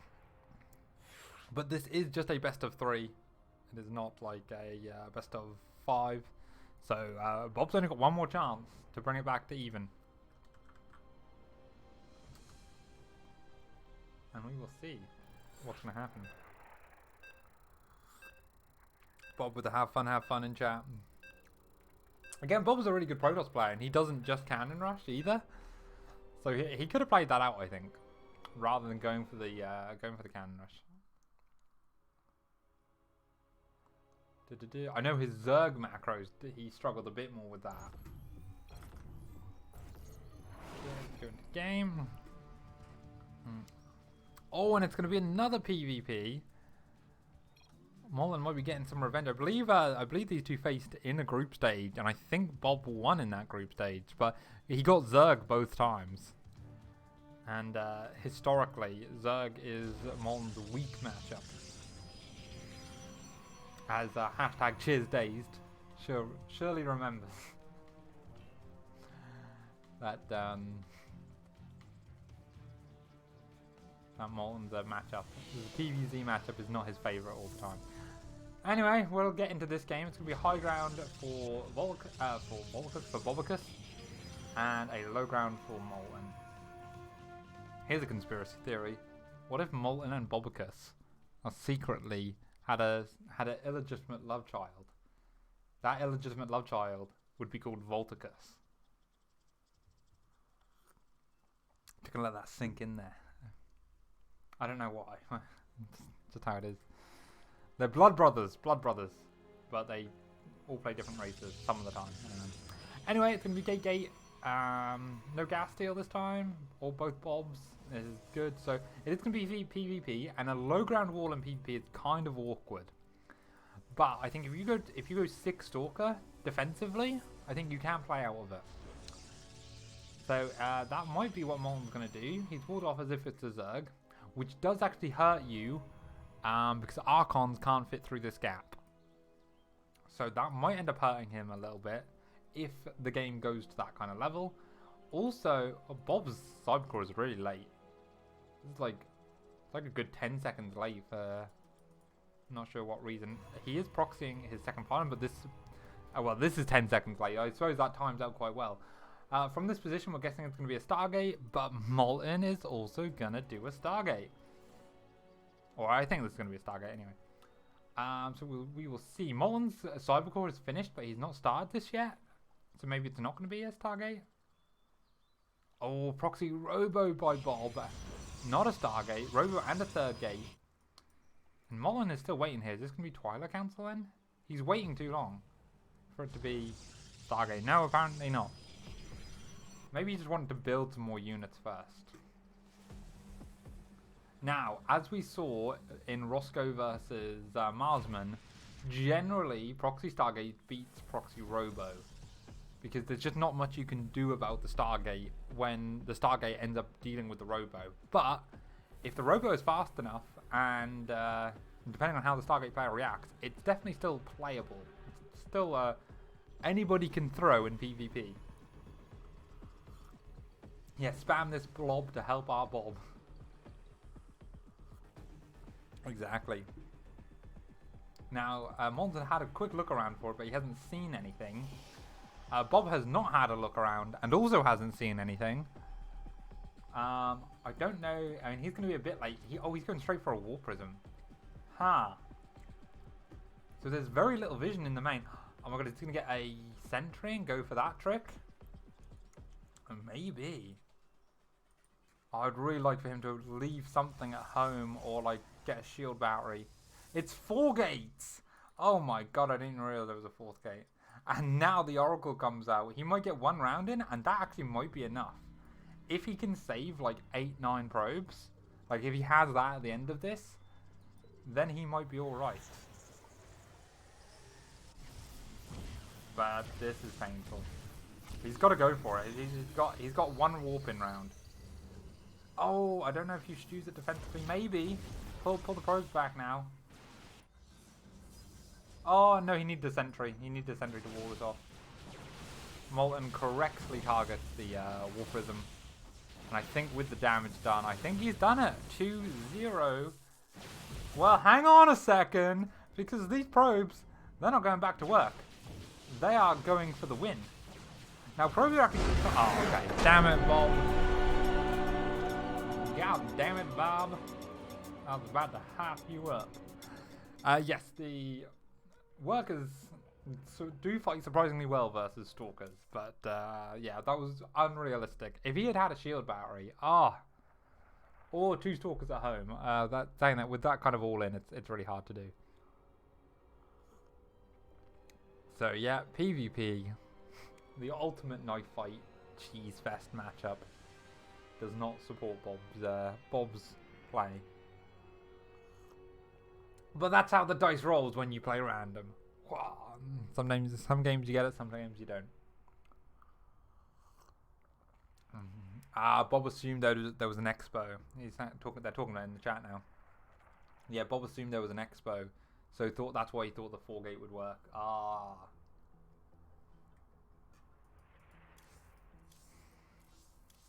Yeah, he knew who he was playing against.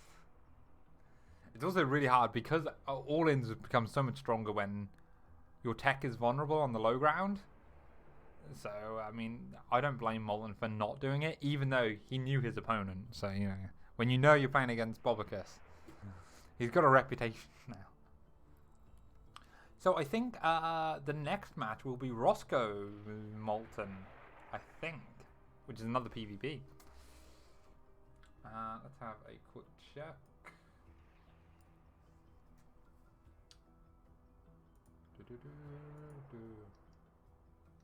Where's it gone? Why do I keep losing the bracket? There's the Twitch stream. There's the bracket. Alright, let's go. And we have...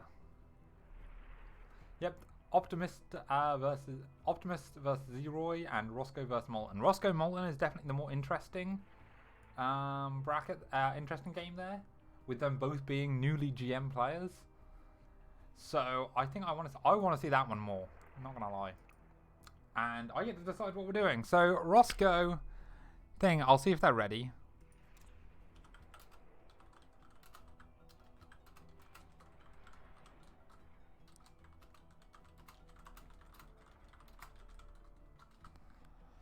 I need to ask Molten as well if he wants a break between games.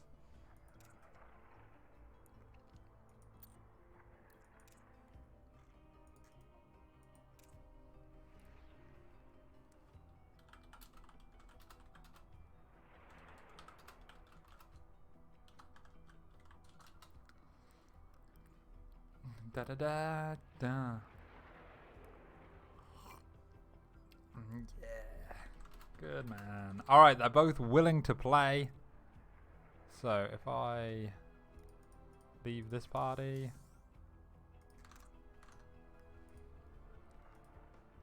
Invite to party. Invite to party. Oh, I can't.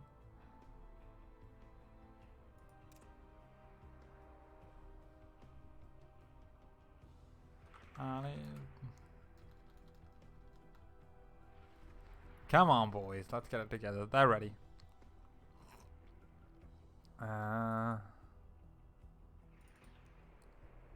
Good, good. Just trying to get Molten into the party. There we go. Invite to party.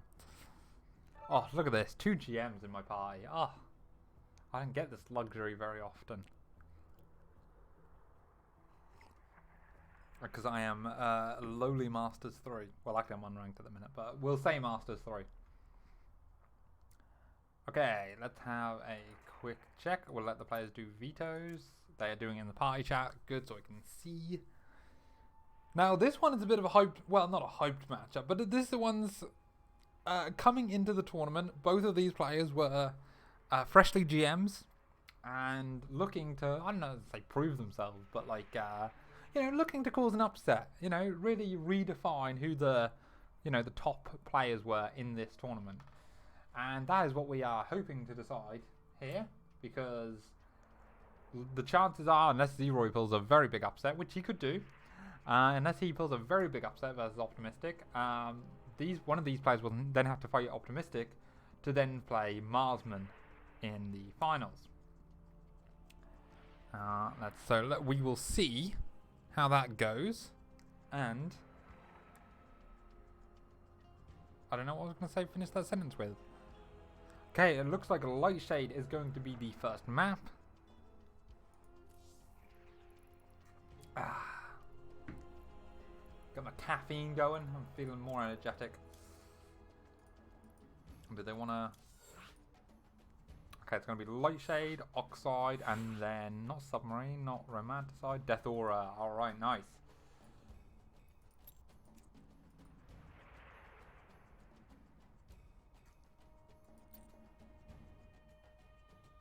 Okay.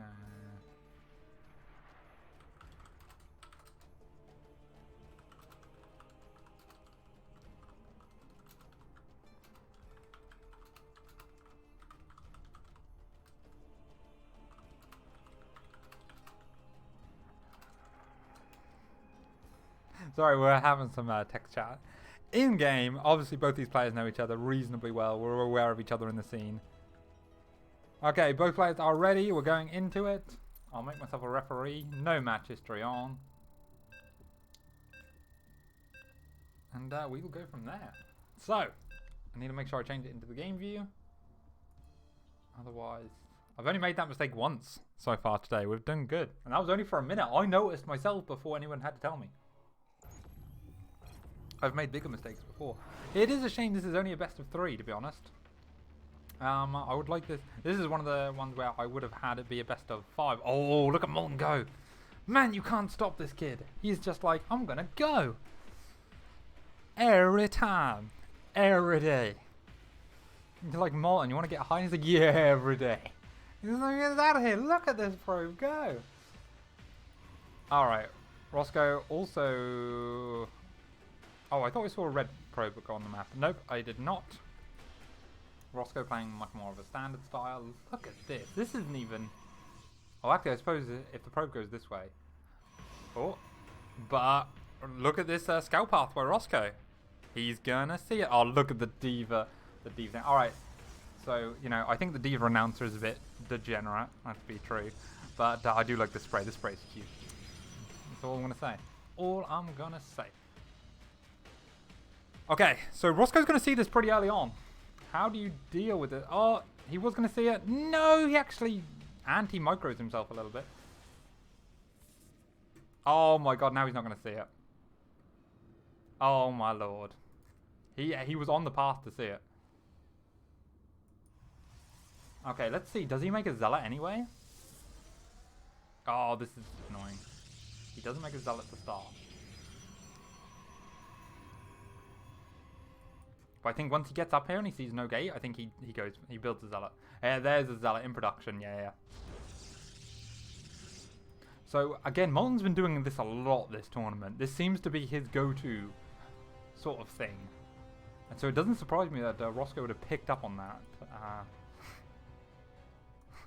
Spam this Ross to help Ross. Okay. Yike. Bob Ross. Alright, the first zealot pops out. Cybercore is done for Roscoe, but not done for Thingy. And he's hard-walled. Oh, and... Oh, the Zealot might find the building. Okay, Zealot finds the building, but... He's doing a run-by, it seems. Molten sees that the Zealot sees. Oh my lord. What is this? The Nexus already down for Thingy. So... Optimist had a really interesting way of stopping this. Optimist probe scoured and then pylon blocked. But looks like...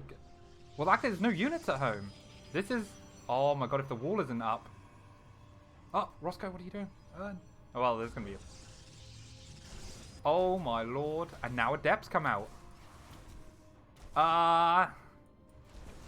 He's got to cancel this Nexus, right? Oh my lord.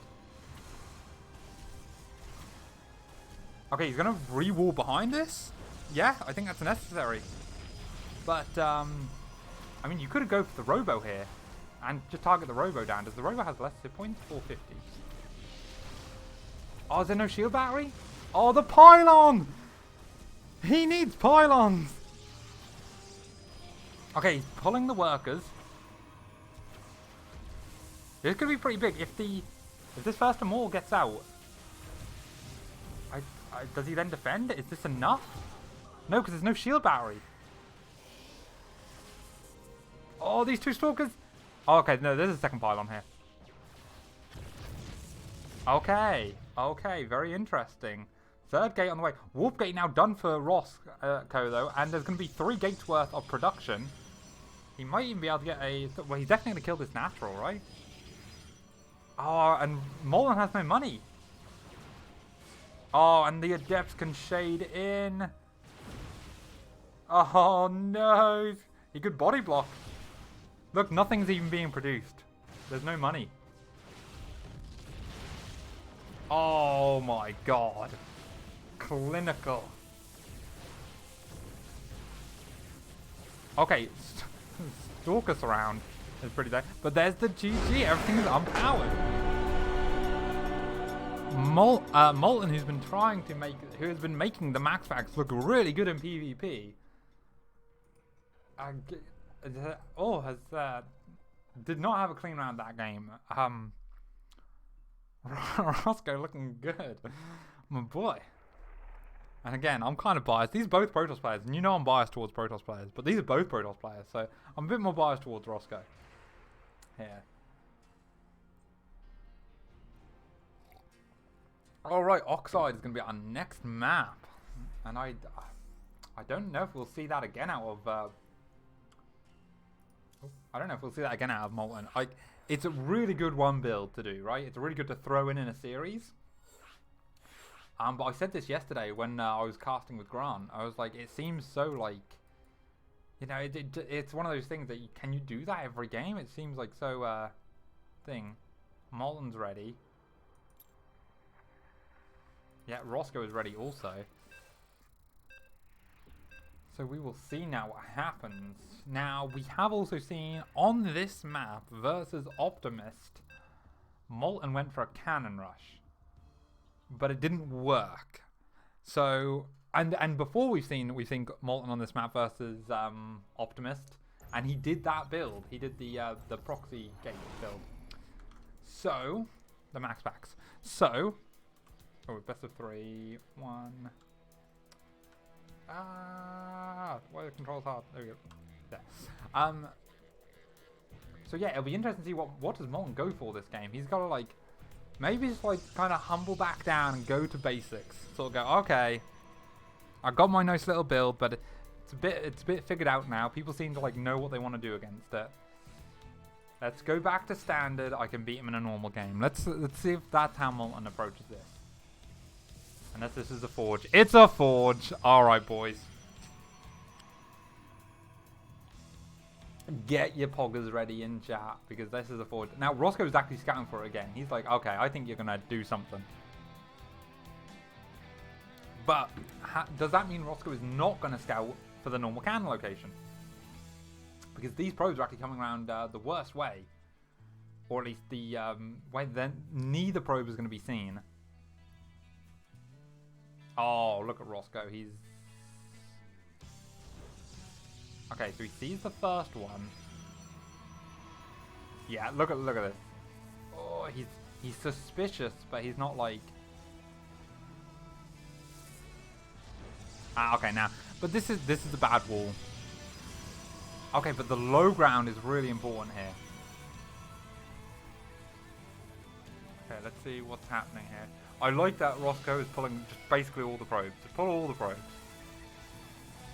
Your important thing here is to not die. In fact, I don't think he pulled enough probes to get this cannon done in time. Oh no, it's all falling apart. With 2 cannons on the low ground, this becomes much harder to actually deal with. He needs to break through. You can't kill all the pylons in time. You need to break through and get the Zealot on that thing. Yeah, he knows. He knows. Now this low ground is going to finish, and he's going to have high ground vision. I think Molten has done it this game. I don't think there is enough DPS. Even if there's enough DPS for the Zealot to survive, which there isn't, you can't deal with the cannons on the low ground. Did he? Oh yeah, of course. That Zealot just died. Now he's going to get 2 shield batteries. He needs to start going for stalkers, and he needs to kill this. Oh, I mean this cannon's going to finish before the Zealot's even out, and start focusing the thing. And I think this is GG there. The cannon rush is strong, and we are having some quick series here, which I'm not completely against, to be honest. I'm tired. All right, so it's going to be game 3 now, and did I say that was going to be romanticide? No, it wasn't going to be romanticide. Death Aura.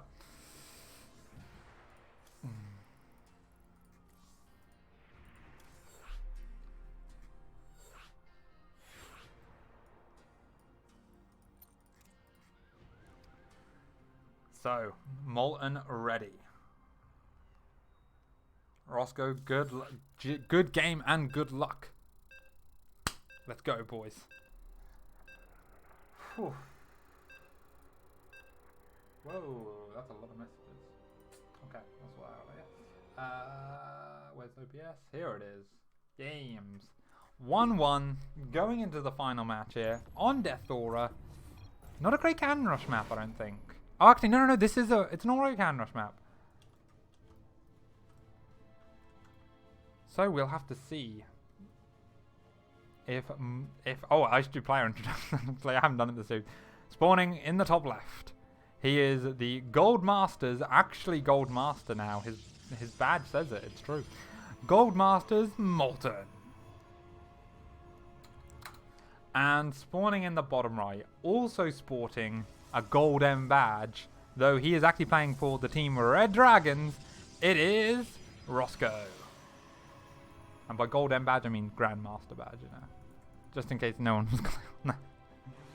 Both these players rocking it at the minute. They are both new GMs. Always nice to see. Always nice to see. And one day, I will be the bride and not the bridesmaid. Hopefully. But we will see. This time, it is going to be Gafer. Oh, wow. Big pull by Molten. He believes this could only be a cannon rush. This is going to really hurt him. Now he gets home and sees that there is not a thing there. Roscoe even puts a pylon on the high ground. Oh, that's cute. These players having some mind games here as well. Second gate goes down. Come on, Cybercore. Get your Cybercore. Cybercore fast. Oh, he had to cancel the thing. That's what's a few seconds late. It's actually on time. Huh. He must have had started that gateway earlier. I wonder if he cut probes for it. Cybercore not started yet for Molten. Pulling those 4 workers means like a 10-second disadvantage here. If he goes for any kind of expand build, if he goes Sentry Stalker, I don't think he will, but if he goes Sentry Stalker and Roscoe just builds Stalkers, Molten in theory shouldn't be able to hold it. Because like those extra 10 seconds of your Cybercore not being done, I mean, these are hard to hold anyway. Oh, but it's going to be, I assume, proxy Stargate. Because we saw Stargate versus Bob. Oh, but look at these players. Oh, look at these players. Oh, Roscoe, I want you to find it. Oh, I don't know if he's going to look for it anymore. Oh, he's looking for it. Oh my lord, he's going to find a proxy Stargate. Now he can just throw down a shield battery in his main and do anything aggressive. Nice. Alright. Stalkers being made. Adepts already out. He's going to try and get down with the Adepts. Molten's also going to try and get into the Depths. If either player aren't paying attention for too long, then this game gets very wild. Oh, okay. Roscoe has a probe out in his base. No, he doesn't. He doesn't. He's going to not have anything. Oh my god. Molten does have the probe, which means if Molten gets the block, but Roscoe doesn't, that's huge. But is Molten paying attention? Yes, he is. Molten showing his GM strats right here. But is Roscoe? I don't think so. Oh, the part. Okay, it could have been a lot. It could be a lot worse, but this still is not great. He's going to recall the Stalkers. He's going to lose 1 probe. Only 2 probes. Only 2 probes, and he's got damage for days. Oh, both Adepts do get out though. Cheeky. This proxy Stargate was completely stopped, and Molten is supply block now. Do you know how cool would it be? You know, if like you could like in TVT, you can steal someone's add-on. If you land on their add-on, it becomes yours. Imagine if you could power the Stargate and it becomes yours. How awesome would that be? I like that he's leaving the probe here, so he can see if it ever gets repowered. Nexus for Roscoe, Nexus for Molten. Molten still supply blocked. Hard supply blocked. Robo on the way. Robo on the way. So actually kind of an even game going ahead. Roscoe 1 worker ahead, but the Nexus slightly ahead. Actually no, Nexus is almost perfectly even. Okay. It was always tempting to let that shade finish. But yeah, when there's 5 units waiting on the ram for it. Yeah, that's not the best case. Though only 4 Stalkers might be more convincing. Oh, and he does let it finish. Nice. Gonna get 2, 3 maybe? Maybe a 3rd one. Yeah, just from the I'm firing twice. And again, he was already ahead in workers. Now he's 7 workers ahead. So, if Roscoe can just play this out, he has got the lead. There's no Stargate units on the map, despite the tech being there, because it's depowered. But no shield batteries at the front for Roscoe. I'm a little bit worried about that, but not really a big attacking force coming out. Molten likes to go for get the Immortals out and play quite safe, or play quite defensive. And I know that Roscoe from this position likes to get a War Prism out and, you know, get some Adepts in the main or something like that. So we will see. These Adepts coming around again, but will he have the control for it this time? Probe is not in position again. Oh, Probe might be in position because... Oh yeah, he can actually pull one from the low ground. But I don't know if he's going to have quick enough reactions. No. And this hurts. PvP, man. It's such a rough match. So he actually did it so early that, yeah, these aren't in the mineral line just yet. But even 2 or 3 work... Okay, Roscoe is 7 workers up. So he can afford to lose a few. 4. Looks like it's going to be... And now he's still 5 workers up. Oh, he did F2, so that Phoenix comes back home, though. That was an important scout. He doesn't have a lot of energy on these sentries. Gonna be another about 15 seconds before he can send out another one. Forge and Twilight Council coming down for Molten, plus the Robo Bay. Molten is a big fan of his disruptors. So it would not surprise me at all to see him going into that. No additional gate. Oh, okay, yeah. Charge and +1 on the way. Oh, yeah. His +1 is actually way ahead of Molten's. Molten's has only just started. But Blink, yes. So there's actually a window here where if Roscoe were to attack with +1, he would be in a very... He'd probably kill, to be fair. But it's very hard to know that. Especially since Molten does like to make quite a few immortals. And he's got this shield battery. He does need the second battery to heal the battery. I keep telling people this. Second battery, heal the battery, make this a super battery. Come on. Come on, guys. That's how it works. You need 2 batteries. I mean, Roscoe hasn't got any, so what can I say? +2 starts immediately. So I think this is, yeah, going to be just a big +2 timing. First disruptor is out on its way. And the third base is going down. This is very much the style you play when you go Blink Stalker Disruptor. You kind of say, alright, there is a moment in time where once I get my third base up and I've got my sort of units out, I'm good. And I can probably go around and deny your third base with a lot of Blink Stalkers. Roscoe, Molten doesn't have that many Blink Stalkers yet. But it's all going to be about these disruptor shots. Can he get the big shots defensively? Blink does look like it'll be done in time for this +2 timing. As he will probably have about 3, maybe 4 disruptors as well. Definitely playable, especially with a lot of zealots. You can do a lot with that. Hallucinated Phoenix sees a lot. Sees there's no third base either. I don't know if he's seen all these gateways yet. He's seen most of them, yeah. Okay, and that looks like all he's gonna... Yeah, he's seen all of them. Oh, all but one. But yeah, he should know that this is going to be a big Zealot Archon. Oh, here comes the Adept into the main. How did they get in there? War Prism? I told you that he liked those War Prism strats. He now sees how many disruptors there are. Split. Oh, I can split them there. To be fair, a lot of fire there. Blink Stalker's trying to get onto these War Prism, but this War Prism in a great spot. Recalled, I suppose, yeah, recalling it and then like sending it with the army. You need it. You need it. Molten's not going to see this. Molten has got scouting pylons all over the map, but not in this position. And if he just jumps on the third and kills it, is that enough? That might be enough. Oh, does... Ah, Roscoe knows about this. That's why he's avoiding that pylon. Very smart play. Molten's army not in a great position, not in perfect position. It's not in a horrible position either. If this Phoenix sees everything, it's not going to see everything. Okay. Oh, come on, Roscoe, just jump onto it. Oh, no, now he's getting in position.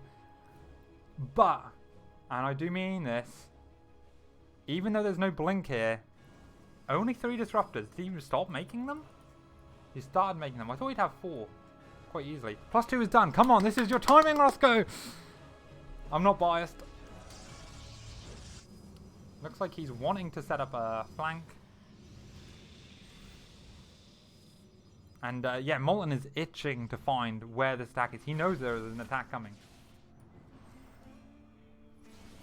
And here we go. The Zealots come in from the back wall. Everything comes in from the front. 2 big disruptor shots. Go on to 1 Archon. Was that worth getting it for? Possibly. Super Battery has been depowered. And Molten's army is getting collapsed in upon. He's having to pull the probes in order to fight this. But there's just so much Roscoe ever even hallucinated a mole coming out here. And he's collapsing in. 18 workers down. The third going down. Big disruptor here. But just like whoever it was earlier, he can take a punch in the face and keep going. Roscoe takes the map. Whew. And I think that's as far as we're playing into this bracket today. So, yeah, I think I'm going to love you and leave you all. I'm glad I got to cast that game, though. I got hyped up towards the end there. It's good stuff. Right, I'm going to love you and leave you. I'm going to keep the stream. Obviously, the stream will catch up. Have fun. Thanks for tuning in. Tomorrow, 12 p.m. Let's go.